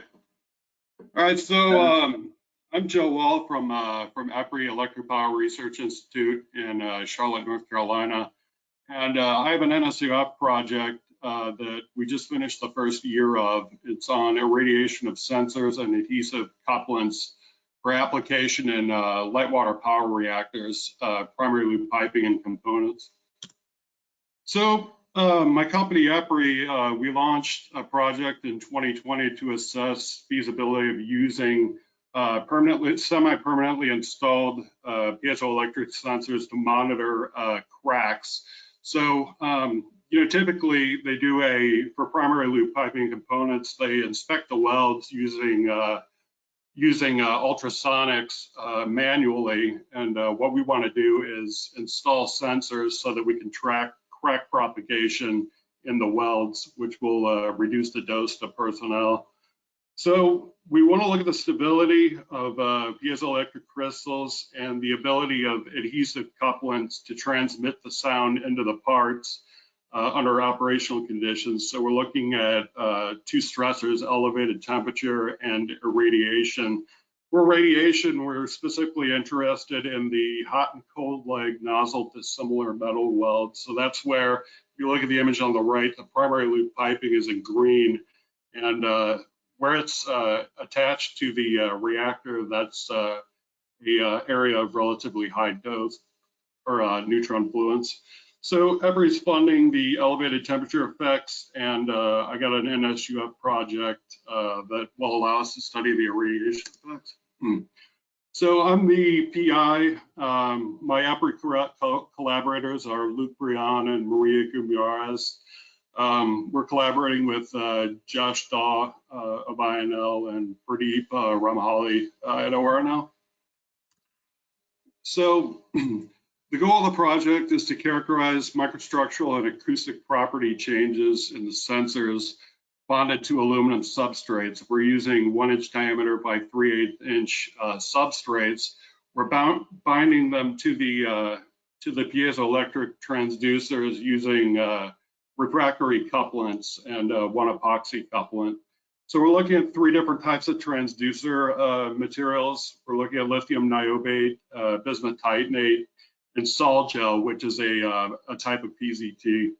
We're looking at 4 different types of adhesive couplants: zirconia-based, alumina-based, alumina-ceramic, and epoxy. The target fluents. I should mention that we're planning to collect ultrasonic data in situ while these sensors cook. The target fluence is 5 × 10⁻XVI neutrons per centimeter squared, and that was estimated using radiation transport simulations. We're doing the irradiations in the pulsar reactor. We haven't started the irradiations yet. I plan to get the samples in the reactor right after the holidays. The experiment will take about 3 months. They operate typically 30 to 35 hours a week. The pulsar reactor was chosen because its fuel design gives it characteristics that are similar to light water reactors. The pulsar has been used for sensor irradiation in the past, and we'll leverage that experience. And then the PIE is being done at the ORNL Lambda Lab, which, as many of you know, is a laboratory for radioactive materials. The unirradiated sensors were sent to Lambda for them to develop PIE capabilities specific to our sensor assemblies. So currently, the majority of non-destructive evaluations are performed manually, as I mentioned before. And there's really a lot of interest on the part of nuclear operators to minimize manual inspections. This would minimize human error, which it's quantifiable fact of life that they have to deal with. Reduction of dose of personnel, which I mentioned previously, and the ability to get real-time inspection data. So not you're not generating data just during the 18-month or 24-month shutdowns, but you're generating data while the plant is operating. So to achieve this, as I mentioned before, we're looking at permanently installed sensors, elevated temperatures, and radiation fields.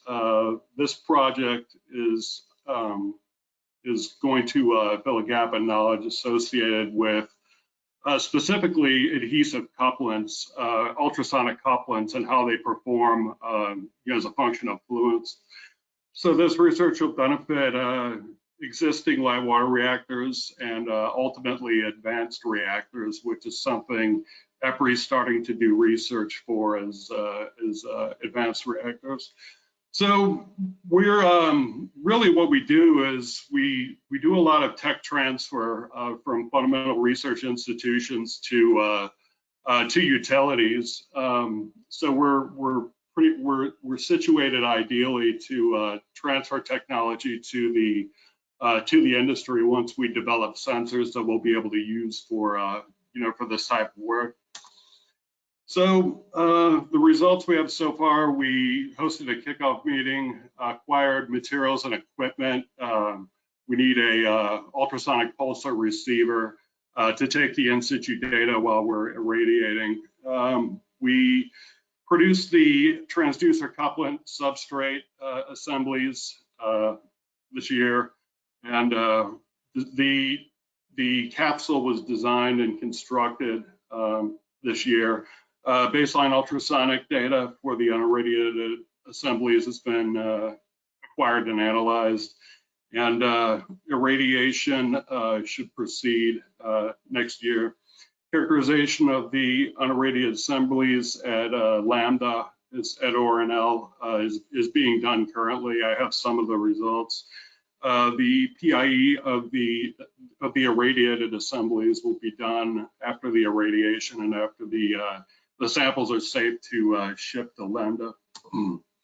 So some of the data that we got so far in the upper left, that's acoustic data. So that's the time domain signal. And what we're going to be looking for in the frequency domain will be drift of the center frequency. In the time domain, what you're seeing now, we want to look at the time decay constant of the reflection. So each of those peaks is a reflection off the end of the substrate. On the bottom, you have secondary electron and backscatter electron images of the transducer discs and the substrate and the adhesive couplant. On the right is a positron annihilation lifetime spectroscopy spectrum of one of the bismuth titanate and one of the lithium niobate crystals. We did positron annihilation of the unirradiated samples. We're going to look at positron annihilation in the irradiated samples to try to quantify the amount of vacancies that are created in the samples during irradiation. So my concluding slide, NSUF funding was awarded to characterize radiation effects in sensors and couplants, ultrasonic couplants. We're looking at 3 types of sensors and 4 types of adhesive couplants. The samples will be irradiated at the pulsar reactor. Ultrasonic data will be collected in situ. And we're looking at signal stability and the ability of the couplants to successfully transmit ultrasonic energy in a radiation environment. After irradiation, we're looking at the microstructure of the sensors themselves, as well as the interfaces between the couplant and the sensors. We're using light and electron microscopy, X-ray diffraction, and positron annihilation lifetime spectroscopy. The results will be utilized in the EPRI initiative immediately after we get everything analyzed, and it'll really it's really important in the sense that it will allow us to choose couplants, to choose material or piezoelectric materials that we can install in light water reactors and track the propagation of known cracks. And I think that's all I have. So if anyone has any questions, let me know. Great, thank you, Joe, for the presentation.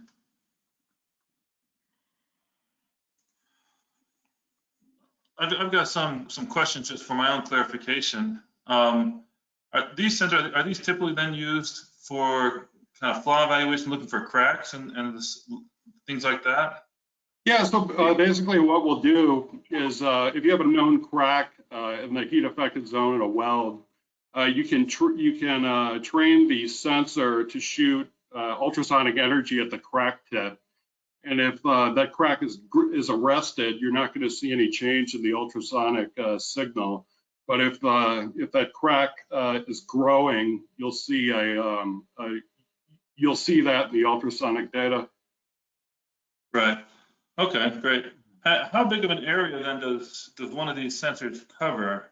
I mean, I never been involved a lot in this non-destructive examination work, but I was assuming you did it manually. You're kind of placing the sensor and then moving yourself down the pipe. Are you just putting these in the key areas like the welds and heat affected zones, or are you trying to cover a large area with them? Well, yeah, the geometry would have to be worked out, but we're going to look at the crack tip.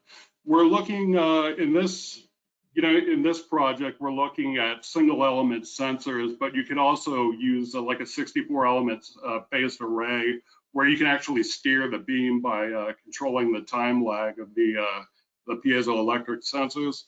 So this is kind of a first step. Really where we want to go with it is phase array where you can actually image cracks. Great.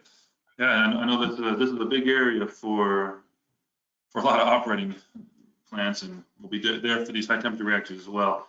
There was a question that came in on what temperatures are being targeted for the adhesives. Oh, the temperatures that we're looking at live water reactor operating temperatures. So in a PWR, it's around 320 Celsius.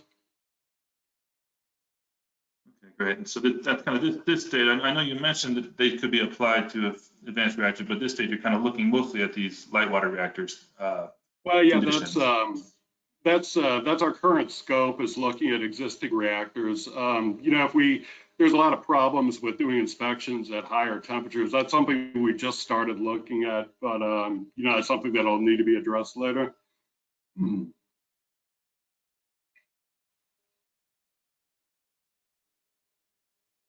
it a minute to see if some other questions come in here.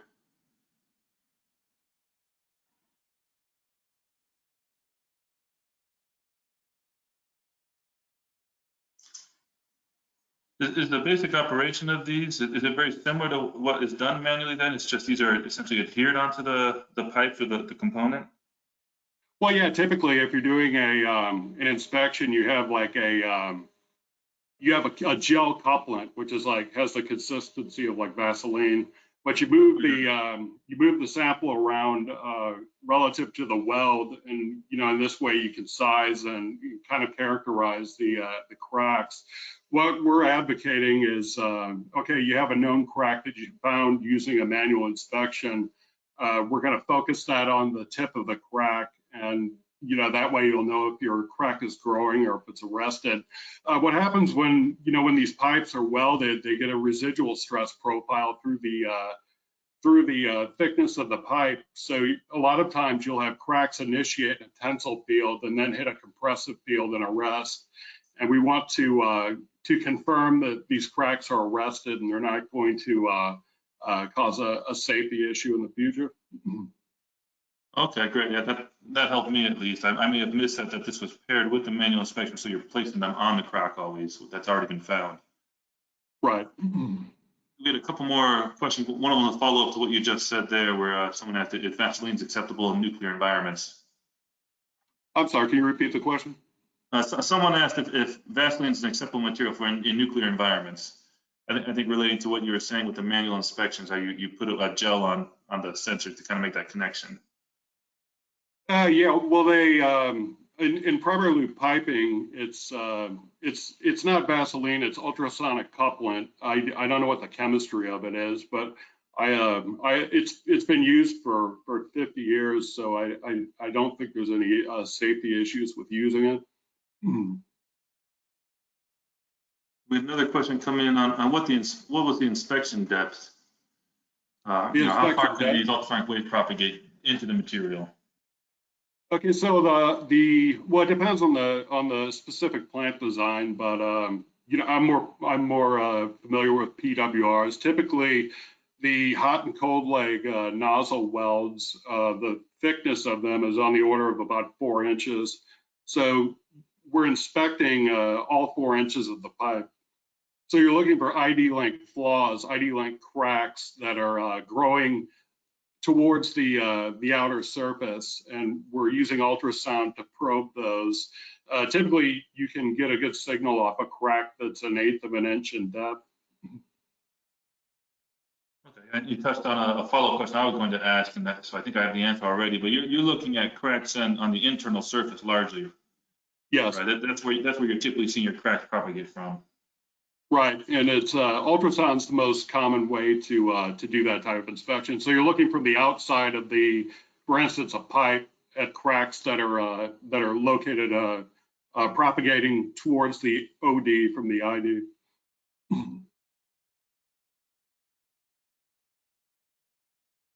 I'll ask another one that I'm curious about, but maybe it's pushing too far away on your presentation. I know welds are an area very much of interest.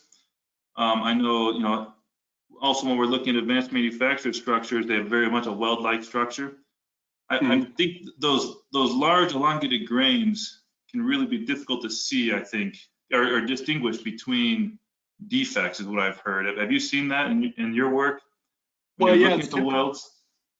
I'm most familiar with stress corrosion cracking, and what happens there is in the weld heat affected zone where you don't have where you don't have enormous grains like you would see in the weld metal.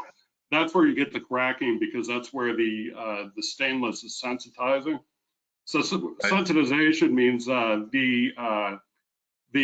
there's chromium carbides forming at the grain boundary, so that leaches the chromium out of the grain, or the material in the grain right next to the grain boundary. So that's where you start to get corrosion.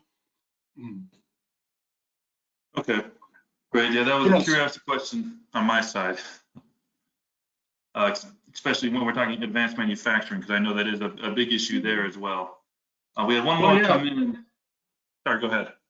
Oh, with advanced manufacturing, I've started doing a little bit of research on electron beam welds, and they don't suffer that problem of the enormous grains. Definitely makes that examination a little more straightforward. Right. We had one final question come in. Is this torsion mode excitation? It says torsion. I'm sorry, can you repeat the question? I think it is this torsion mode excitation. And I apologize, I'm out of my depth here, so I'm probably saying the wrong word or pronouncing poorly. Okay, so yeah, it is a torsional.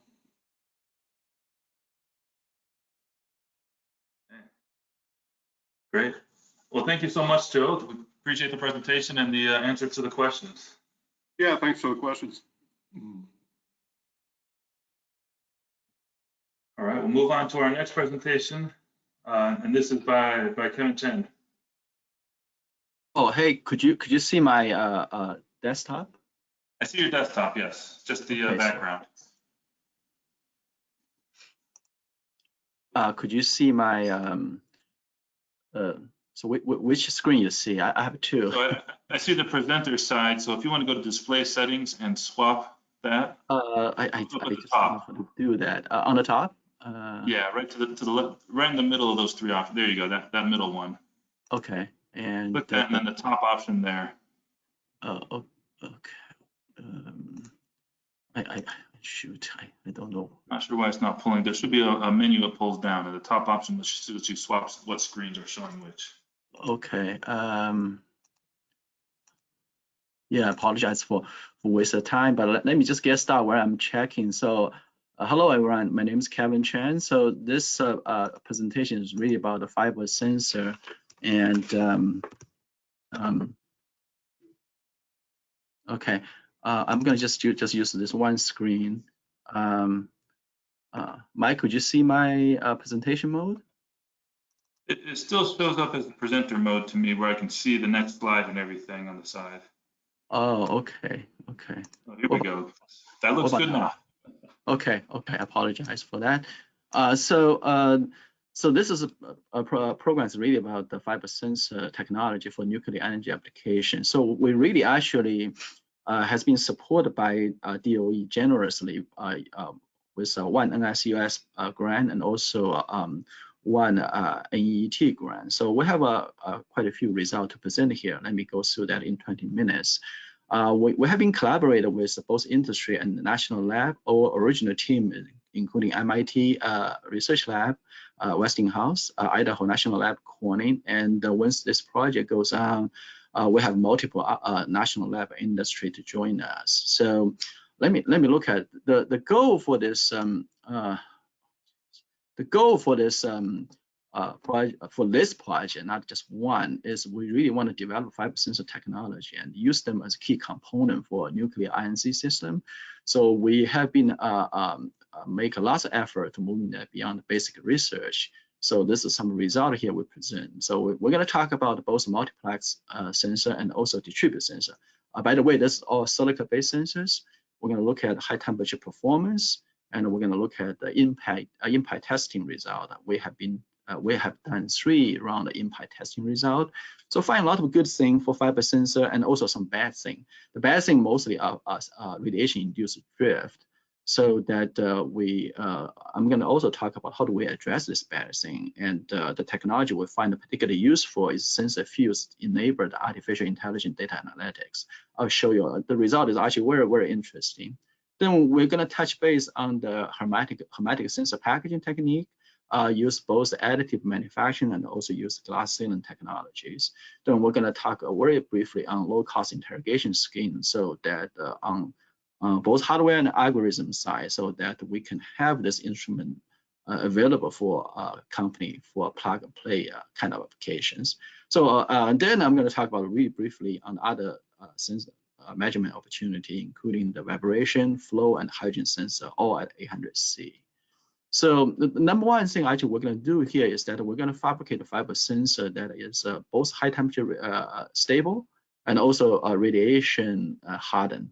So the technology we try to use is the femtosecond laser fabrication technology. So this is a point-by-point writing technology that's developed in my lab here. So this is really a real-to-real fabrication. So we fabricate fiber sensor point by point. So we induce type 2 defect into the fiber sensor core, and then use that to form different type of sensor to be interrogated by either tunable laser or spectrometers.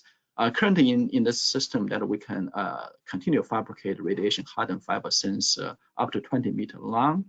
And this is can apply to a wide array of radiation hardened fiber, because this doesn't depend on the photosensitivity, but rather laser induced damage. I'm going to show you what I mean by that. So 3 types of sensor has been tried. The simple ones is basically you just create a 2 defect point in the fiber sensor in the optic fiber core there. So the artificial induced the backscattering from these 2 points is going to form an interference pattern. Then you perform a Fourier transform type of data analytics. You can actually demodulate, determine the peak of this, determine the cavity, the separation of this 2 scattering point very, very accurately down to a nanometer or sub-nanometer range. The other way there is just you just use point-by-point writing, create this periodic pattern. That's fiber bar grading that Kelly just previously presented some result on. And show one example here. So this is random L-hole fiber, particularly fabricated by Corning for us for low-cost radiation hardened fiber. You can see that the femtosecond laser can overcome the scattering of this random hole to produce a periodic pattern here. And the third one, okay, this is basically the fabrication optimization. Here's what I mean here. So femtosecond laser produce this nano grading here. So the nanometer size features on the order of 7 nanometer to 14 nanometer. So you have this kind of pattern being formed inside the fiber core there. As you can imagine that unless the fiber is melt, so this feature, this artificial induced scattering feature is always be there. to form the sensor. However, the magnitude and the topology of this nanometer feature is going to impact the loss and outperformance of fiber sensor. So there's an optimization process we have to carry out to produce the fiber sensor with low loss. Currently, we can achieve that the insertion loss to be 2.4 milli-dB per device, but that's just for this IFPI sensor. For fiber bar gradient sensor, the loss is higher.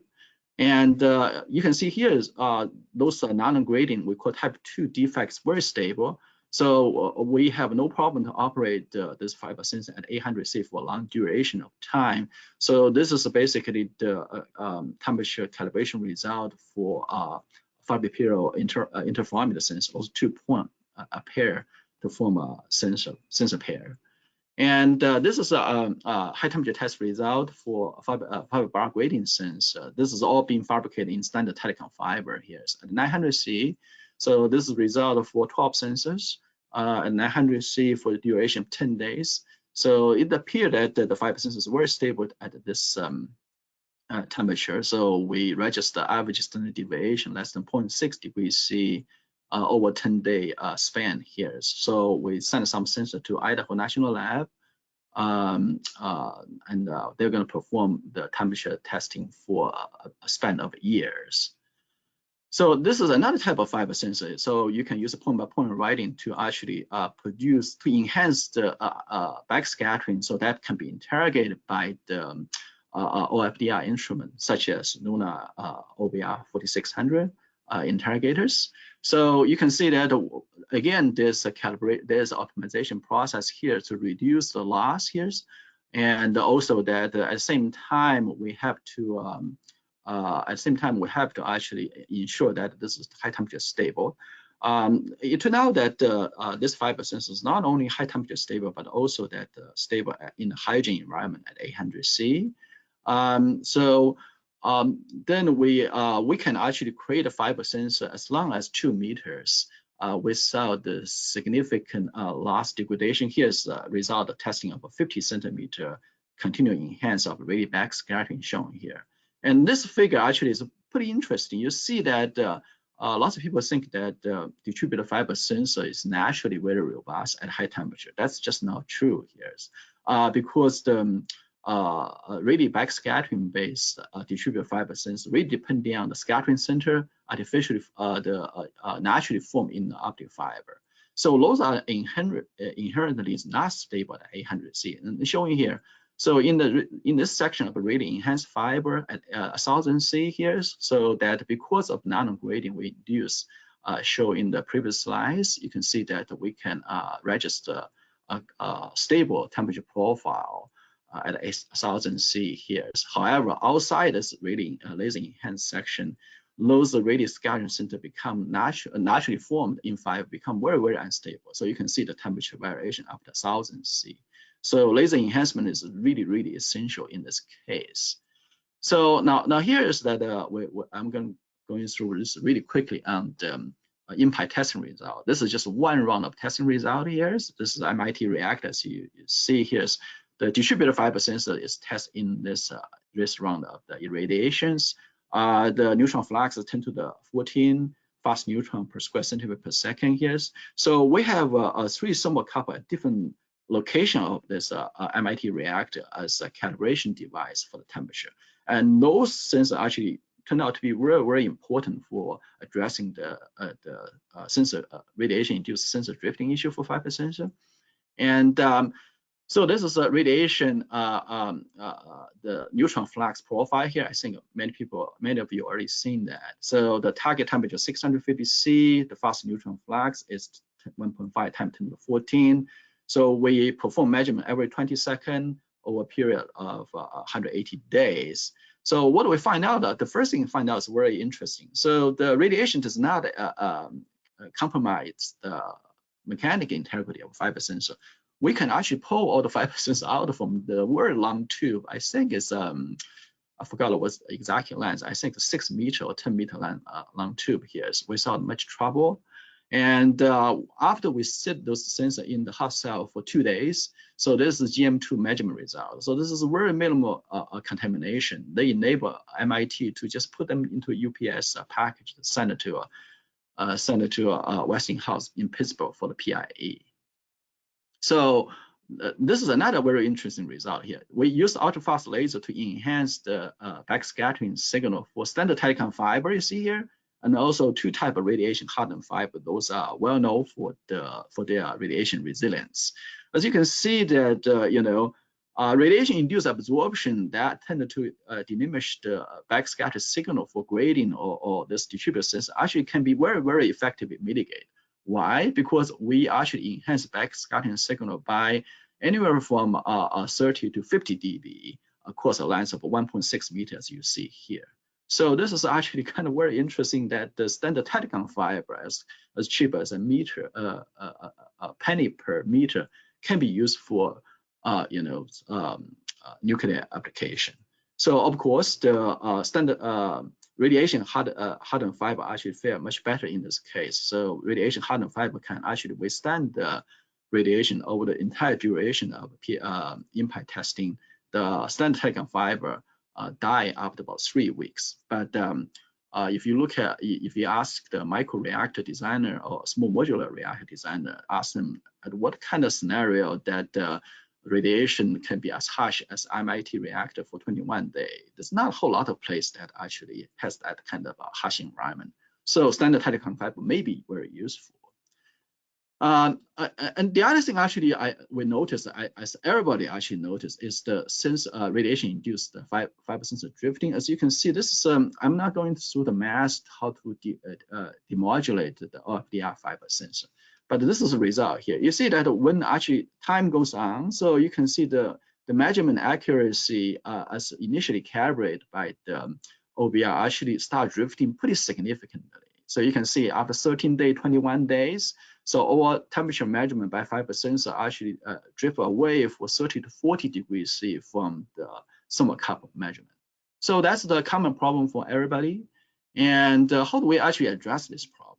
So the strategy actually we come up with is a sensor-fused AI-based data analytic. So what happened here is that we like to utilize the legacy thermocouple fiber sensor as gold standards. So you have a distributed sensor with the capability to measure the temperature across the entire reactor profile.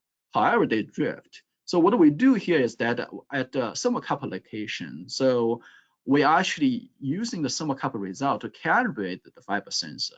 Now, the thermal drift actually is very complex, as the previous speaker has pointed out, depending on thermal annealing effect, depending on the history of the reactor temperature profile and the cycling, also depending on the radiation dosage. So we all build them into a neural network. We use a long and short-term memory, a deep neural network to actually acquire knowledge at this TC location.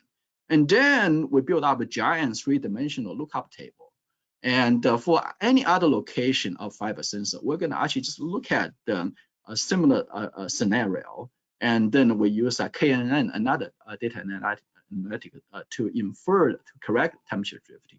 The result actually is pretty good. We're able to actually, first of all, this one is to use a long short-term memory. Actually, we achieve better than 1 degree C RMS error in a steady state situation. And when we actually have a reactor abnormal situation, our average temperature measurement error is 15 degrees C. And that's the temperature drop from 560 degrees C to room temperature. So based on that, we can actually build on this knowledge, and other location of a fiber sensor can be used to correct the drifting. This allows us to basically correct radiation-induced drift and bring down the temperature error, absolute temperature measurement error down to 3 degrees C.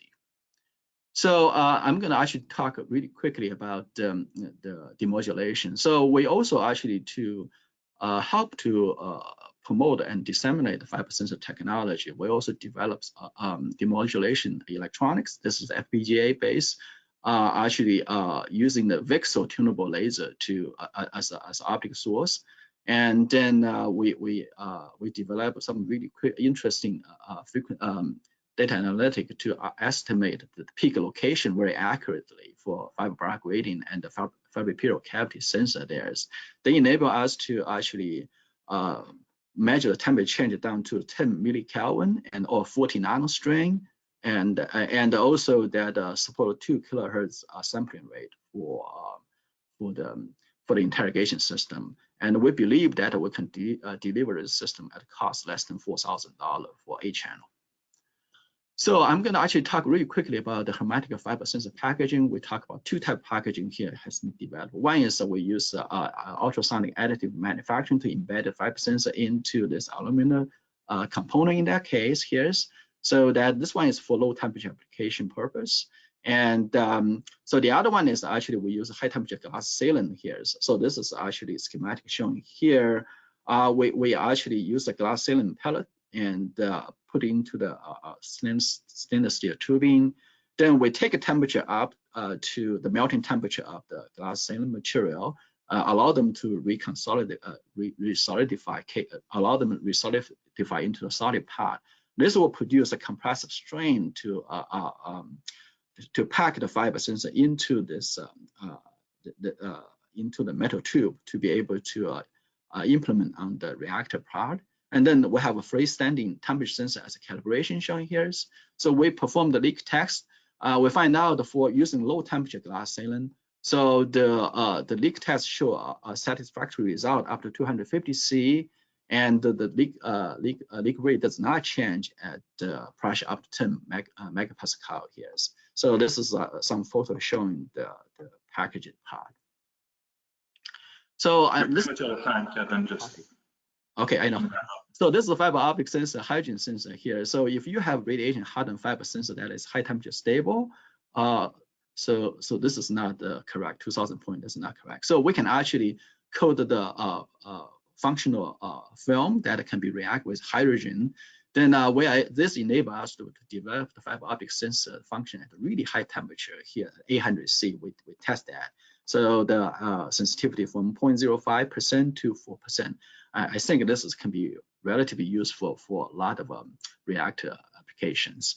So the other one is a high temperature flow sensor here. So when you think about, so if you actually use laser to create a defect, or where you fabricate a fiber sensor, then when you inject the light, if the light actually has carry some power here, such as 20 to 200 milliwatts, and this light is going to leak it out.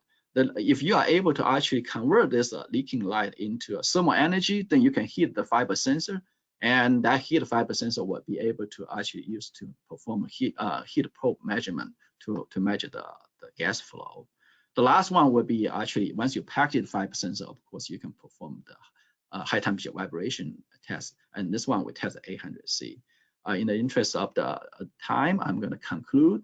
And we have a few conclusion here is femtosecond laser fabrication can produce robust fiber sensor even in standard Tecon fiber. And so the fiber sensor will drift in the intense radiation environment, and which can be rectified using sensor fusion technology. So, okay, I guess that's my talk. Thank you very much. Great, thank you, Kevin. We have a question. You propose to use these fiber sensors for reactor control using AI-based data analytics for correcting the drift. Do you have any indication from regulators if they would accept this strategy as a means of reactor control and safety systems?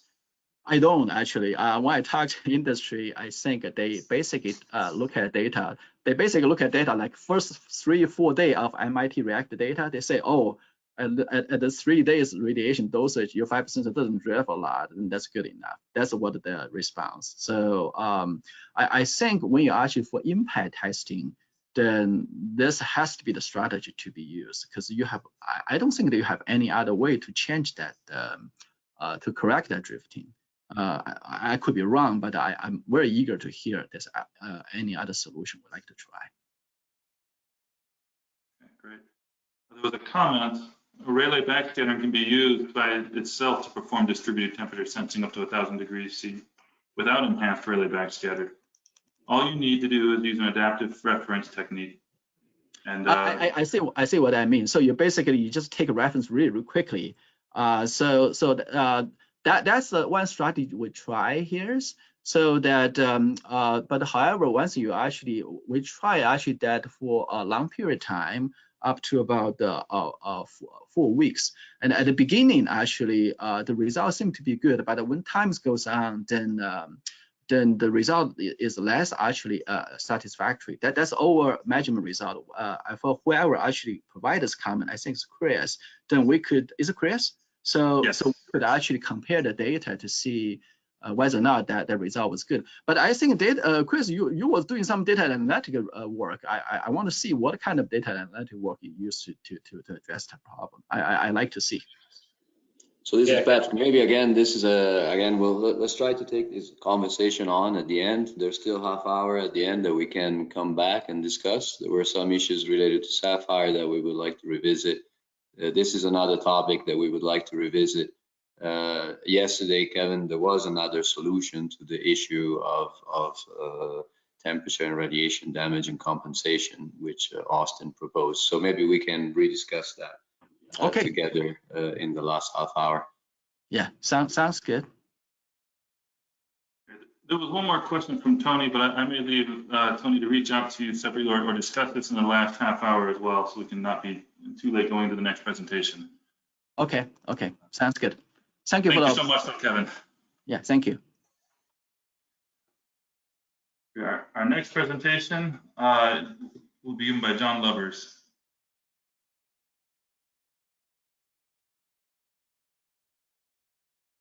I think we're moving now into the SBIR presentations. Yes, I'll take the time maybe to do that. I apologize. I guess it would have made sense to put the break before the next presentation. So we have just completed an overview of the projects that are funded commonly or jointly by NSUF and ASI. You may be aware NSUF funds the irradiation portion or the access to the facility and related work, and ASI provides funding from the small R&D that is associated or still associated with the technology. So those were the work that we have seen from the presentation by Marat on to the presentation that Kevin just concluded. Now we will have 4 or 3 presentations left that are related to small business innovation research projects. So they are funded, provided to companies. John, are you there? I'm showing you being muted in the participant list still.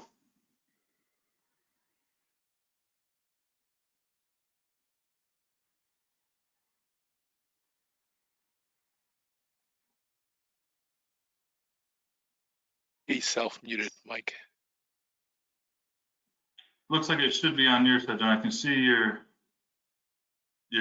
text your chat come in through the questions.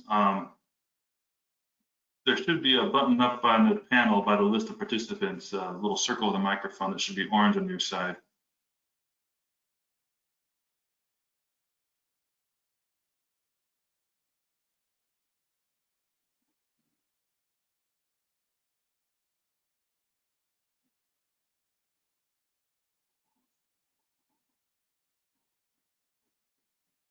Mike, why don't we do the same thing we did before, and we do take advantage of my mistake in the break and take it now, and then reconvene essentially at 3:40 Eastern time for John's presentation. And John, if you could stay connected or connect 5 minutes early trying to solve this. One way to solve this may as well be to log out and then log in again. So why don't you try that first? For now, Mike, just put that break slide on, and we plan to reconvene instead of the break at 3:40. I'll put that on, and then, yeah, John, we can keep working with you trying to figure out why it's not letting you unmute and why it says that organizers muted you.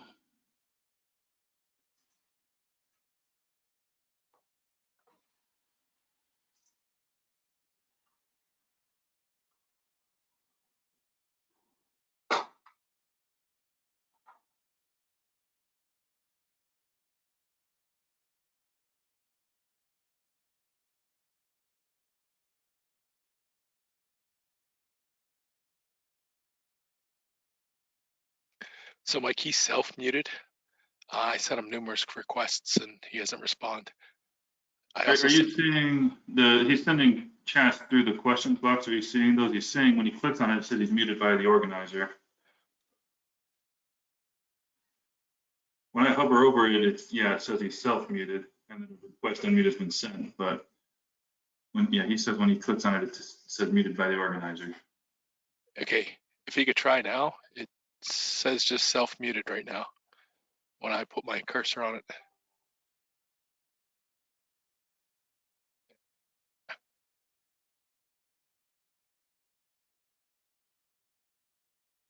To the point where it doesn't tell him that he's self-muted, but they're still muted by the organizer.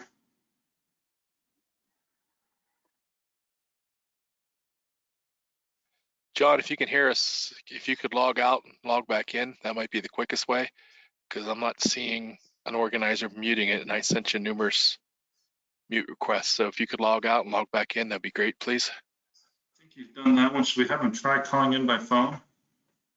You can try that too, but I think if he logs out and logs back in, it will solve whatever issue there might be.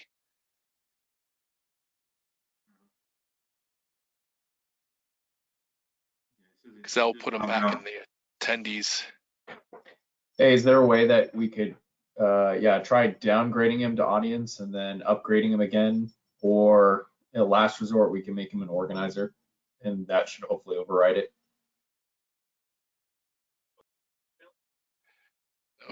I can't downgrade him. We can only go forward. I did make him an organizer, but I don't know if that's gonna solve the problem. It looks to me like it just took the mute symbol off for a second on him, but now it's back on. John, were you able to unmute yourself for a second? Yeah, and I keep sending him unmute requests. It disappeared for a second, but now it's back on.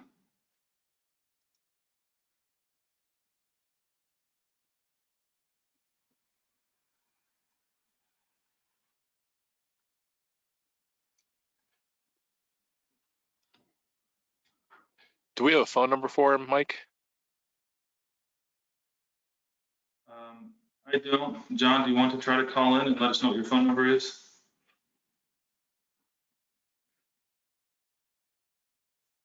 Okay, he said he's connected by phone. He can hear us.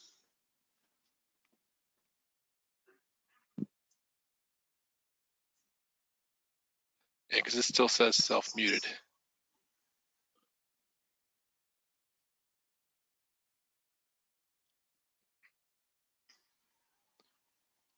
Is there something you have to put into the phone to unmute? I've seen some teleconference things.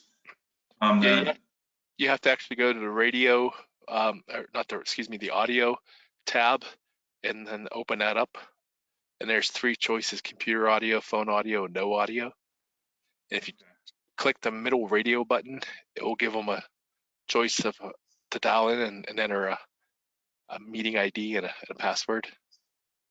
So I'm seeing he's leaving again and coming back. What's odd to me is when he leaves and comes back, it keeps him in the panel. I thought you had to upgrade him each time he left and came back. Yeah, I do. Well, there his name disappeared, so maybe fully left this time. Because it seemed like last time he left and came back, but I'm actually showing him logged in twice. So I'm gonna delete the one in the panelists and move the one over that. John, can you hear us now? Can you unmute now?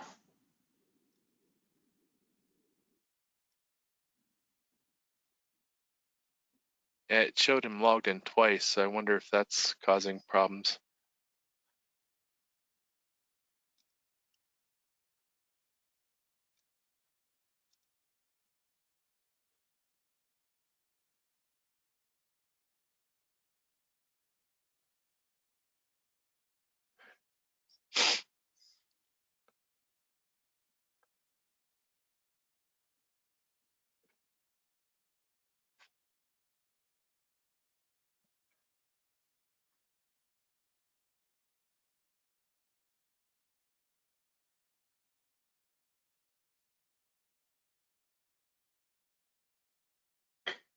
Hey, Mike, can you do me a favor?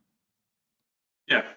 Can you, your screen share, can you make it so that you can show the webinar panel on the side and maybe point to exactly where all the buttons that we're referencing are. So yeah, I gather he sees the buttons, and I've got his chat over here in the questions. It seems like he's seeing the buttons, and it's just not. It's telling the organizer is muting him, and we're seeing that he's being self-muted. Yeah, it's strange. Okay, he's logging back on right now. So once he logs on, login, or is there two still? No, this is a fresh login. I'm gonna put him over as a panelist. Yep. And see if he can talk now. He doesn't have a mic. There he goes. Looks like it. Hey, can you hear me now? Hey, we do. Yeah. Yes, it just kept telling me over and over, you're muted by an organizer. Yeah, it was strange. Sorry about that, John. I don't know what's from both sides. Okay. All right, well, I'm glad we got that sorted, and we've got 9 minutes left in our break. Do we want to make him presenter just to see if he can get his slides up? Yeah, that'd be good. John, do you want to throw your slides up, make sure they're working? Got it. Show up all right? That looks good. Okay, great. Did you want to try your video camera? Yeah. Let's see what There. Yep. Excellent. Okay. And we still have 9 minutes. Great. Good job, guys. Thanks. Thanks for that. Teamwork. You got there. Sorry, I don't know what was going on there. Yeah, we fixed it relatively quickly, so I'm not too worried about it. But yeah, these things always seem to have, there's some sort of oddity that's always going to pop up at some point, I feel like. Yeah. We won't tempt the system, John. We'll just keep your slides up, and we'll start in about 8 minutes. Sounds good. Thanks, Mike, for sticking with it. I know your breaks have been pretty short today. Oh, that's okay.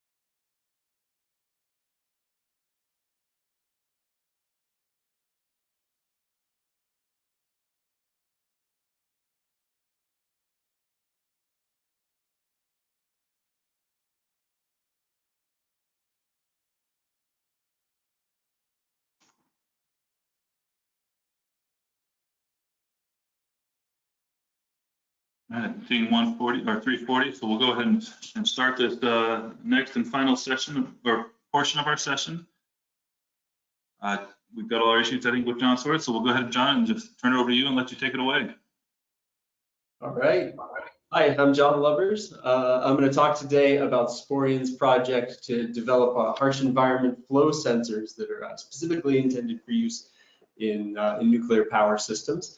This is an SBIR project. It's been going on for a little over 2 years now. This phase of it anyway, we're in phase 2B, which is focused on commercial transition. So at the end of this phase of the project, we intend to have a commercial product ready to go to the market. And I'll dive right in. So we started in on this project because several years ago, an INC contractor working to help develop a small modular reactor came to us looking for a flow sensor that could work to monitor coolant flow in an SMR. And it happened that Sporion was already working on a thermal anemometer that was intended for gas flow, low pressure things, but still very high temperatures, up to about 1,000 degrees. And it seemed like a good candidate for this application because of, maybe you can see my screen, or my cursor, oops. The first bullet point here was compatible with a non-circular cross section.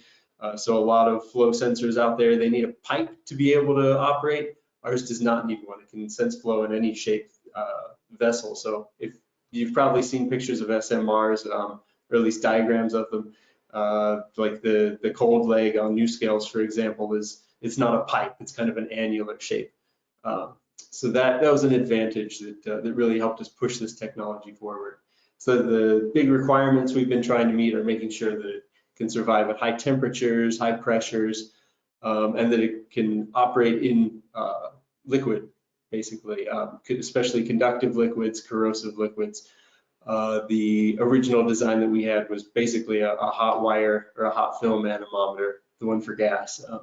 And we needed to seal it over the course of this SBIR project so that the water wouldn't be shorting out the electrical components. So while we were working on this, we were originally targeting just SMRs, but we found a lot of interest in flow meters for different industrial processes, especially those using molten salts.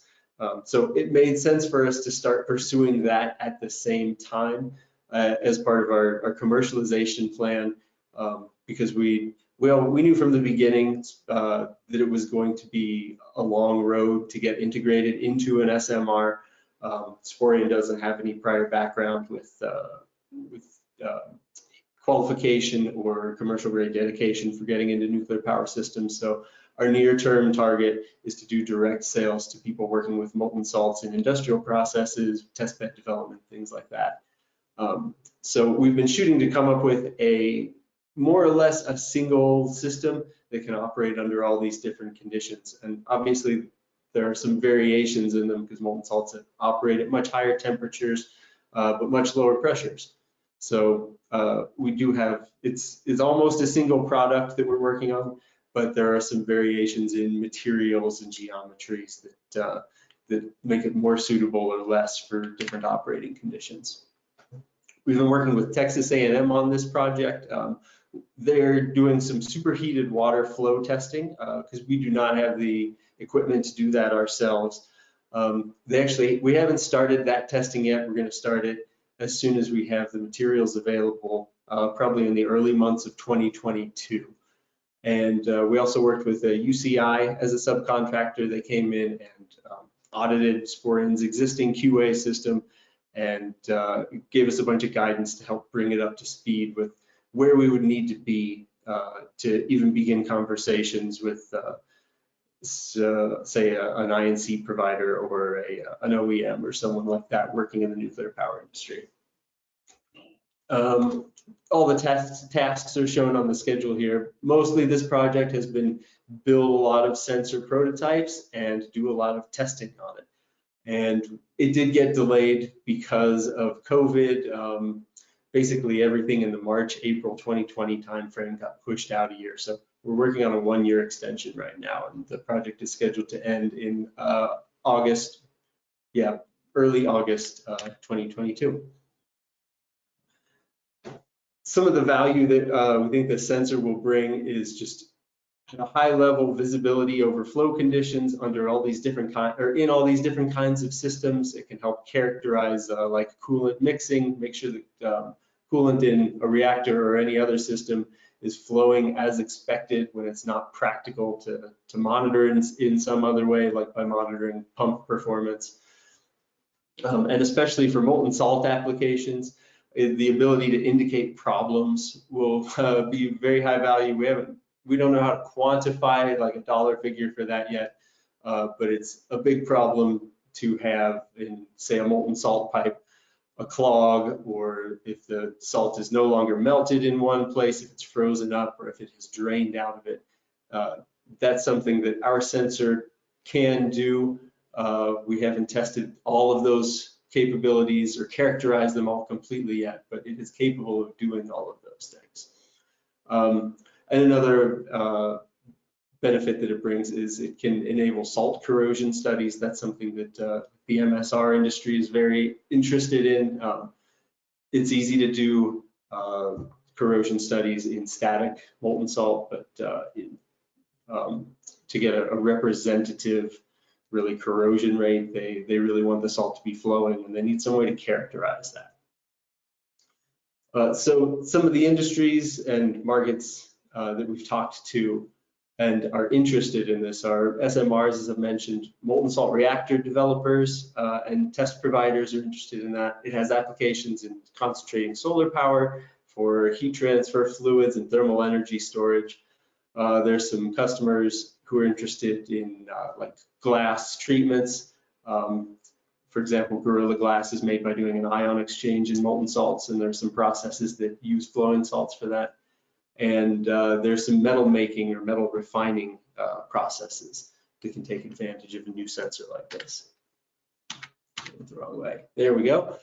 So what we've been doing during this phase, and especially over the last year, is kind of finalizing the system design, and we settled on a standard footprint, more or less, which is what you see in this photo here.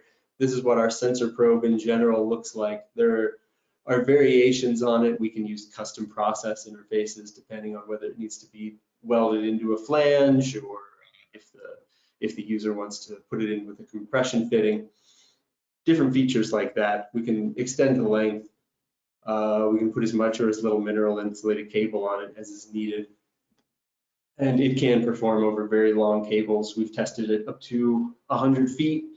Some extra components are required if someone needs it to go further than 100 feet, but that is doable as well. Some of the big challenges that we've had to face are, well, the high temperature stability of our electrical components that are inside it, and we've addressed those, and I'll show you some of the results of it on the next slide. We've addressed those problems by with creative materials and design ideas. Calibration is another big challenge that we've been dealing with because we want this sensor to be able to operate in so many different environments, say nitrate salts, fluoride salts, water, diesel fuels, carbon dioxide. It's very hard to calibrate across or for all of those because with a thermal anemometer, the thermophysical properties of the fluid are very important, and they change from the fluid, and they change with temperature and pressure as well.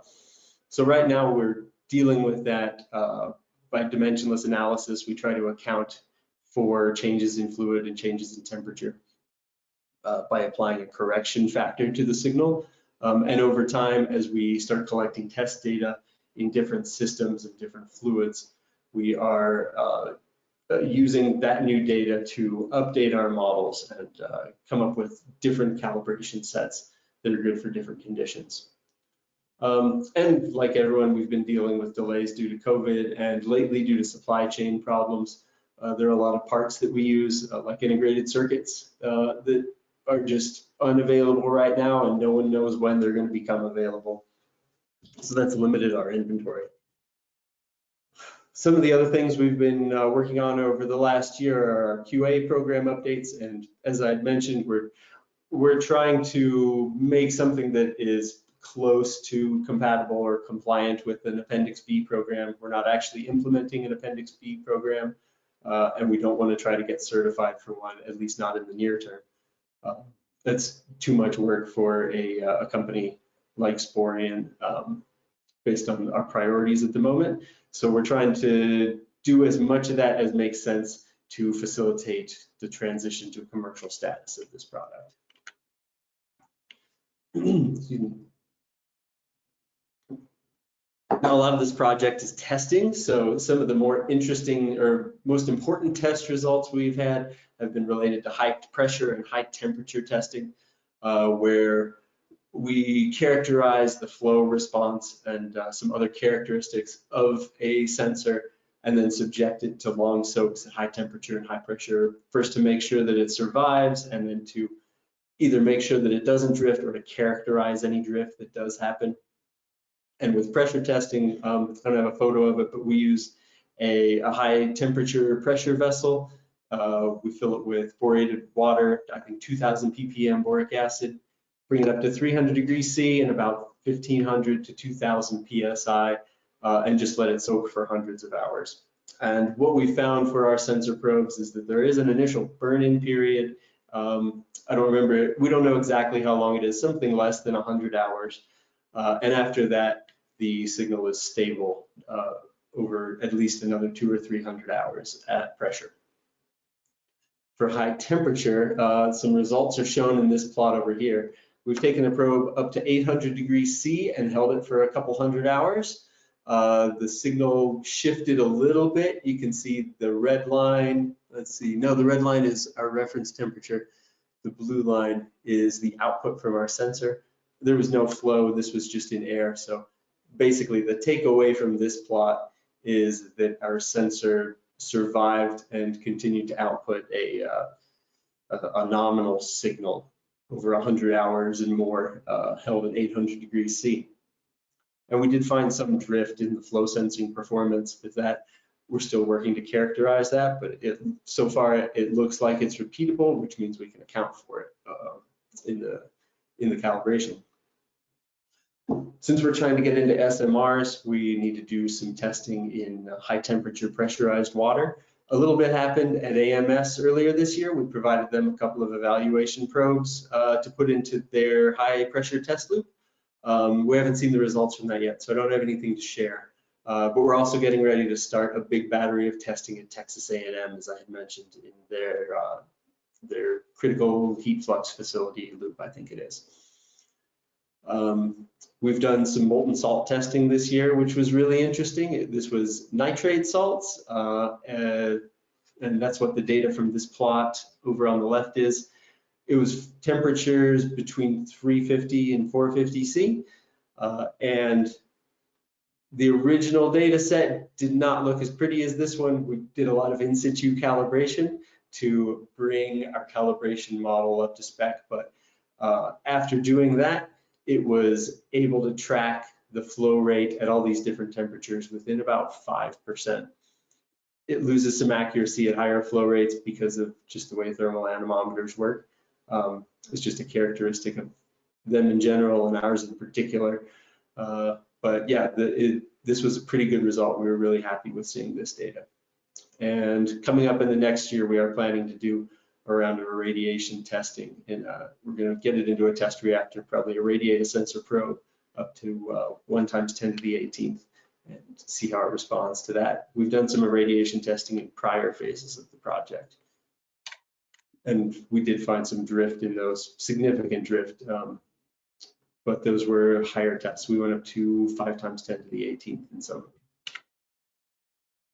So coming up in the next year, we're getting ready to start releasing some of these sensors out to interested parties, and we're kind of looking for operational feedback from these customers and data to help us build our calibration databases, like I talked about earlier. I think this is going to start around January 2022. That's what we're shooting for. We do have a limited inventory, so we're not just going to like dump these out completely on the market. Mainly because, well, we need to start building up some feedback and correcting features before we do a wide release.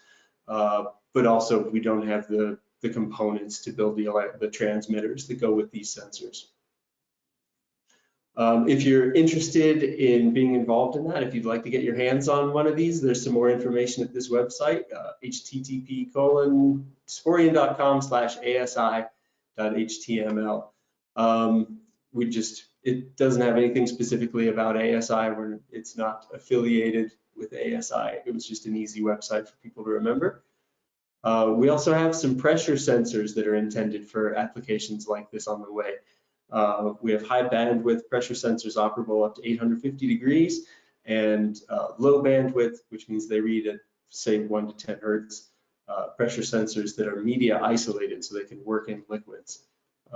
Those are good up to, I think, 500 to 600 degrees C. And we've been developing a chemistry analyzer for harsh environments as well, based on Raman spectroscopy. And you can see pictures of both of those, the high temperature pressure probe and this is our high temperature, well, it's our Raman analyzer with a high temperature probe on it, a short probe.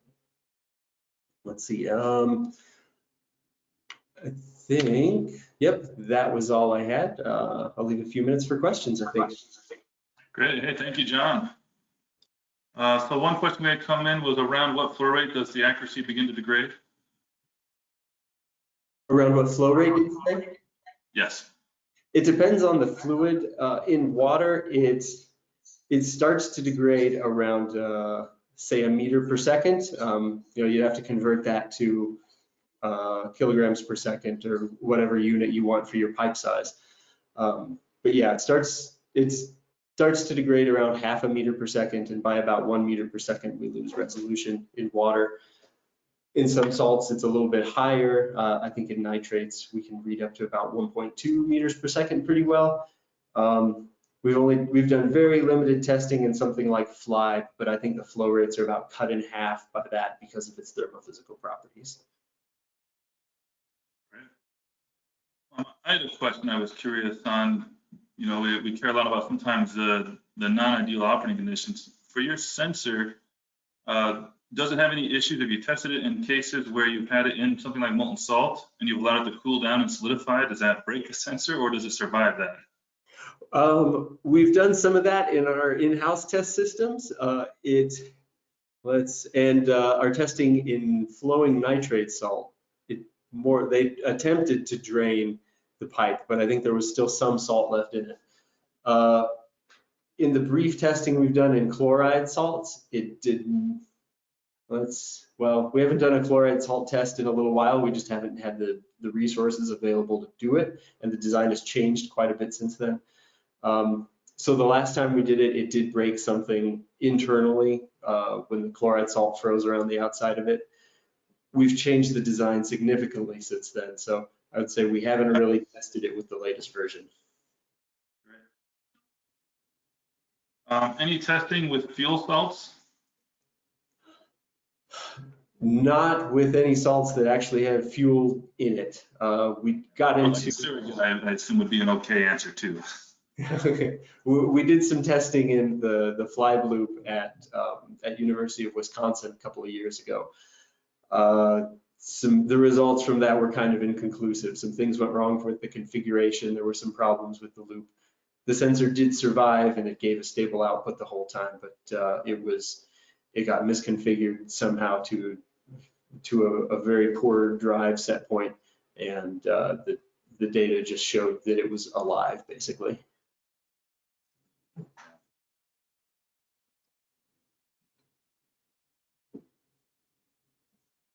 I'll throw one more curiosity question out there, I guess.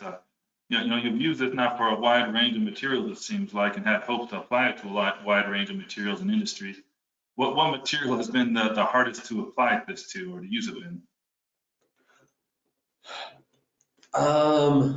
Let's see. Maybe a loaded question. They all have kind of unique challenges. Getting into water, it's not enough to just say our sensor works in water because it's way too expensive for somebody to use in a low temperature water loop. So the challenges are different for every one of them. Maybe nitrate salts is one of the easiest that we've worked with so far because the temperatures are pretty low, the pressures are low.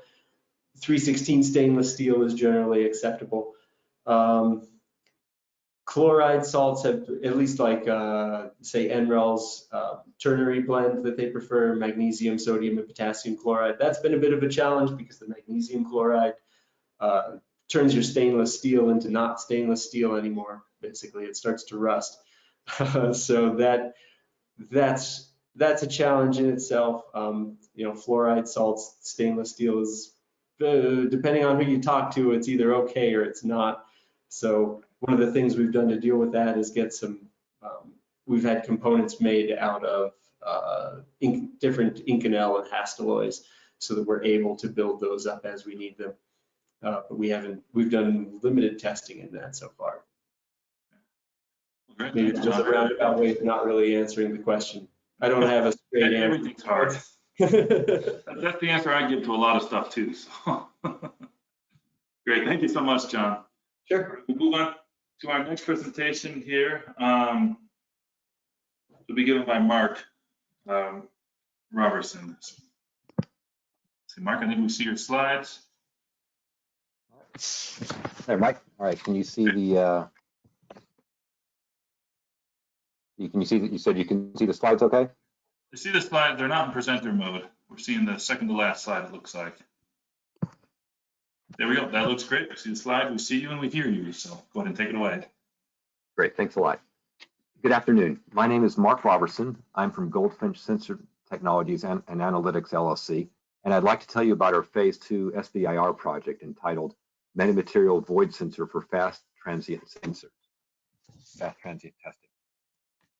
Our project's objective is to develop and demonstrate direct, time-resolved, and multi-position detection and characterization of boiling in high-pressure, high-temperature environments with minimal electrical feed-through requirements. A little bit of a mouthful, but at a high level, our technology senses voids along rodlets by detecting changes in the electrical properties of the fluids. Our end goal is to use the technologies that INL treat for transient tests for accident-tolerant fuels. We're very excited that we are able to use our no-cost extension to deliver sensor elements for in-core testing at the INL treat facility scheduled for early 2022, and I'll speak a little bit more about that in a few slides. As you know, a project has many moving parts and many people involved. In addition to our GSTA team, we're very pleased to have Dr. Juliana Pacheco Duarte from Virginia Tech, as well as her students, on the team.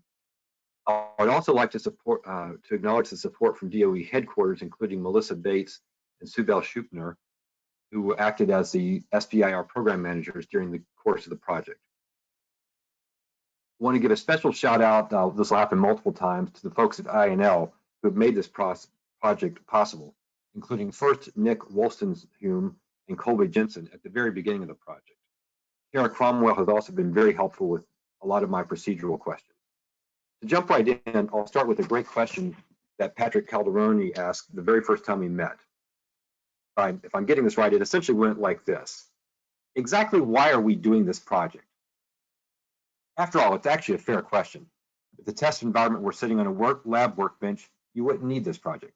You just run as many cables as you want and make quasi-DC capacitive measurements at multiple locations. Except, big except, the goal is to put this in a reactor, not on a workbench. Once you get into a reactor, things change. GSTA's concept far surpasses the capacitive measurements in time resolution and provides spatial resolution over the length of the rodlet in a reactor setting. Because of how we're doing this, we can sense the bubble, not only the voids or the bubbles, I'll use that term interchangeably, but we can also characterize the size distribution of the voids, something that we're referring to as bubble spectroscopy. In the process of developing the technology, we discovered that one of the key attributes of the system is that it makes it possible to minimize the size of the in-core devices and also decrease the number of feed-through penetrations required for measurements. Now, to state an obvious fact, a nuclear reactor core is not the same as a benchtop. Measurements take place at high temperatures and pressures, and for that you need connectors. Connectors are precious, not just because of their cost, and they are very expensive, but also in terms of real estate.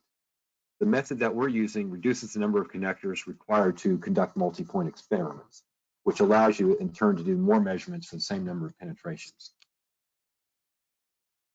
During FY21, we did extensive RF modeling, simulation, and experimentation on our sensors to verify the performance as shown in the slides. Because this is an SBIR project and this public presentation is public, I'll ask for your patience in that some of the information is redacted from the slides. If you'd like to know more technical details, please contact me directly. The technology provides spatial resolution because the sensor resonates at different frequencies and at different locations.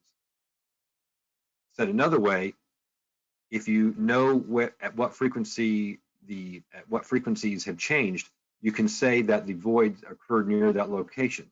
You can do that with sub-millimeter accuracy. So therefore, using a sensor with multiple frequency resonators, you can localize where the voids are and get an idea of the distribution of them. The RF modeling explains what we're seeing. Empirically, though, we found that our experimental resolution and our sensitivity is much better than we can model with available software. We've also done extensive modeling of the RF system at a macro level, which is to say the cables. In the interest of time, though, I won't be presenting that material today. A significant part of any phase 2 SBIR project is to validate the technology in a relevant environment. For a nuclear reactor and pressurized water in a pressurized water reactor, this includes high temperatures and pressures. GSTA has tested our sensors at high temperatures for survivability up to 500 Celsius, which is to say 900 Fahrenheit, and Virginia Tech has tested the parts at elevated pressures. What we don't have on our bench tops are high neutron fluxes. For that, we would need a reactor.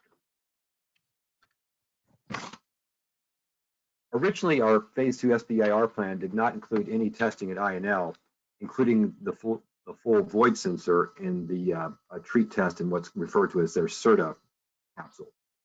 Earlier this year, in discussions with the INL staff, including Nick, Colby, Patrick, as well as Austin, Fleming, and Kevin Zai, they offered the possibility of using the treat reactor core interstitial cooling channels as testing locations. This real offer was really exciting to me. On prior DOE, DOD, government, and commercial contracts, deploying the sensors always where the fun starts. Being able to migrate some of the technologies to the deployment stage has been a real highlight in the project for GSTA. Now, to paraphrase Boromir from Lord of the Rings, for those of you who know the movie or book, one does not simply walk a sensor into the core. GSTA would like to thank the many moving parts at INL that are working with us to make this test a reality. Kevin, in particular, has been a tremendous asset in explaining the steps and details needed to allow the sensor to be inserted into the core. He's also taught me to respect, and maybe perhaps fear is a good term, just a little bit, the reactor engineers. Again, to paraphrase it, a common saying, if the REs aren't happy, ain't nobody happy. So, after the initial excitement of, hey, this is going to be great, we get to work in a nuclear reactor, a certain amount of, oh my, what have we gotten ourselves into? Panic sets in. In comparison to a CERTA cell, the interstitial site is narrower and the temperature exposure is much hotter. So, for example, encapsulants that might work fine at 500 Fahrenheit are complete non-starters for 500 Celsius. As you can see in the figure to the right, normal high temperature electronics components that are just fine at 500 Fahrenheit don't do so well at 500 Celsius. They just turn to dust. Also, in terms of metals, normally stainless steel 316 is a good choice for nuclear reactor sensors. But if the sensor is in a non-interference category and you're going to be exposing it for many, many hours, and you want to limit the post-exposure radioactivity, it's not so great a choice. Kevin has been working with us as we migrated to titanium for any bulk metal parts inside the core sensor. The scale of the system is also important. As a reference for those of you who've not worked with the core testing before, the sensor itself sits at least 20 meters away, electrically speaking, from the nearest electronics controlling it. So cabling and design and accommodating the cable is critical. Meanwhile, the humans are sitting in a control room in another building completely, so the electronics have to be operated remotely. This means the control software has to be streamlined and simplified as much as possible. Essentially, think big go and stop buttons. The test documentation is its own excitement and work, as I'm sure many of you know. The first big challenge is to make a sensor that will fit inside of the 1/2-inch OD tube and will tolerate the high heat.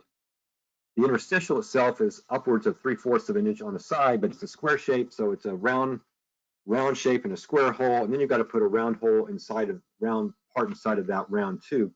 It ends up meaning that effectively you've got at most 0.43 inches to work with. That is now considered infinitely large, and everything else has to be a lot smaller than that.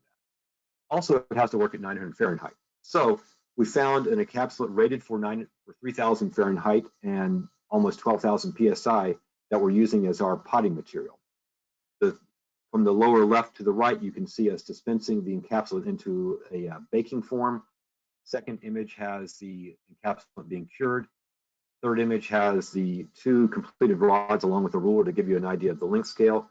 And then the fourth image shows the return loss, which actually is the S11, not S21, measurement on the resonator.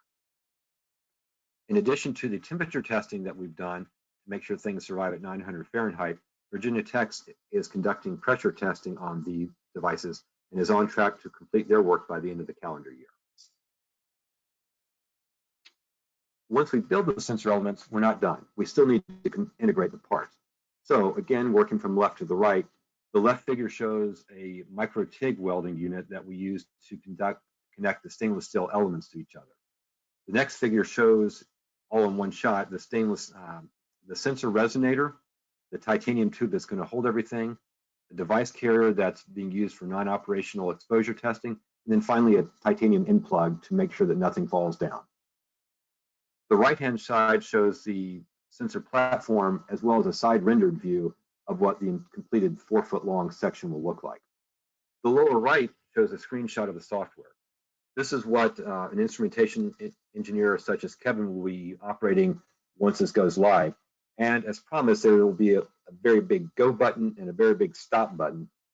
There will be graphics and data streaming on the screen as well as streaming to hard drive, but those those are not required for the instrumentation operator. Those are just to make sure that things are live effectively. I am a scientist and I work with a lot of engineers. That always creates a little bit of tension because there's a design challenge. As a scientist, I want to get as much scientific value out of the experiment. I want to do as many experiments as possible. Luckily, I have my engineers looking at me saying, Mark, if you try to do too much, nothing is going to work. So the balance is between wanting more data with making sure it actually works. Because again, this is a reactor and you can't simply go in and say, oh, I need to tweak 3 wires for a few minutes. So we were able to fit 4 experiments into the sensor package.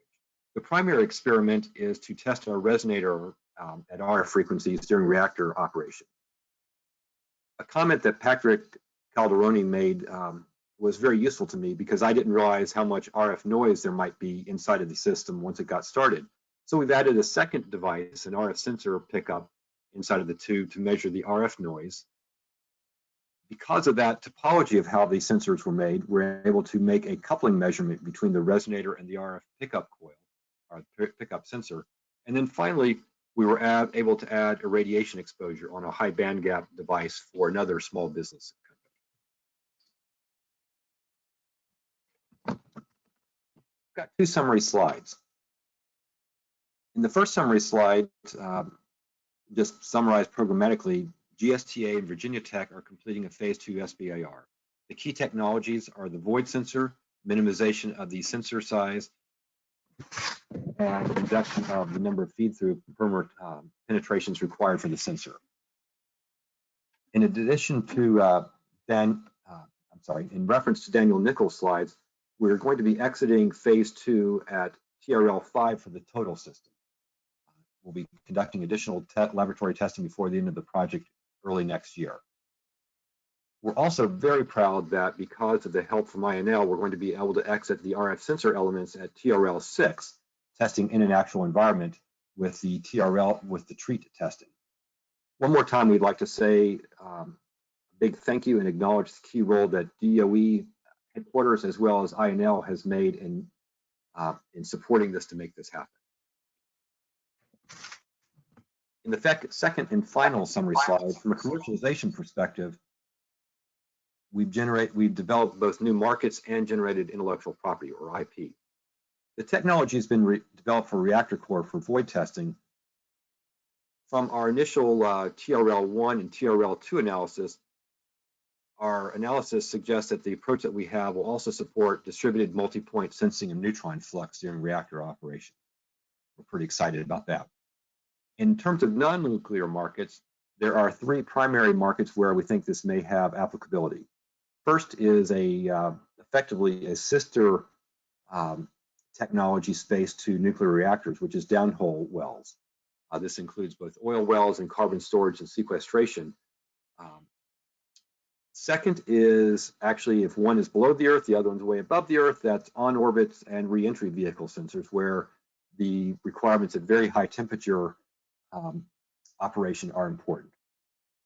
The third place where we see that this has a possible play is a little bit initially of a surprising application, and that's possibly for therapeutic human cell therapy manufacturing, specifically T-cell therapeutics manufacturing. The IP that's been generated to date has been in terms of RF circuit designs, the actual sensing algorithms present, the fabrication process flow, design of the software, including real-time long-term operation. And then those items are being held as trade secrets presently while we determine which ones are worth the pretty expensive investment to go for a full patent versus simply holding them as trade secrets indefinitely. My contact information is shown on the screen, and I'd be glad to speak further with folks about the technology. Thank you for your time. Great, thank you, Mark. We've had a few questions come in. One person, I'm not very familiar with the application. Is this for voids in a fluid or a solid?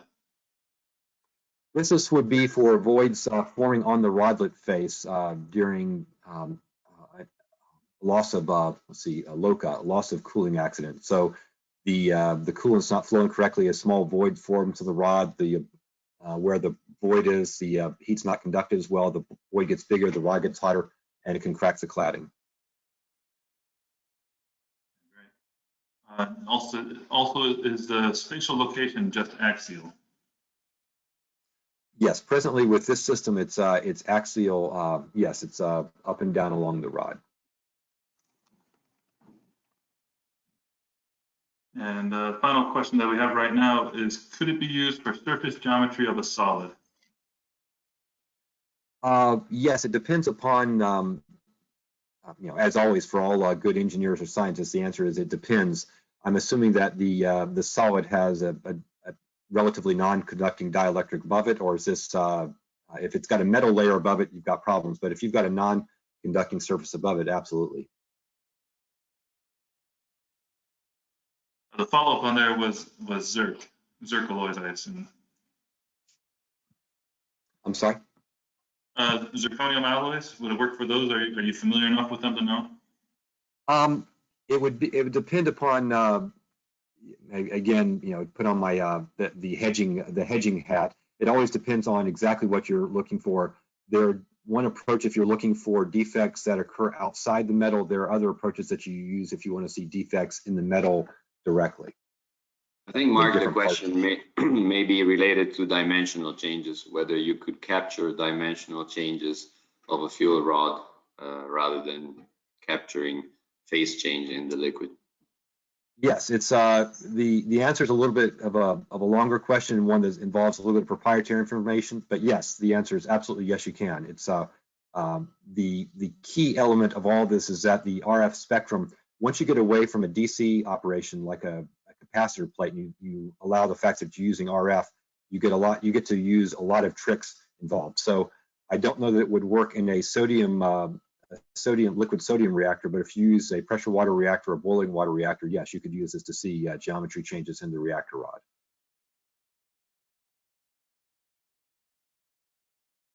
Great. Well, thank you, Mark. I think that's all the questions I'm seeing. We appreciate the presentation. Quite welcome. Is Chad on the line? Okay, so I think it looks like Morgan Berg is going to present for Chad. We can make Morgan a panelist.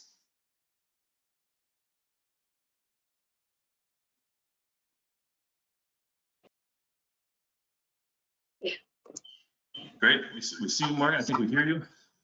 Awesome. Okay, let's see if we can figure out PowerPoint. Okay, can we see the PowerPoint? Yep, we see it. Maybe. You can see it?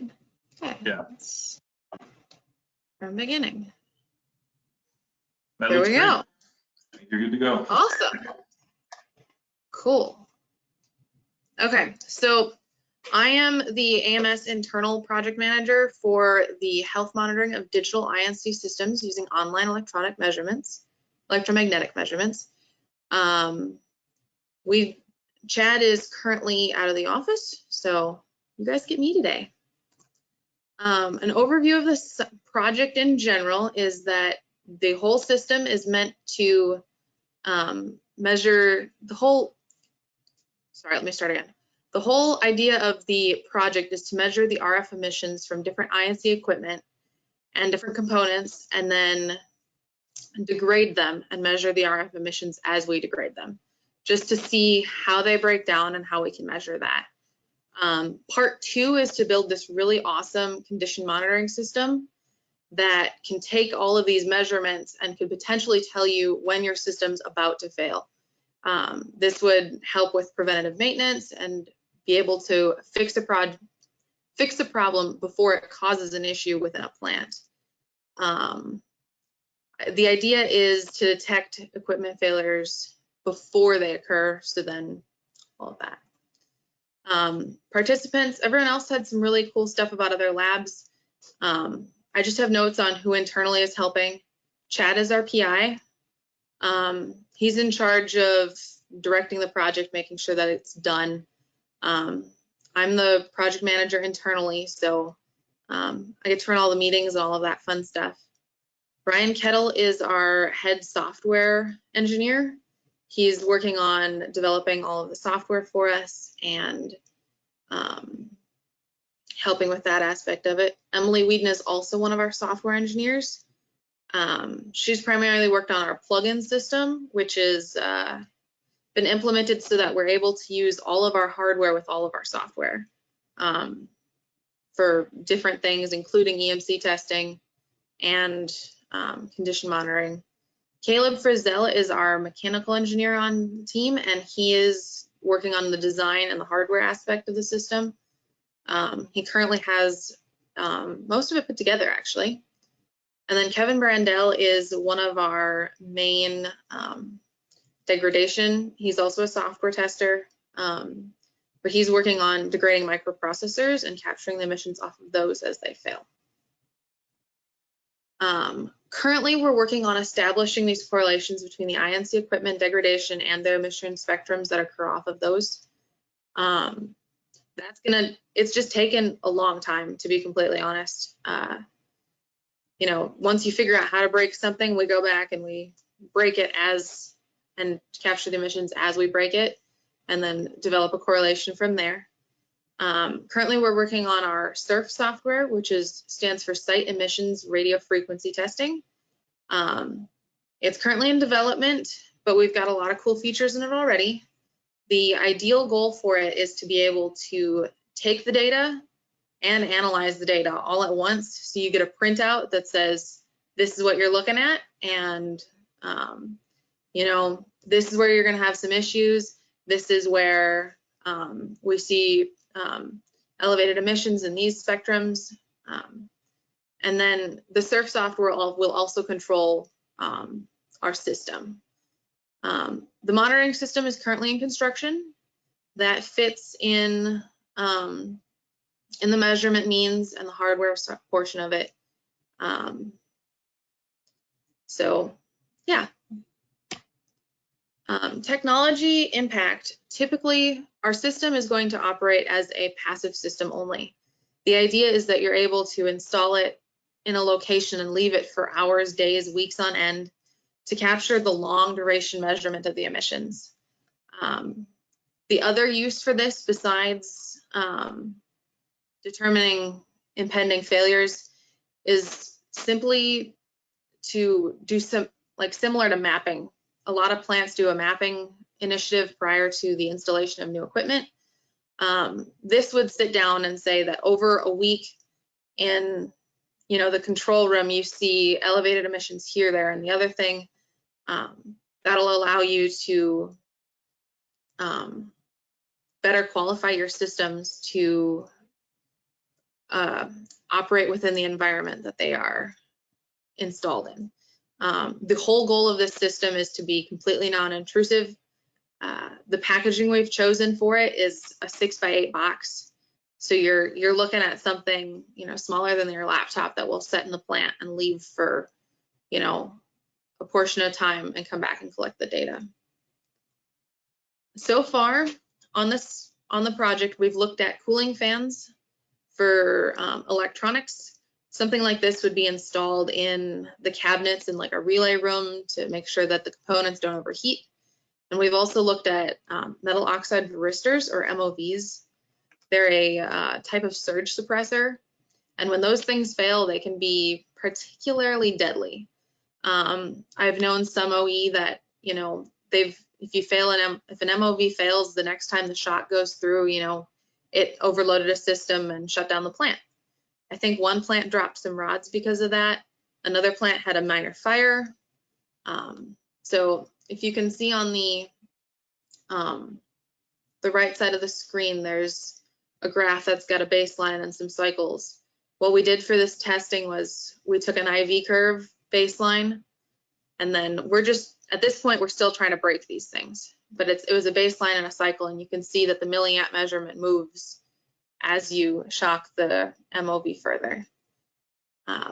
In regards to cooling fans, again, we used some of that really fun Christmas flocking snow for your tree, and we sprayed it on these fans.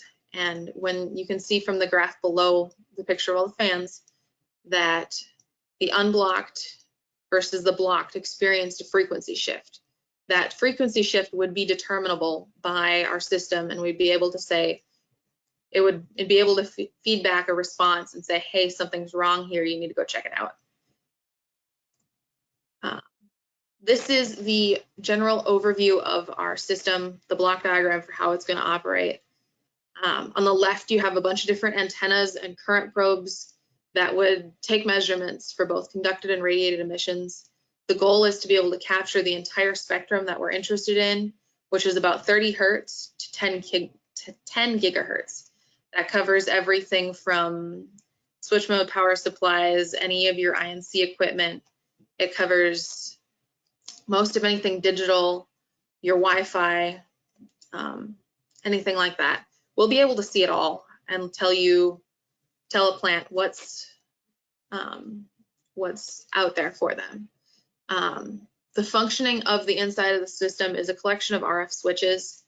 The switch controller applies a voltage to them and takes it away as determined by the laptop and our software to tell it to switch between antennas or current probes. In the middle, you'll see we have a preamplifier. For emissions measurements above 300 megahertz, you need to include one of those. It just moves the noise floor of our analyzer to a place where we can see the emissions that are present. They might not be that high amplitude, but by adding that preamp, we're able to see what's occurring in that location. This is kind of the actual picture of what's inside that block diagram. These are what we've chosen as our components. I don't have a picture right now of the current construction, but along with this, as I said earlier, it's about a 6x8 box, 3 or 4 inches tall. So very, very small, compact system. As I said before, Surf is our software that will be operating the test box, and it will also be collecting all of the data that's needed. So it starts off by taking an initial baseline. The user determines how many sweeps it wants it to take in a frequency range. You give it a tolerance of, I want it 10 above, 10 below. and then it starts to take data. As it takes data, if it finds something that's outside of that limit that you gave it, it'll flag it and put it up as an anomaly. And then we'll be able to look at that data later. If the sweep has been seen before, it ignores it, moves on to the next one. Just a way to reduce the amount of data that we're having to look through. Typically, currently, a plant mapping trip would involve 500 or 600 data files. With this, the goal is to look through, 4 or 5 of them instead of 500. So this is kind of a flow chart of how the system's software will work and saving data. It'll take a sweep, it'll find something that's a little bit different. And when it does, it's going to figure out if it's something new or if it's been seen before. So it compares it to all of the data that it's got saved. If it's seen it before, it'll just start to increment a count, and we'll be able to tell that over a certain period of time, say 2 hours, anomaly 1 occurred 10 times. And, anomaly 2 occurred 300. So we know that that's something that occurs more often in the environment. If it only occurred once, it'd be something like a transient that we would expect. And so we wouldn't necessarily have to account for that in like a qualification testing standpoint. So in conclusion, we've completed the degradation of our cooling fan system, and we're working on everything else. We've solidified a design for the mapping system and the monitoring system. They're kind of the same thing. They'll do the same job. And we have started development for our SURF software with hope to complete that sometime the beginning of next year. Future work includes degrading the rest of the components. We're currently working on microprocessors in the form of like a Raspberry Pi, MOVs, and pressure transmitters. And then a new system that will be added is like a computer monitor, as those are known to be susceptible to just about everything. We'll continue to construct, test, and then verify our monitoring system, verify that it works and operates as we expect it to. And then we will complete the development of our SURF software. We do have an extensive QA process that all of our software goes through. So the SURF software will also go through that before it's used in a plant situation. In the past year, we've submitted 2 publications to the American Nuclear Society. One was for the Human Control Machine Interface Technology Conference, and the other one is to their winter meeting, which is coming up at the end of the month. And that is it. Thank you. Great, thank you, Morgan. I don't see any questions in the chat just yet, so I'll ask one that's more of a curiosity question from my point of view. What does quality assurance look like for when you're putting your software through that? I'm much more familiar for quality assurance on an experimental program on materials and things. What kind of things do you do in a quality assurance program for the software? So I believe we're 10 CFR B, I believe, for quality assurance purposes, but there's an extensive test program that our software developers write, and it's gone through multiple times. It's heavily reviewed. It's tested typically by an EMC engineer on staff, so someone like me would test it and make sure that it operates as I would expect it to operate. So if I took it out in the field, we would expect that. Pretty much just extensive testing and review. Okay, great. Any other questions for Morgan?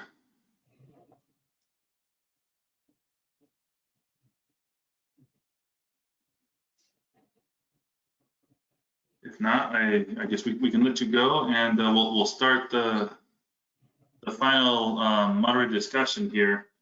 So I mean, we'll let you go, but don't go anywhere. Okay, thank you. For this.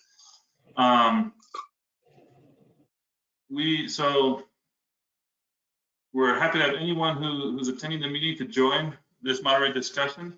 If you'd like to join and you're not already listed as a panel member, just send a question saying you'd like to be able to discuss, and we'll get you switched over to panel members so that you can unmute and talk.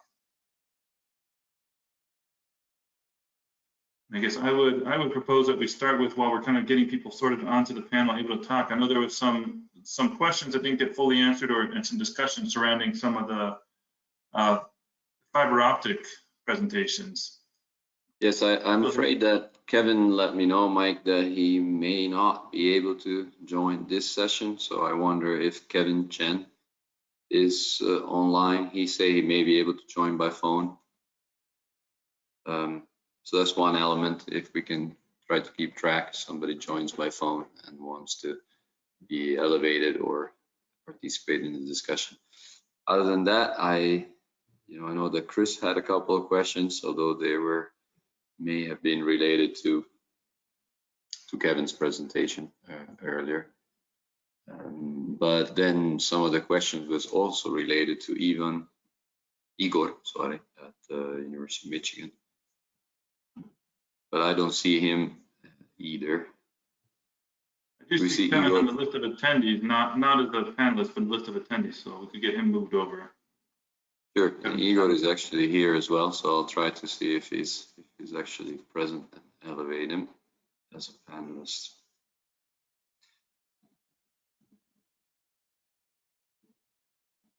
Yes, I'm here. Hello. Thank you. Welcome back, Igor. Yeah, I had to sign off momentarily, but I came back. So yeah, in fact, I just typed up email.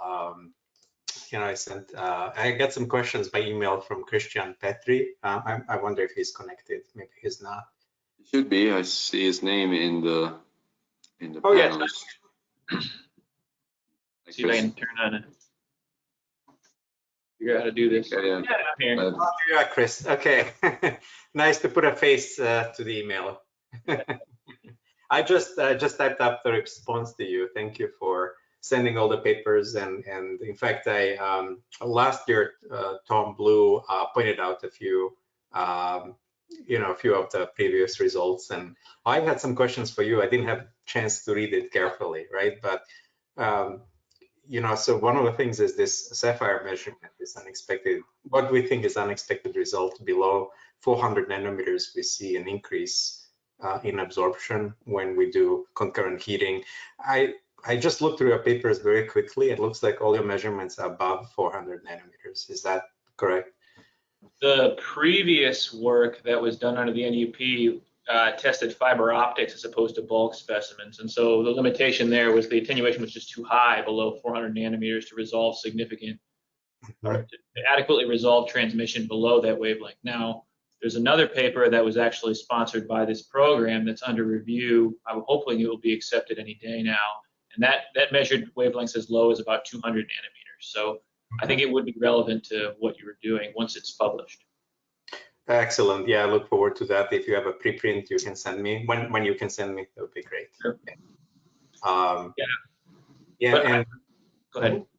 Yeah, and you asked me about the measurement of the refractive index, and we have, deliberately decided to focus on measurement of the nonlinear refractive index. I think we can probably measure refractive index, traditional refractive index as well, but we have been very focused on, on the nonlinear properties of materials, and the reason really is we were trying to avoid overlap with other programs. We do have a little bit of linear measurements of absorption, and that's really just for comparison to make sure that we are, we don't have some other problem in just for reference, right? But almost all of the results we have are nonlinear. Yeah. Well, that some of the increases, I guess there's increases in transmission that you saw following irradiation in Sapphire. Is that correct? Correct. Yeah. No, with nonlinear, right? So with the as we increase the the intensity of the light, the light is transmitted. There's a greater transmission, and it's a transient effect. We can go and repeat that measurement. So it's not, it doesn't appear to be some kind of permanent effect like bleaching. I see. Yeah, my first thought was that it was an interconversion between defects, like an ionization process that converts from like F to F+ center or something like that. We've seen that before, and with linear measurements. But I don't know that that explains it completely. Yeah, so we'll look through the literature, and people see this. People call this saturated absorption. So this looks like saturated absorption, which basically, I think it's similar to bleaching, except that it's transient, right? So you're depopulating some levels that are responsible for absorption, and we look at the magnitude of the effect that we see, and it can always be explained by additional transmission. There is, energy is conserved. Obviously, there is no error there. We were worried that there's a fluke in our measurement, but this last result that we see is a 10-fold increase in transmission, for a heavily attenuating sample, the one that has been irradiated with neutrons, with a high dose of neutrons. So there's, no question. The effects we've measured before were on the order of a few percent, and difficult to make this measurement. So we're very careful and repeat it many times and take good care of the error bars. But this last result was just, really surprising. So and not only that, but we can measure the unirradiated sample, and we get result which is expected. You get a little bit more absorption as you increase the intensity of the light, and this absorption switches sign when we irradiate the sample. So does this have application to spectroscopy, or is it really mainly if you're going to use optics for you're using the laser for things like ablating or let's say down to using it for fusion and so forth? But spectroscopy matters. I mean, do you need high intensity lasers to do spectroscopy? Essentially, that's really the question. Yeah, so so there are a couple of things. So one of the things is transmission, to through various optics, whether it's optical fibers or others. It seems like that if you wanted to transmit more light to a sample, let's say to do laser-induced breakdown spectroscopy, which is one simple application of this. It seems like that that we can get more light through the optics than we would expect normally if we operate at higher intensity. So that's one unexpected result. Maybe we would replace the optics as it becomes more opaque with the radiation normally, right?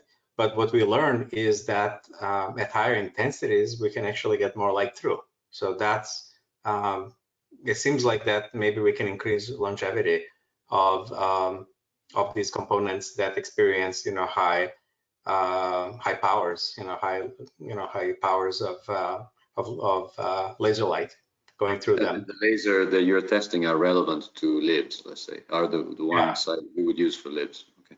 Yeah, that's right.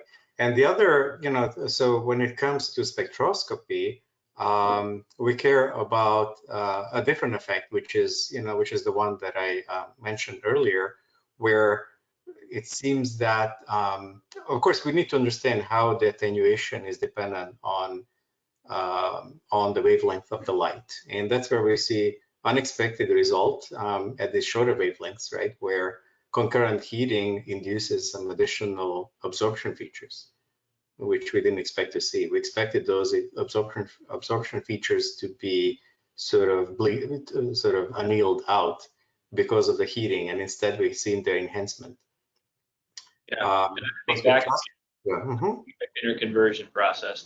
That's been observed, or at least we observed that in the past in Sapphire. I don't know if you're still talking about Sapphire. Yeah, this is for Sapphire. Yeah. So around 300-400 nanometers is where we see these effects. But these are still sort of preliminary results. It took a long time just to verify that. So we have a high noise background. Yeah, not from me. I wonder if that is actually Kevin Chen from University of Pittsburgh, because he mentioned he may be joining by phone. Yeah, so Patrick, I do have a follow-up question. Could you hear me? Yes, we do hear you, Kevin. Yeah. So my question is for same line of work here for Eagle, and I think your work could be quite useful for some reason.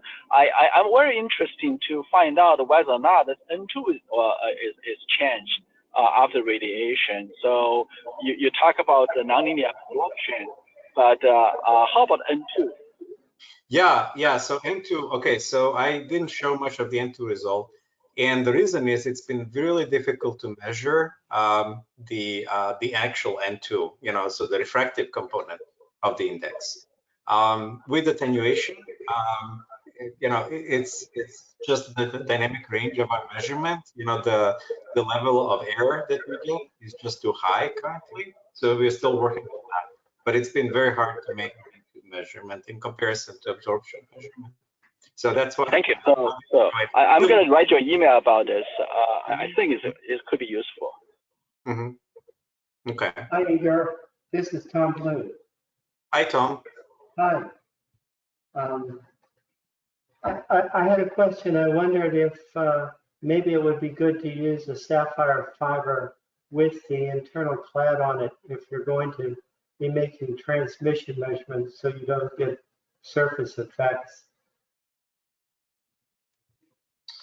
Yeah, I mean, sure. I think for the linear transmission measurements, we are set up to do that. So we have the ability to measure the absorption of fibers down to even shorter wavelengths. What I was just talking about with Chris. So that may be of interest. I was just looking for I may have missed some of the conversation. I'm just trying to get on. Let's see. How did you say you're set up to do that already? I'm not sure I understand. You mean with the appropriate fiber, you could do that? Yeah, what I wanted to say is we are set up to measure fibers as well for the linear attenuation. That's what our current setup is for. I see. So you could not do the nonlinear attenuation with the fiber? Not currently, not the way we are set up. We are set up to measure slab of the material and not a fiber currently. We could measure, spectral broadening of a short pulse, going to a fiber. That's one measure of nonlinearity of a fiber. But that's, something we could measure here on campus, not at the radiation. So the way the measurement of the nonlinear refractive index works, there's a very short Rayleigh range. So we're focusing the beam down. Right? There is only a couple of millimeters over which the beam is focused. So basically, we're measuring the slabs of material. I see. Kevin, I would like to ask Kevin if he could mute his. Can you mute your phone, because it creates some echo when we talk. So if you don't mind muting. Okay, and I was muting, but I'll mute again. Ah, okay. So maybe it wasn't you. I tried mine and it didn't make a difference. Maybe it's me. I'll try muting. But yeah, so to finish what I was saying, I think for the fibers, one of the ways to measure in a sort of relative way the nonlinearity is by observing the spectral broadening of a short pulse as a center of fiber. So that's something we could do we work with ultra short pulses as well, which have spectral bandwidth, and they undergo cell phase modulation. So the higher the N2, the greater the cell phase modulation effect, and one can simply measure the spectrum after the fiber as a function of intensity. So one could do that, for unirradiated and irradiated fiber to compare them of the same length, for instance. That would be one possibility.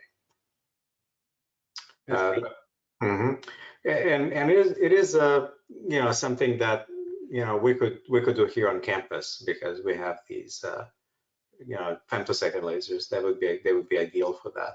You basically indirectly measure it by measuring the spectral broadening.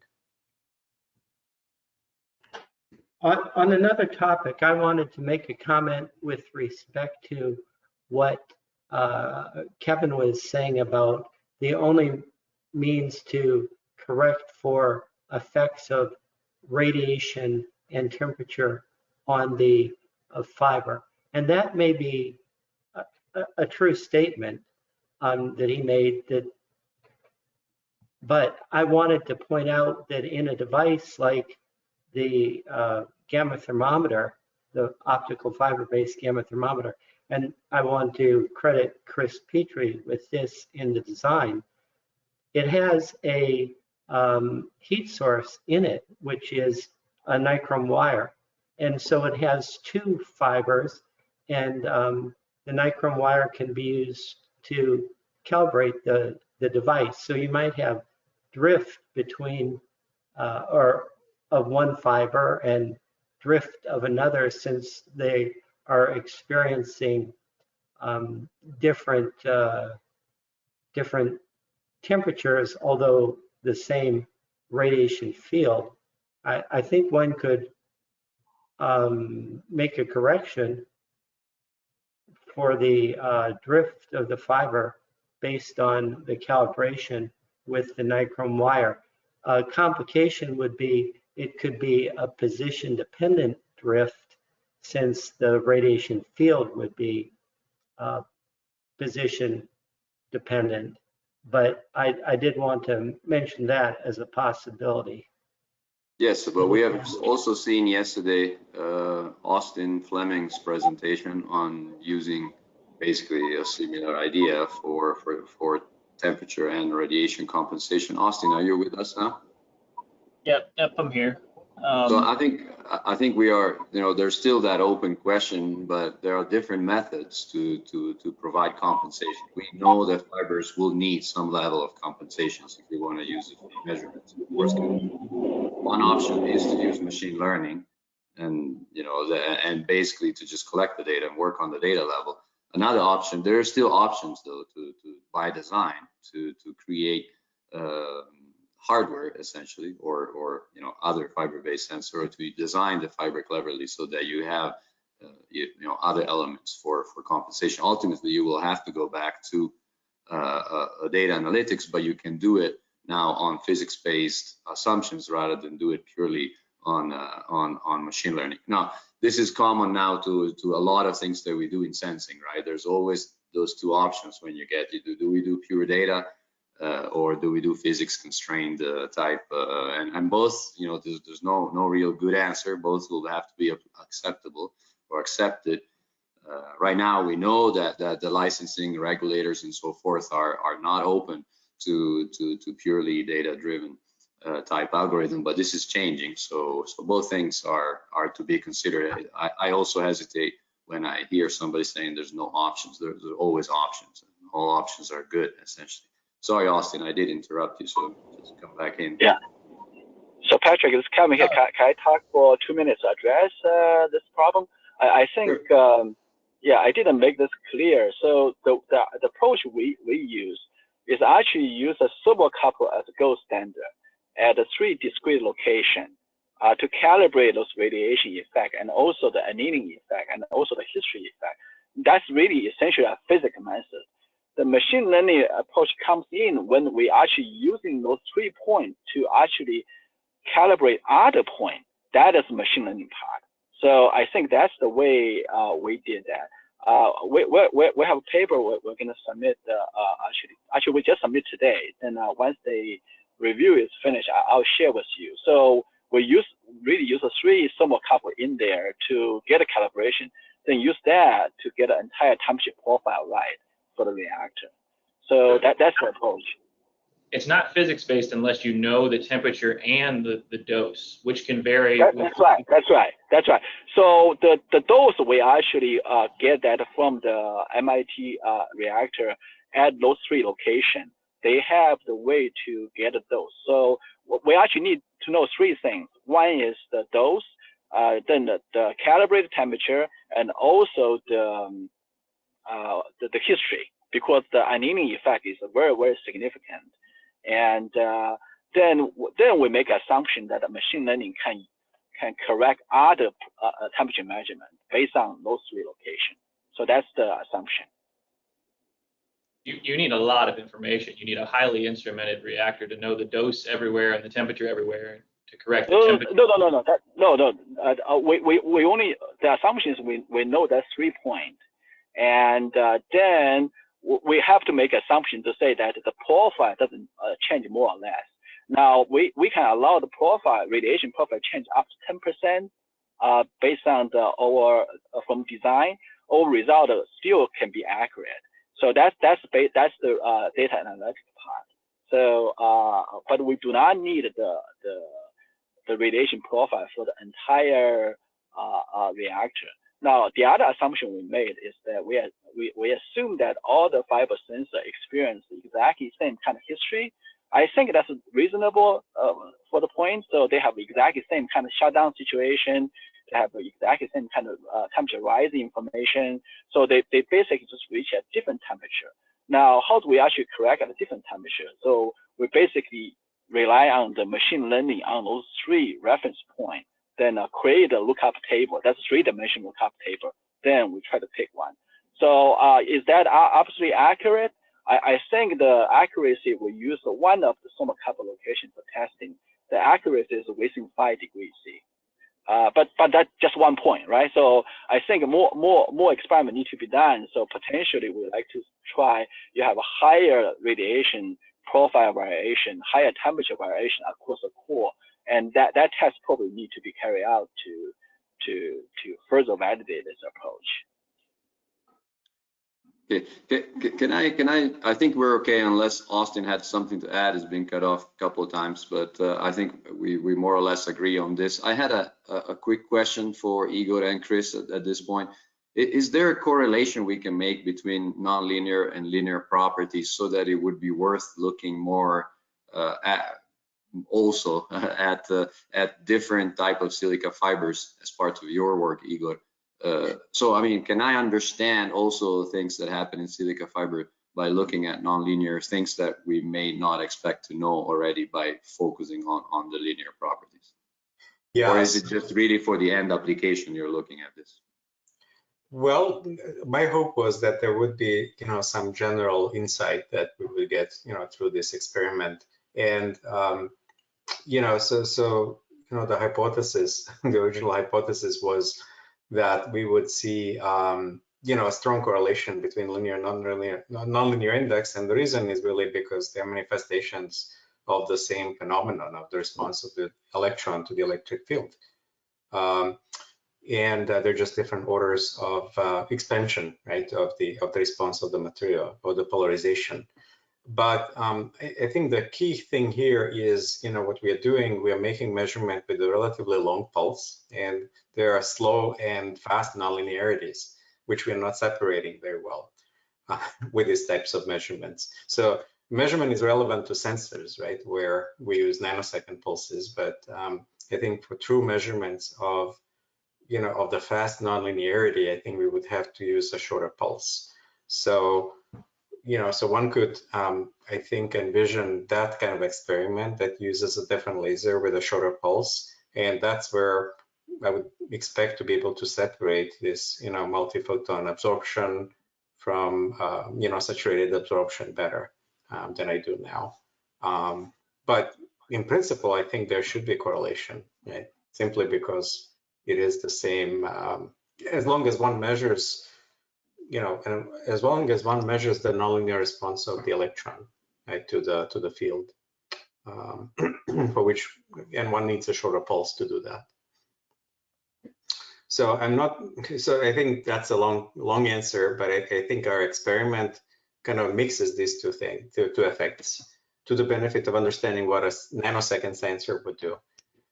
And maybe one would, one could make a measurement with a shorter pulse at a different location, our own lab, we could do that, but it's a separate measurement.